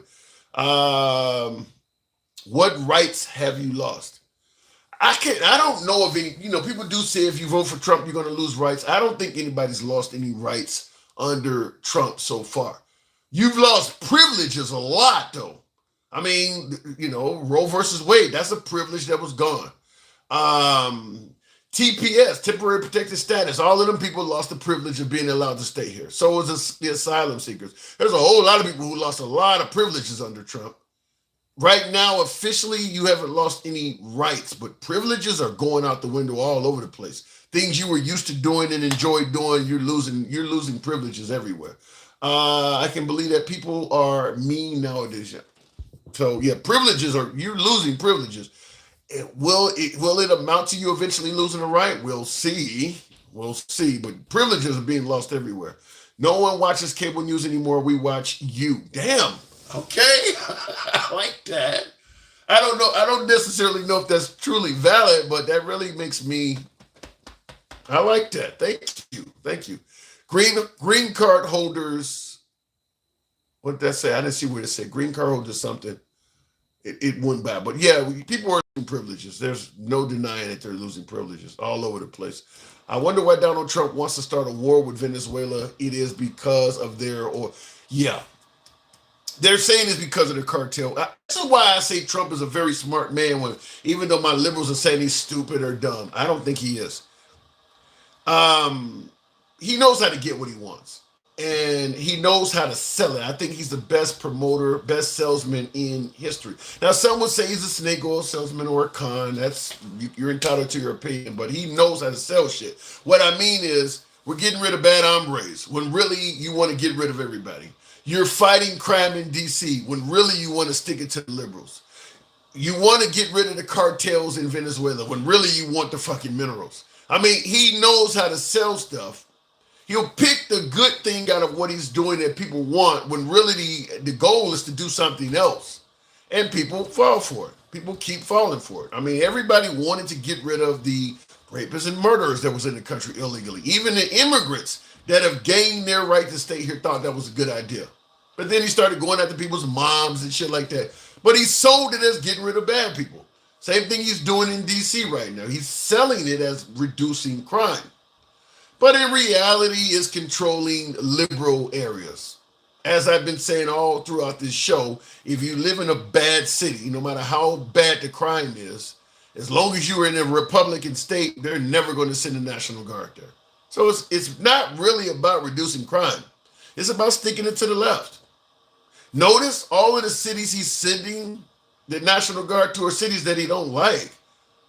I mean, there are bad cities in states that he do like. They're not going to get the National Guard. So he's doing it from a political aspect.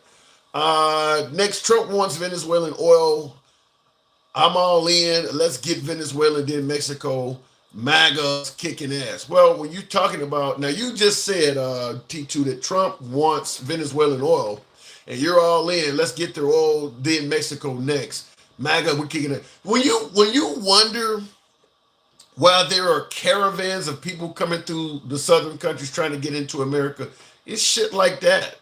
It's shit like what you're saying right now, T2. You're going to take their resources and impoverish their fucking country and then find yourself acting baffled while they're trying to come here for better opportunity. When you're taking the wealth from their country. That's what you're saying. Hey, let's go. We're winning. Let's rock. I mean, what you're basically doing is very similar to how this country was founded. Just remember, what did they say? 13% of the population, 50% of the crime. It's just a matter of it not being a crime when you do it. You literally are celebrating going to another country and stealing their shit. It's not a crime. But if a couple guys in D.C. decide to go to a liquor store and steal their shit, well, they're criminals. They should get life in prison. What's the difference? What's the difference between what they doing and what you're talking about doing? Other than they're taking it from a liquor store, you're talking about taking it from a whole fucking country of people. What's the difference?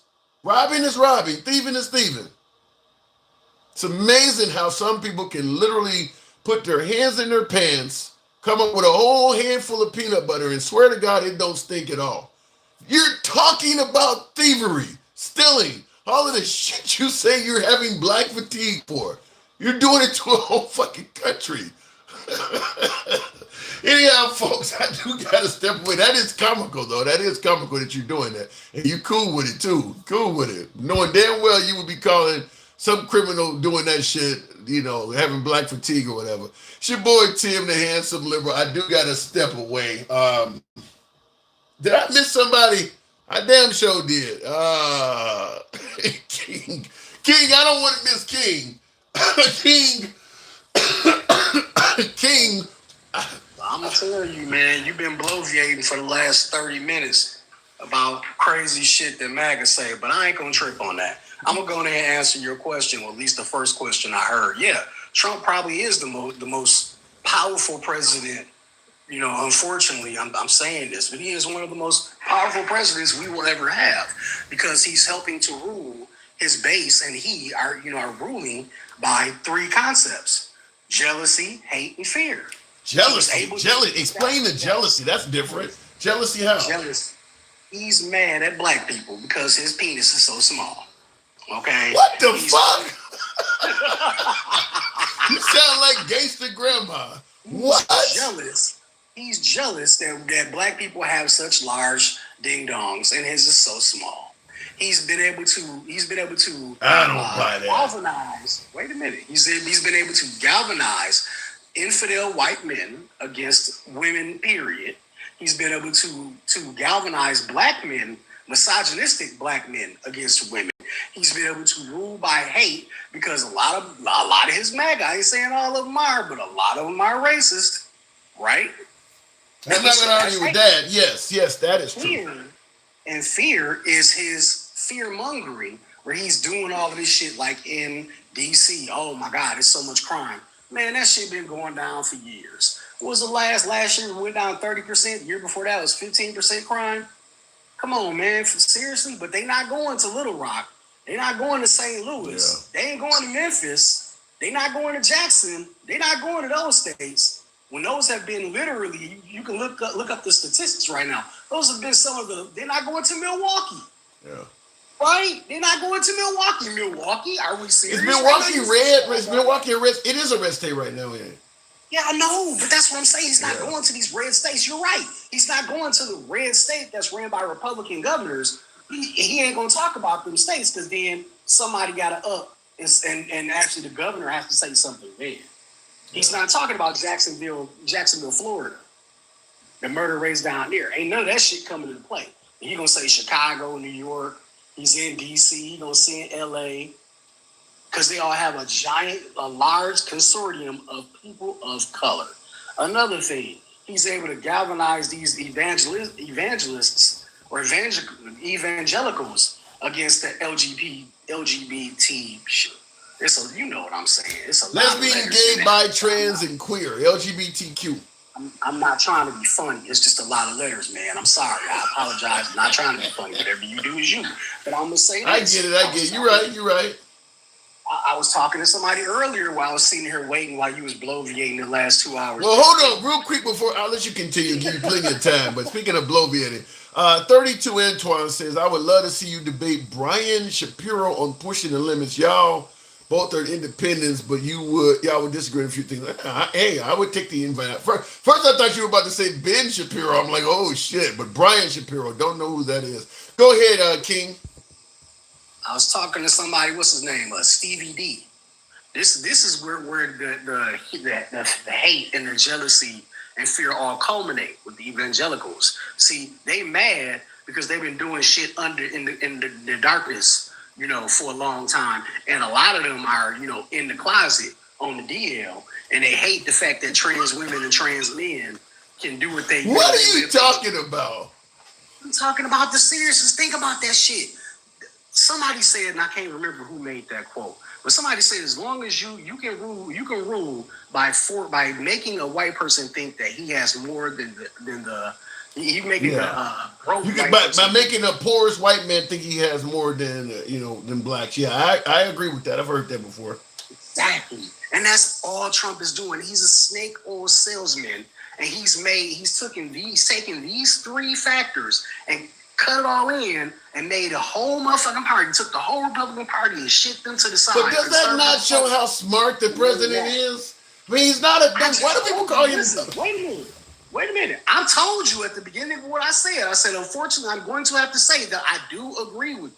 Thank you. He is one of the most powerful. I agree with that, even though I don't want to. My heart is literally crushing and ripping apart right now, but I have to give you that fact. You're right about that. He is, because he found a way to galvanize all the white people between jealousy, hate, and fear, and capitalized on that shit. The snake oil salesman. We can criticize Trump, but fact is, he's doing what a politician is supposed to do. People say he's not a typical politician. He's actually a really good one. I mean, that's what you're supposed to do. Be able to, what they call it, shake hands and kiss, kissing babies and shaking hands, resonate with the people. He goes and talks to folks. He's even been in liberal areas talking to the people and shit like that. Whereas the liberals don't do that. I mean, he's on TV plenty of times. I mean, he is a really good politician. I'm not saying that I favor what he's doing while president, but in terms of doing what it takes to win, doing what it takes to energize the people, he is really good at that.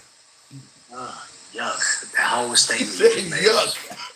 I just want to throw up a little bit, because unfortunately, a lot of what you said is true. I can't disagree with you. I'm going to be honest, you know what I'm saying? But the whole thing about them being in the cult is that they don't want to take responsibility. They don't want to be upfront about the shit. If fucking Clinton, Dole, any of them had a milli% of the shit that he's done, Democrats will have their fucking heads, okay? Let's just be honest. They don't want to take accountability, is the word I'm looking for the bad shit. You see what I'm saying? The bad shit is the Epstein files. The fucked up way he walking around doing dumb shit with Putin. The whole clapping my hands, I can't wait for Daddy Putin to get off the plane shit. Come on, man. For real, we gonna sit here and actually act like that didn't happen. Name one other Republican that's ever done that. John McCain, Bush, all of them, all the Lyndon B. Johnson. You want to say Lyndon B. Johnson's rolling over in his grave? He'd be rolling over his grave. Let me ask you that. Let me ask you that. We know when Trump became president, when he was running for president, he promised to end the Russia-Ukrainian war within 24 hours, even before entering the Oval Office, he said he could do it. Once he became president, he got unhappy with Putin and talked about if Putin didn't stop in 50 days, he would have severe sanctions. Putin was not listening. He dropped it down to 10 days. Putin was not listening. He said, well, we're going to meet in Alaska, and if nothing come out of that, there's going to be severe sanctions. He hasn't done anything. I mean, the question I'm asking, why does MAGA continue suggesting that Russia and somehow Putin are intimidated or afraid of Trump? Why are they still saying that? Because they don't want to take accountability for the fact that they let a Ruski in office. He's a secret agent Krasnov. He spent 3 hours with Putin talking about how to take over the fucking country. Do you really believe they don't give a shit about that? They just want to keep supporting Trump. Yay, Trump, Trump, Trump, Trump. And so they raise their fucking Confederate American flags. Trump, Trump, Trump. Wow. He's sticking it to the lips. Fucking idiots. You see that shit? Come on, man. No, man. No, period. No, period. Put a dot behind it, period. He spent 3 hours talking to Putin about what he can do to further himself to make America look like Russia, to make Washington, D.C. turn into the Kremlin. What the fuck are you talking about? That's why the troops are there. He don't plan on leaving. He plan on inserting martial law in these cities. Because if you really think about it, notice the size of the cities as well. D.C., New York, L.A., these are all big-ass cities, too. Yeah, but Houston is the fourth largest city. It's bigger than D.C., and he's not talking about, and has a lot of crime, and he hasn't talked about sending anybody to Houston. But does he have to? Because who's going to stop him? Do you think Hot Wheels is going to stop him from sending the National Guard? I don't think he's going to send do the it. National Guard to Houston? No, but I don't think he does. Because Hot Wheels ain't going to say shit. Hot Wheels going to say, yeah, I got you, Daddy. And he's going to bring out the National Guard. And Hot Wheels, of course, is the governor of the disabled governor of Texas, Greg Abbott. I'm sorry. Is it wrong to criticize him? Am I wrong to call him a name? Because, ever since before Trump became a presidential candidate, before when Bush was in office, did we talk about did we make fun of our candidates and our governors and stuff like that so publicly? I don't think we did we? But who started that shit? Yeah, I don't like calling a disabled governor names like Hot Wheels because he's in a wheelchair. But I gotta concede your point is that Trump is doing that stuff openly, and the right is okay with it. So at this point, who am I to criticize you for doing it when MAGA would bust out laughing if he was doing it to a Democrat? Right. It was that Dana Bash who had the gumption, audacity to sit on Fox and say, he should, because Newsom is out there trolling Trump like Trump troll everybody else on X. Oh, well, Newsom should just grow up. And if I was his wife, I'd be so embarrassed. Really? Well, that's really funny because y'all was sitting up here every time Trump did that shit and cracking up laughing. Greg Gutfeld doubled over laughing. Yeah. And the crazy thing is because Gavin Newsom is now using Trump's method back at him. You got Dana Perino on Fox News talking about he should be ashamed of himself and his wife should be embarrassed that he's, stupid and doing. Like, what? You guys have been favoring Trump with this mean tweet shit forever. And now because Gavin Newsom is doing the exact same thing, you want to attack Gavin? Like, do you guys realize how hypocritical this looks? You've been laughing at Trump's tweets for, almost a decade now. It's okay to do this. It's $2 gas. Yeah. It's okay when you got $2 gas, right? Mean tweets. When the gas got $2. Mean tweet. I could go for some mean tweets and $2 gas. That is true. That's what they were saying. I could go for when politics was fucking boring. When I could watch C-SPAN and not know that I'm going to see a complete party vote against every fucking thing and make a complete ass of themselves. Because if you look on C-SPAN a couple of these days, I know you watch a lot of Fox and shit like that. But if you look on C-SPAN and just watch them debate shit, MAGA's points are fucking insane. Give me an example of what you're talking. Give me an example. Oh my God, shit. I don't even know, man. I really don't know. I've seen so much of it. I mean, it's too much. I'm gonna be honest with you. It's a little bit it's a little bit depriving to even name. I'd have to hear their points. I mean, I don't think MAGA's points are insane. I know what kind of country they want. I think the only thing I think MAGA says that I might consider might be insane is some of the ways they defend President Trump. If you're for a small government or two ways stuff like that, I don't think, even though I may be in favor of a woman's right to choose and you're not, or I'm in favor of minimum wage increase and you're not, I don't think their points are insane there. But I do believe that their points are insane and sometimes in defense of Trump, when you can clearly show Trump being on the other side of an issue and they're trying to defend why he's on this side of it. And when you showed them when he was on their speeches, they didn't even realize he was doing that. I mean, sometimes it's as recent as yesterday. Like yesterday he said this and they're, oh, really? I didn't know that. So I do think that their defense of Trump sometimes can be crazy.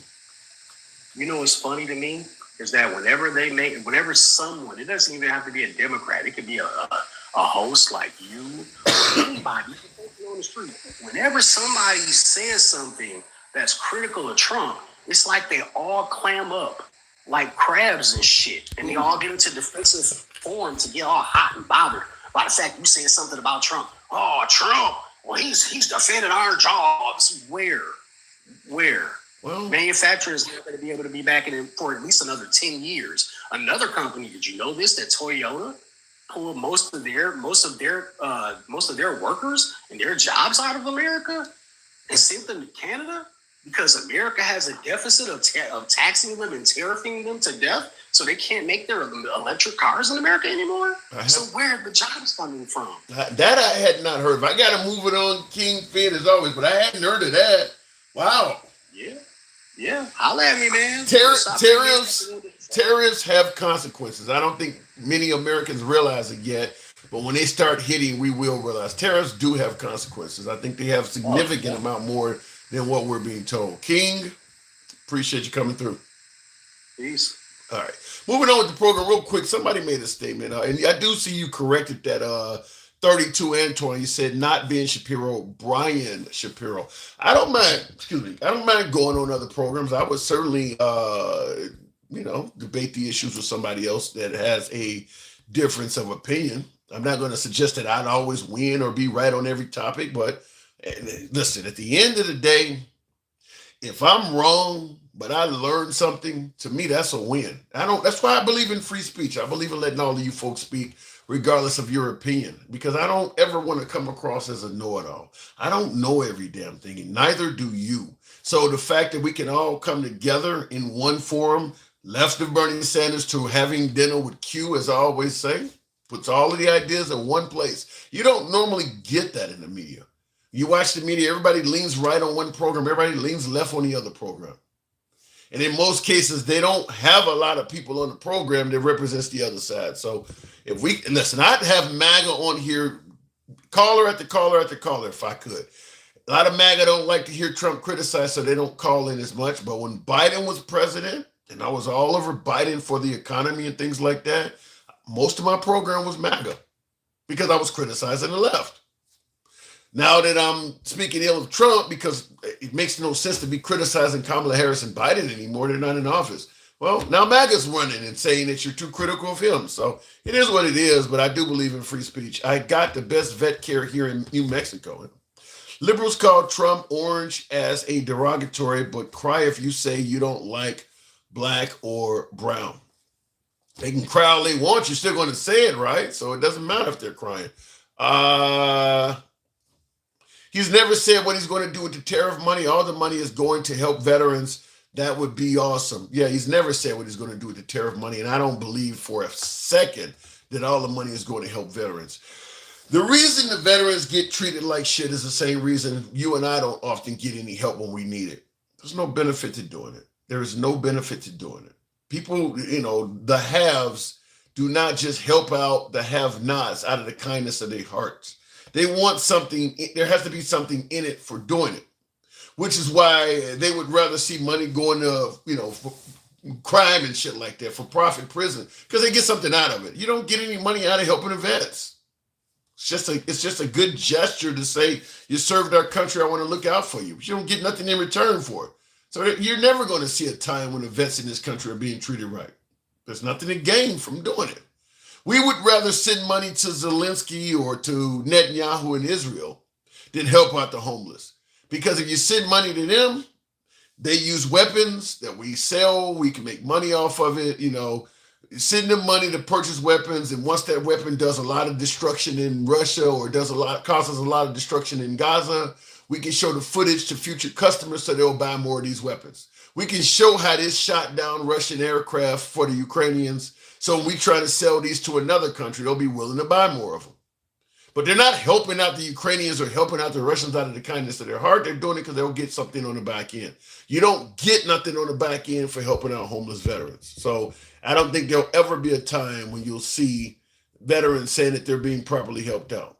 There's nothing in it for them. Russians are fighting Nazis now. Ukraine, it's not happening. Why would the Ukrainians, I don't even know where to go with that. That was the whole notion in the beginning. The right was trying to suggest that the Ukrainians were Nazis and Russia somehow. We got Nazis in this goddamn country. Why don't they come over here then? if that's what the goal of the Russians is to fight Nazis, why ain't they here? We got plenty of walking down the street on the highways and shit, throwing up the Roman salute.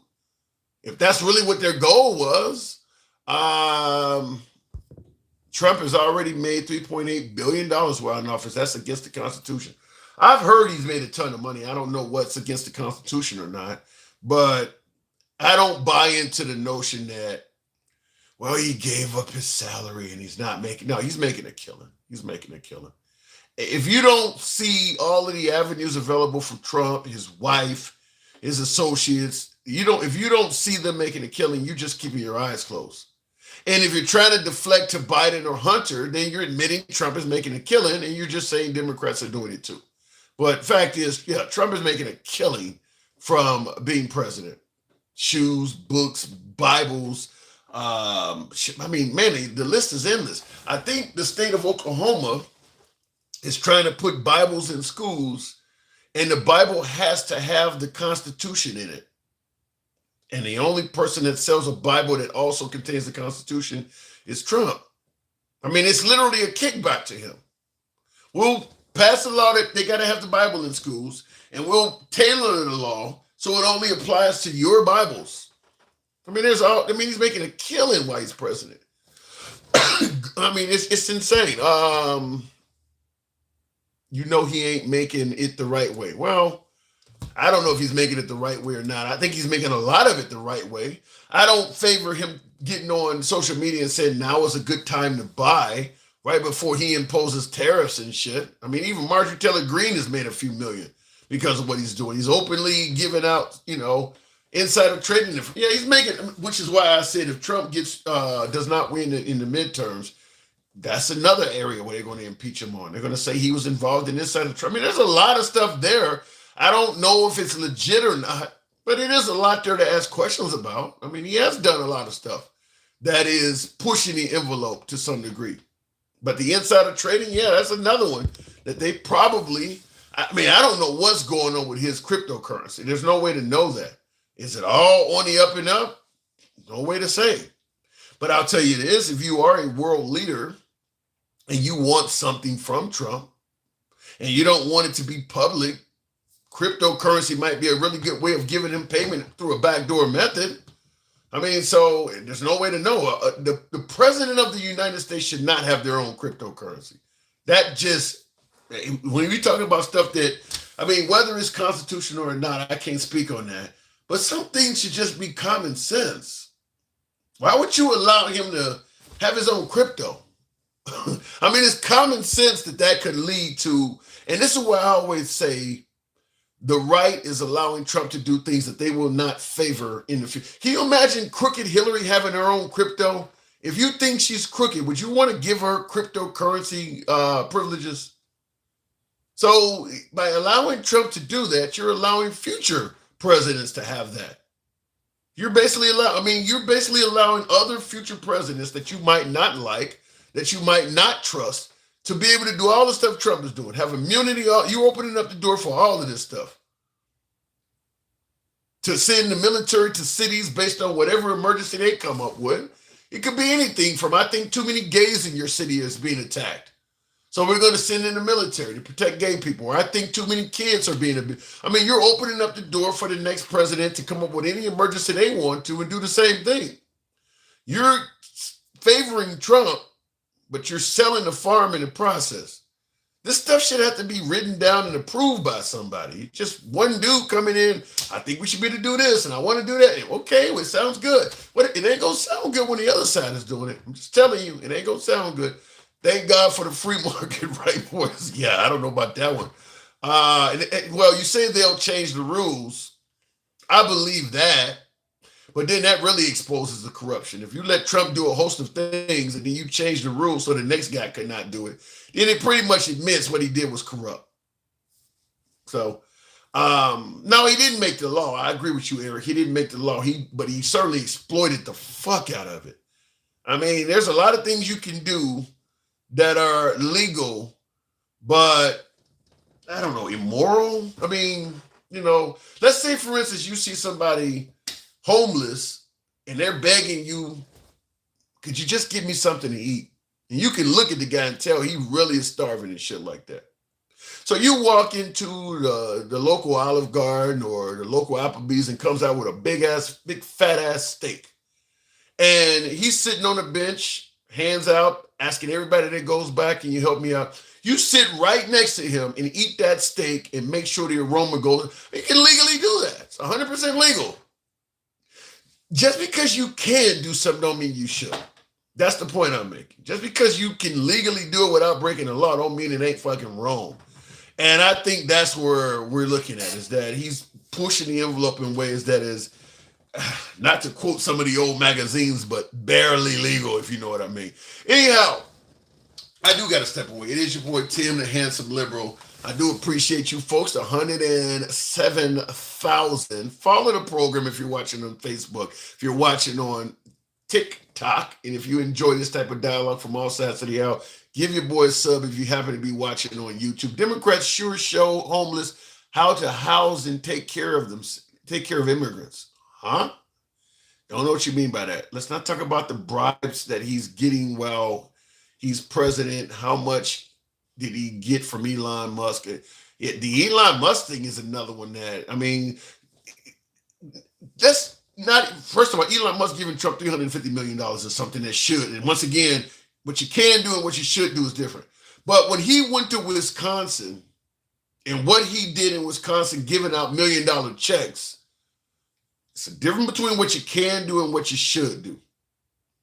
I'm going to tell you for a flat out fact, the Republicans do not want Democrats. Imagine George Soros doing that shit. I don't think the Republicans will like it. It's your boy Tim, the handsome liberal. I got to get my ass out of here. I will catch you guys later. Follow the program if you're watching on TikTok, Instagram.